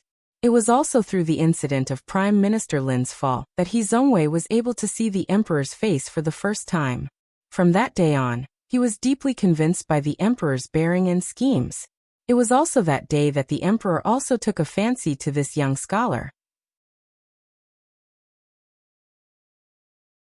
With an imperial edict, he had him enter the imperial censor and become an imperial censor. In the following years, He Zongwei dealt with various powers and finally successfully ascended. He became the youngest scholar of the Hall of Governmental Affairs in the history of the Qing kingdom. His limelight flourished and was unparalleled. Of course, that was because no one would compare him to that person. Even though he was scholar, in the hearts of thousands of people in the Qing kingdom, that person would forever be the only one, the high and lofty one. In He Zongwei's heart, that person was a shadow. This shadow floated above his head and blocked out the limitless light of his life, leaving only a patch of darkness and coldness. That shadow was Fanxian.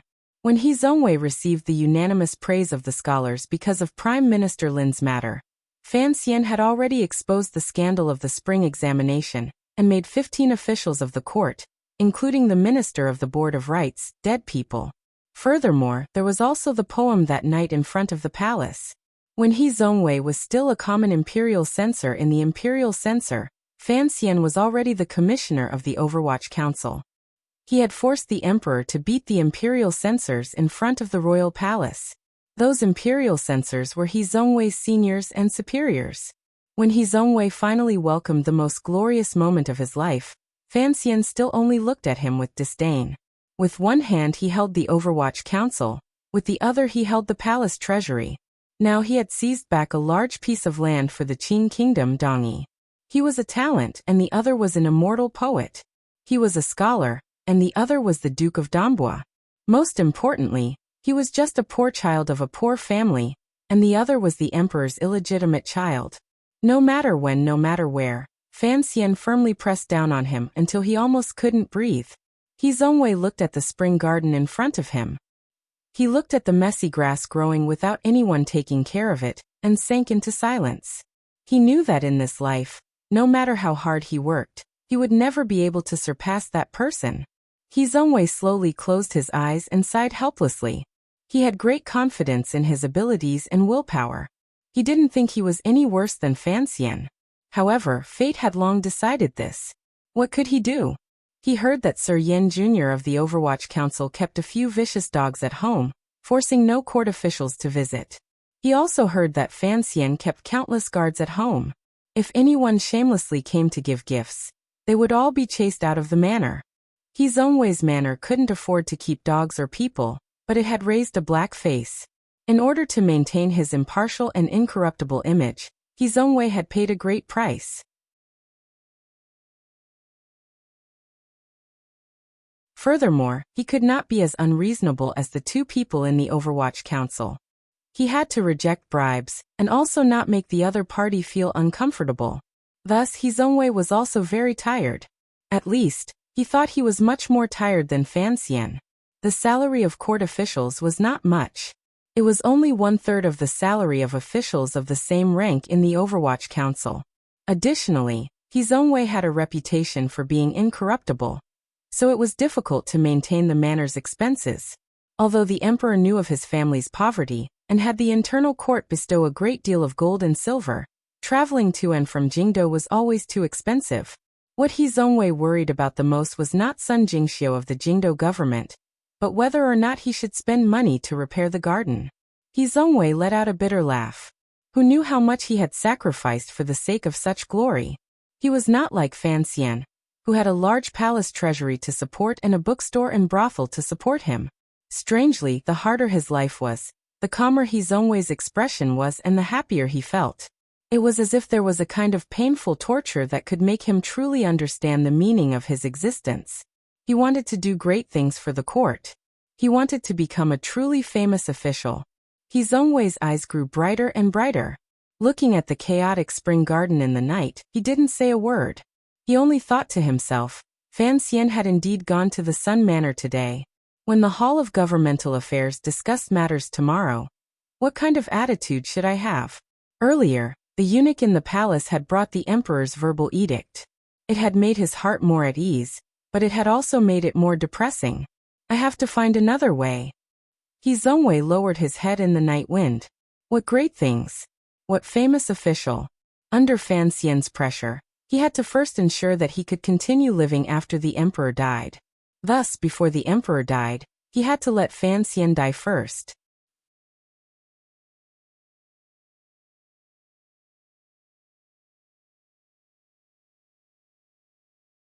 Chapter 662. It rained intermittently during the day, sometimes falling and sometimes stopping. After nightfall, not even small puddles of water formed on the streets of Jingdo. It was just so wet that it made one feel a sliver of sticky annoyance. In the chaotic spring garden of New Scholar Tree Alley, plants grew like crazy, just like a person's ambition and lofty aspirations. A great deal of rainwater accumulated in the grass nests, and in the eyes of the flowers. It was like a beautiful and alluring jar of honey. Hizongwei silently turned his back to the study, and looked at the spring garden washed by the rain. The honey in his heart gradually melted. He knew that his thoughts were beautiful, but also dangerous. The slightest carelessness would result in eternal damnation. Fan Xian was not so easy to kill. What shocked Hizongwei even more was that in his 6 years of contact with Fan Xian, he could always see a glimmer of murderous coldness in the young official's eyes. He was now the imperial censor of the left and a scholar of the Hall of Governmental Affairs. Without the emperor's personal command, the Overwatch Council could not touch him. Fighting against Fan Xian in court had, for a time, attracted countless officials to come to him. It looked like he was in limitless glory, but only he knew that he was actually walking down a path of death. His present situation was truly precarious. If the trend in court continued like this, Hizongwei's future focus would still be on the imperial censorate to keep the Overwatch Council in check. However, once the emperor passed, could this situation still be maintained?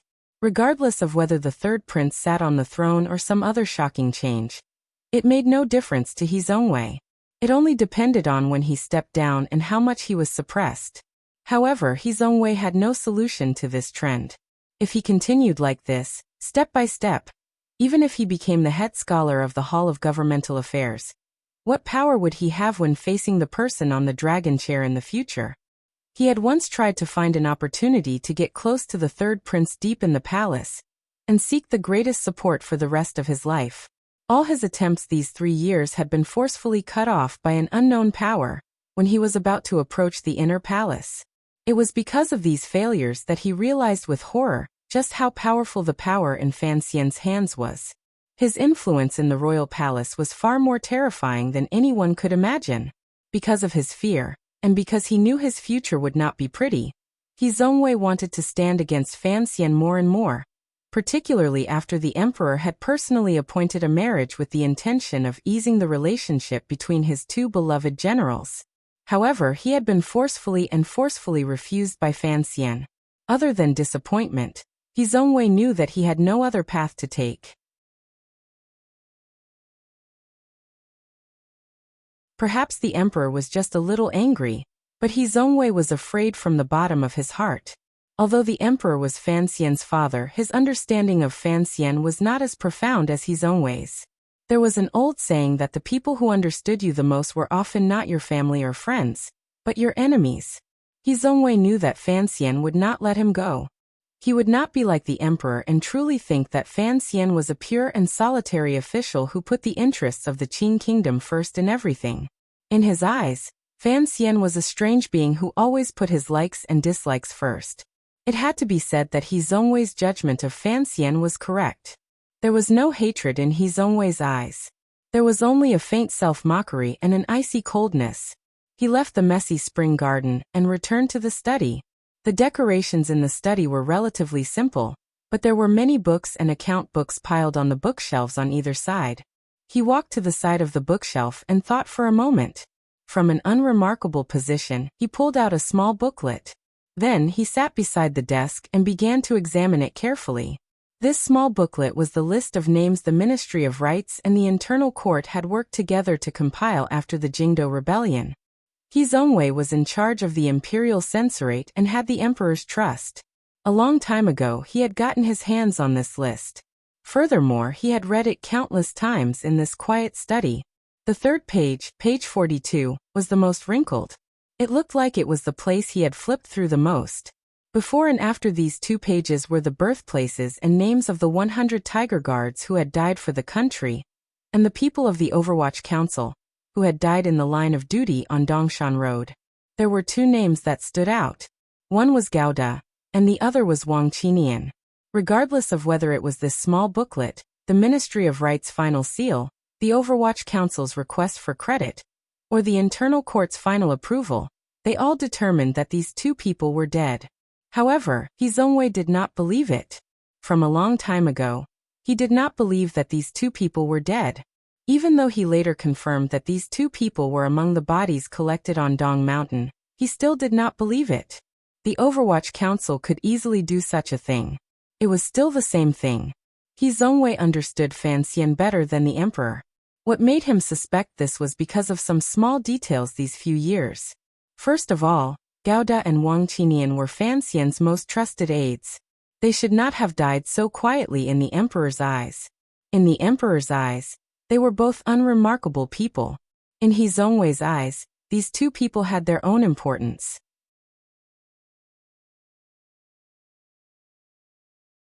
Secondly, he had been watching Fan Xian in secret these few years, watching his every move, including when Fan Xian had taken Fan Ruoro and the Overwatch Council officials to the mausoleum a few days ago.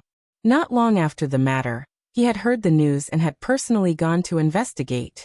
Just like in the past few years, Fan Xian's visit to the memorial garden was as quiet as ever.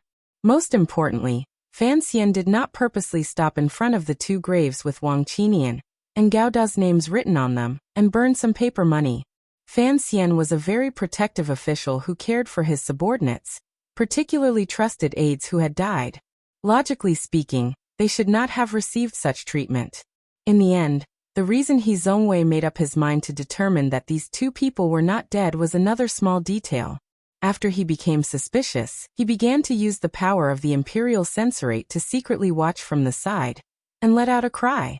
Gao Da had never married or had children in his life. After his death, his troubles ended. But Wang Qinian, the head of the Overwatch Council stationed in northern Qi, had a wife, a daughter and a family. Although the Overwatch Council gave him a pension every year, no one knew who had taken it. Most importantly, after Wang Qinian died, it was said that his entire family had moved back home. In the Wang family's hometown, no one had discovered the whereabouts of this family. If Wang Qinian had truly died, Fan Xian would certainly be responsible for the Wang family's daily life. Given his personality, he would not allow Wang Qinian's widow and daughter to wander the world miserably. Wang Qinian did not die. Naturally, Gao Da did not die either. Why were the bodies of the 2 people who did not die on Dong Mountain? Why did the Overwatch Council help them hide it? On Dong Mountain, 100 Tiger Guards shed hot blood to block the sword. Gao Da was among them, so why did he not die? Had he escaped at the last moment? Wang Qinian had been by the emperor's side at the top of the mountain. If he had not died, Why was there no sign of him afterward? Could it be that when the emperor was in danger, he had already escaped? He Zhongwei slowly closed the scroll. A slight smile rose to the corners of his lips.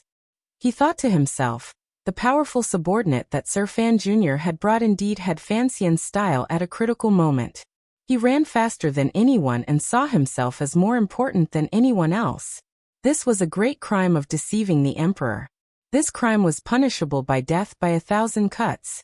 He Zhongwei understood the emperor's personality too well. As long as someone betrayed him, or rather, as long as an official placed their life before the emperor's safety, he would fly into a thunderous rage and be ruthless in his heart. Furthermore, there were many people who deceived the emperor. If Wang Qinian and Gao De were captured and brought back, it would be difficult for them to escape death. What about the Overwatch Council? What about Fan Xian? He Zhongwei took a deep breath. His young and tired face immediately appeared a bit livelier and more austere. When it came to Fan Xian, he could not find any openings to attack. Thus, he could only wait for that wretched day. Unless, before the emperor died, he could incite the relationship between the emperor and Fan Xian. To incite the relationship between a father and son, one had to use such an illusory method as intentions. The crime of deceiving the emperor was something that destroyed one's heart. When all was said and done, this was probably Fan Xian's only lifeline in this life. He was too sentimental. If he had directly killed Gao De and Wang Qinian, none of this would have happened. Thinking of this, He Zhongwei couldn't help but smile and shake his head. Immediately after, he lowered his head and gently tapped the teacup on the table, making a ding sound. Before long, two people walked in. One of them was about 30 years old with a respectful expression on his face. Looking at his facial features, he was rather similar to He Zhongwei's. The other person was about 50 years old, but still wore the attire of a Confucian scholar. Wang Qinian, Gao De. He Zhongwei didn't hold back on his choice of words. Straightforwardly, he said, "We've been investigating these two people for over a year. Do you have any clues?" The person who looked like He Zhongwei was actually a distant cousin. His voice was slightly raspy as he replied, "I vaguely caught some clues. However, when the Overwatch Council does things, even if you catch wind of it, you won't be able to catch up. Everything stopped 3 years ago. Even if these two people still have secret connections to the Overwatch Council, I'm afraid it's still a place we can't touch." He Zhongwei furrowed his brows and nodded. He knew that given the power of the Overwatch Council, regardless of whether Director Chen personally acted or Fan Xian made the arrangements, the officials in court alone would not be able to move that metal plate. Unless he secretly ordered the Ministry of Justice and Supreme Court to go out and capture them. The problem was that this had to be done in secret. The Ministry of Justice and Supreme Court had Overwatch Council spies hidden within them. Once his actions alerted Fan Xian and caused the other party to block this opening, or even secretly do something vicious out of anger, it was not something He Zhongwei wanted to see. "Sir, we won't be able to find anything in this matter by ourselves. The bodies on Dong Mountain have been counted. Although I don't know how the Overwatch Council did it, the number of people matched up with the name list. Furthermore, there was a fire on the mountain path at that time. The faces were burned like that, so it was impossible to say anything wrong." The slightly older scholar still didn't say anything. The person who spoke was He Zhongwei's distant cousin. This person had only begun to work for He Zhongwei in recent years. He handled matters cautiously, and was already He Zhongwei's trusted aide. Thus, he had been sent to investigate this major matter. His words were also relatively direct. During the Jingdo Rebellion, the North Expedition Army happened to surround the mountain. At least a few thousand people died in that battle. It would not be difficult for the Overwatch Council to secretly do something and move two bodies. He Zhongwei lowered his head and furrowed his brows as he calculated. Even if there was a fire on the mountain path, what about on the summit? Although the battle between the Grandmasters was powerful, not many people died in front of the ancient temple. Back then, weren't Ren Zhengqing and the officials of the Ministry of Rites all alive and well? Why did Wang Qinian die? Did he die at the summit or on the path down the mountain? If his body was not burned, something strange could be found.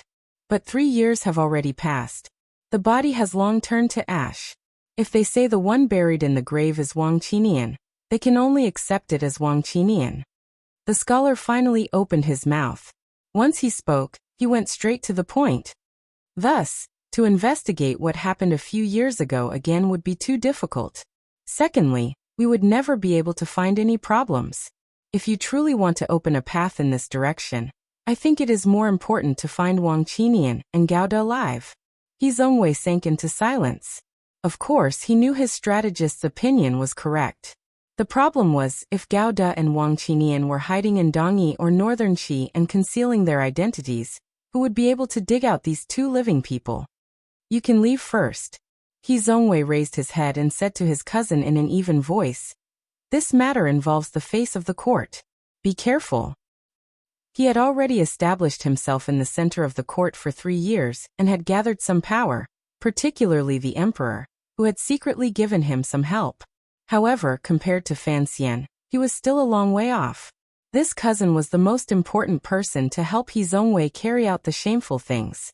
It was true that the He household was incorruptible, but if He Zongwei wanted to gain a foothold in the court, he still needed money. He needed to support a large group of subordinates who were loyal to him. That cousin was the person who dealt with this matter. There was only He Zongwei and the elderly strategist left in the study. It appeared rather quiet.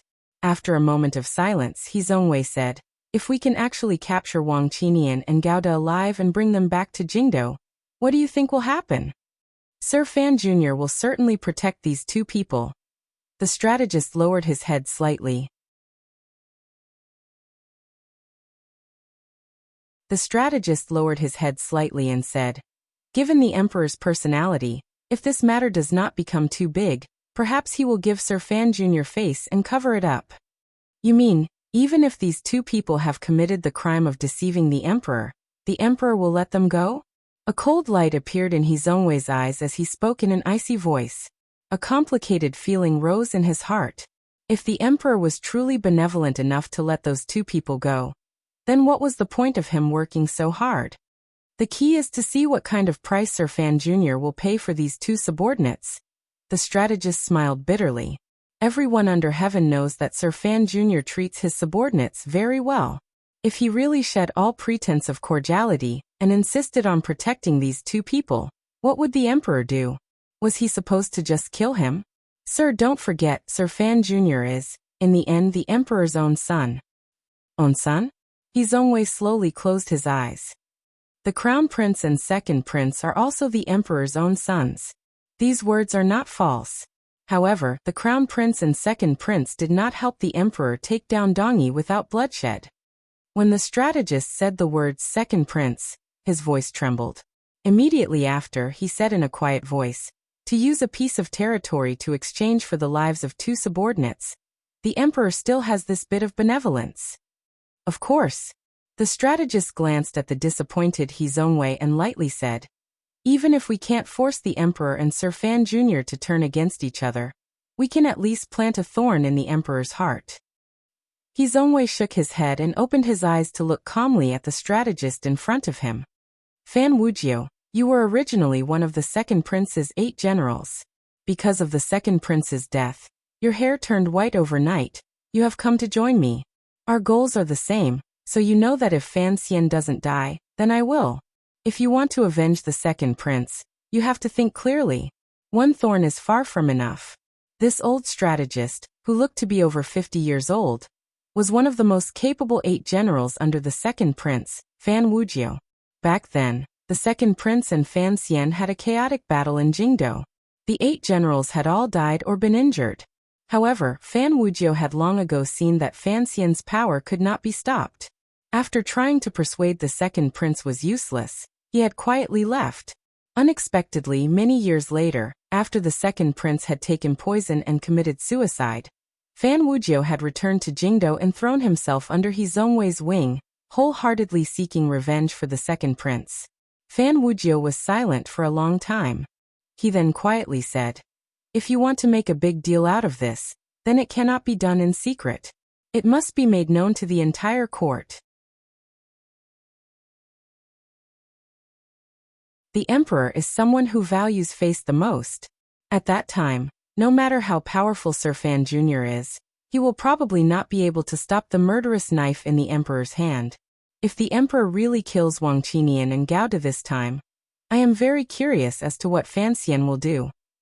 He Zhongwei smiled slightly and said, other than the Emperor and the internal court, I can't think of anyone else who would be able to find those two people under the cover of the Overwatch Council in this vast sea of people.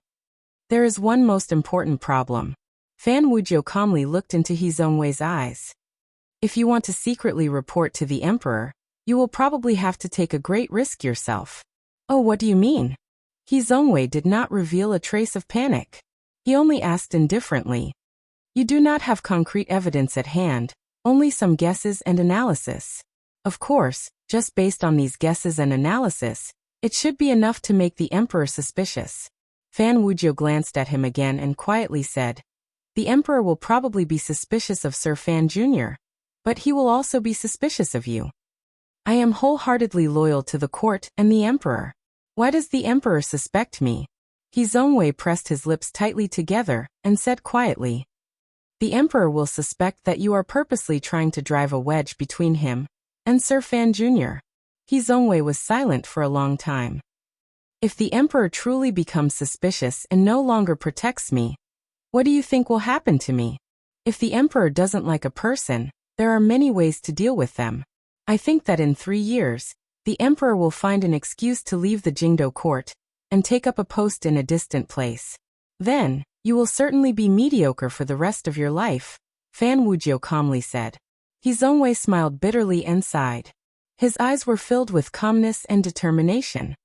If I make a move, I may be swept into the dust in the future. But if I don't make a move, I will be crushed into pieces. Which one will you choose? He gazed at Fan Wujiu and smiled slightly. I choose the former because at least I can continue to live. If Fan Xian truly becomes hostile with the Emperor, it will be difficult for him to continue living. Fan Wujiu blinked his eyes. His grizzled hair was particularly eye-catching in the dark study. Faintly he said, you seem to have some resentment toward the Emperor. He Zhongwei's expression did not change, but the emotions in his heart churned endlessly. He had endless gratitude toward the Emperor, but he also had endless resentment. If the Emperor had not brought him up to fight Fan Xian, how could he be constantly trapped in a precarious predicament? How could he be so afraid of dying without a burial ground? Back then, the second prince was actually in a similar situation as you are now. Fan Wujiu smiled slightly darkly and quietly advised, so you must learn from the second prince's lesson and maintain a loyal heart toward the Emperor. If you truly pull out Wang Qinian and Gouda, perhaps the Emperor will not suspect you. The one who will be out of luck will be Fan Xian. I have always been loyal to the Emperor. He Zhongwei calmly replied and lightly swept his gaze over Fan Wujiu. He knew what this person was trying to test. To avenge the death of the second prince, Fan Xian was naturally one of Fan Wujiu's targets. That heartless and cold-blooded Emperor could not escape Fan Wujiu's eyes. He Zhongwei mockingly said, a person needs to know where his own abilities lie. Dealing with Fan Xian is almost beyond our abilities. As for those people who are above the clouds, it is best not to even think about them. They will kill you. This is a corrected version. It should have been Fan Wujiu, but I wrote it as Fan Bian. I confused it with Xie Bian. Apologies. You're tuning in to the Li Mei's Wuxia Whispers YouTube channel. We're so grateful for your support and don't forget to subscribe to join us on this incredible journey through captivating stories. Your generosity through donations truly makes a world of difference, as it's the primary source of revenue that allows me to expand and enhance this channel for you. Thank you from the bottom of my heart for being a part of this adventure.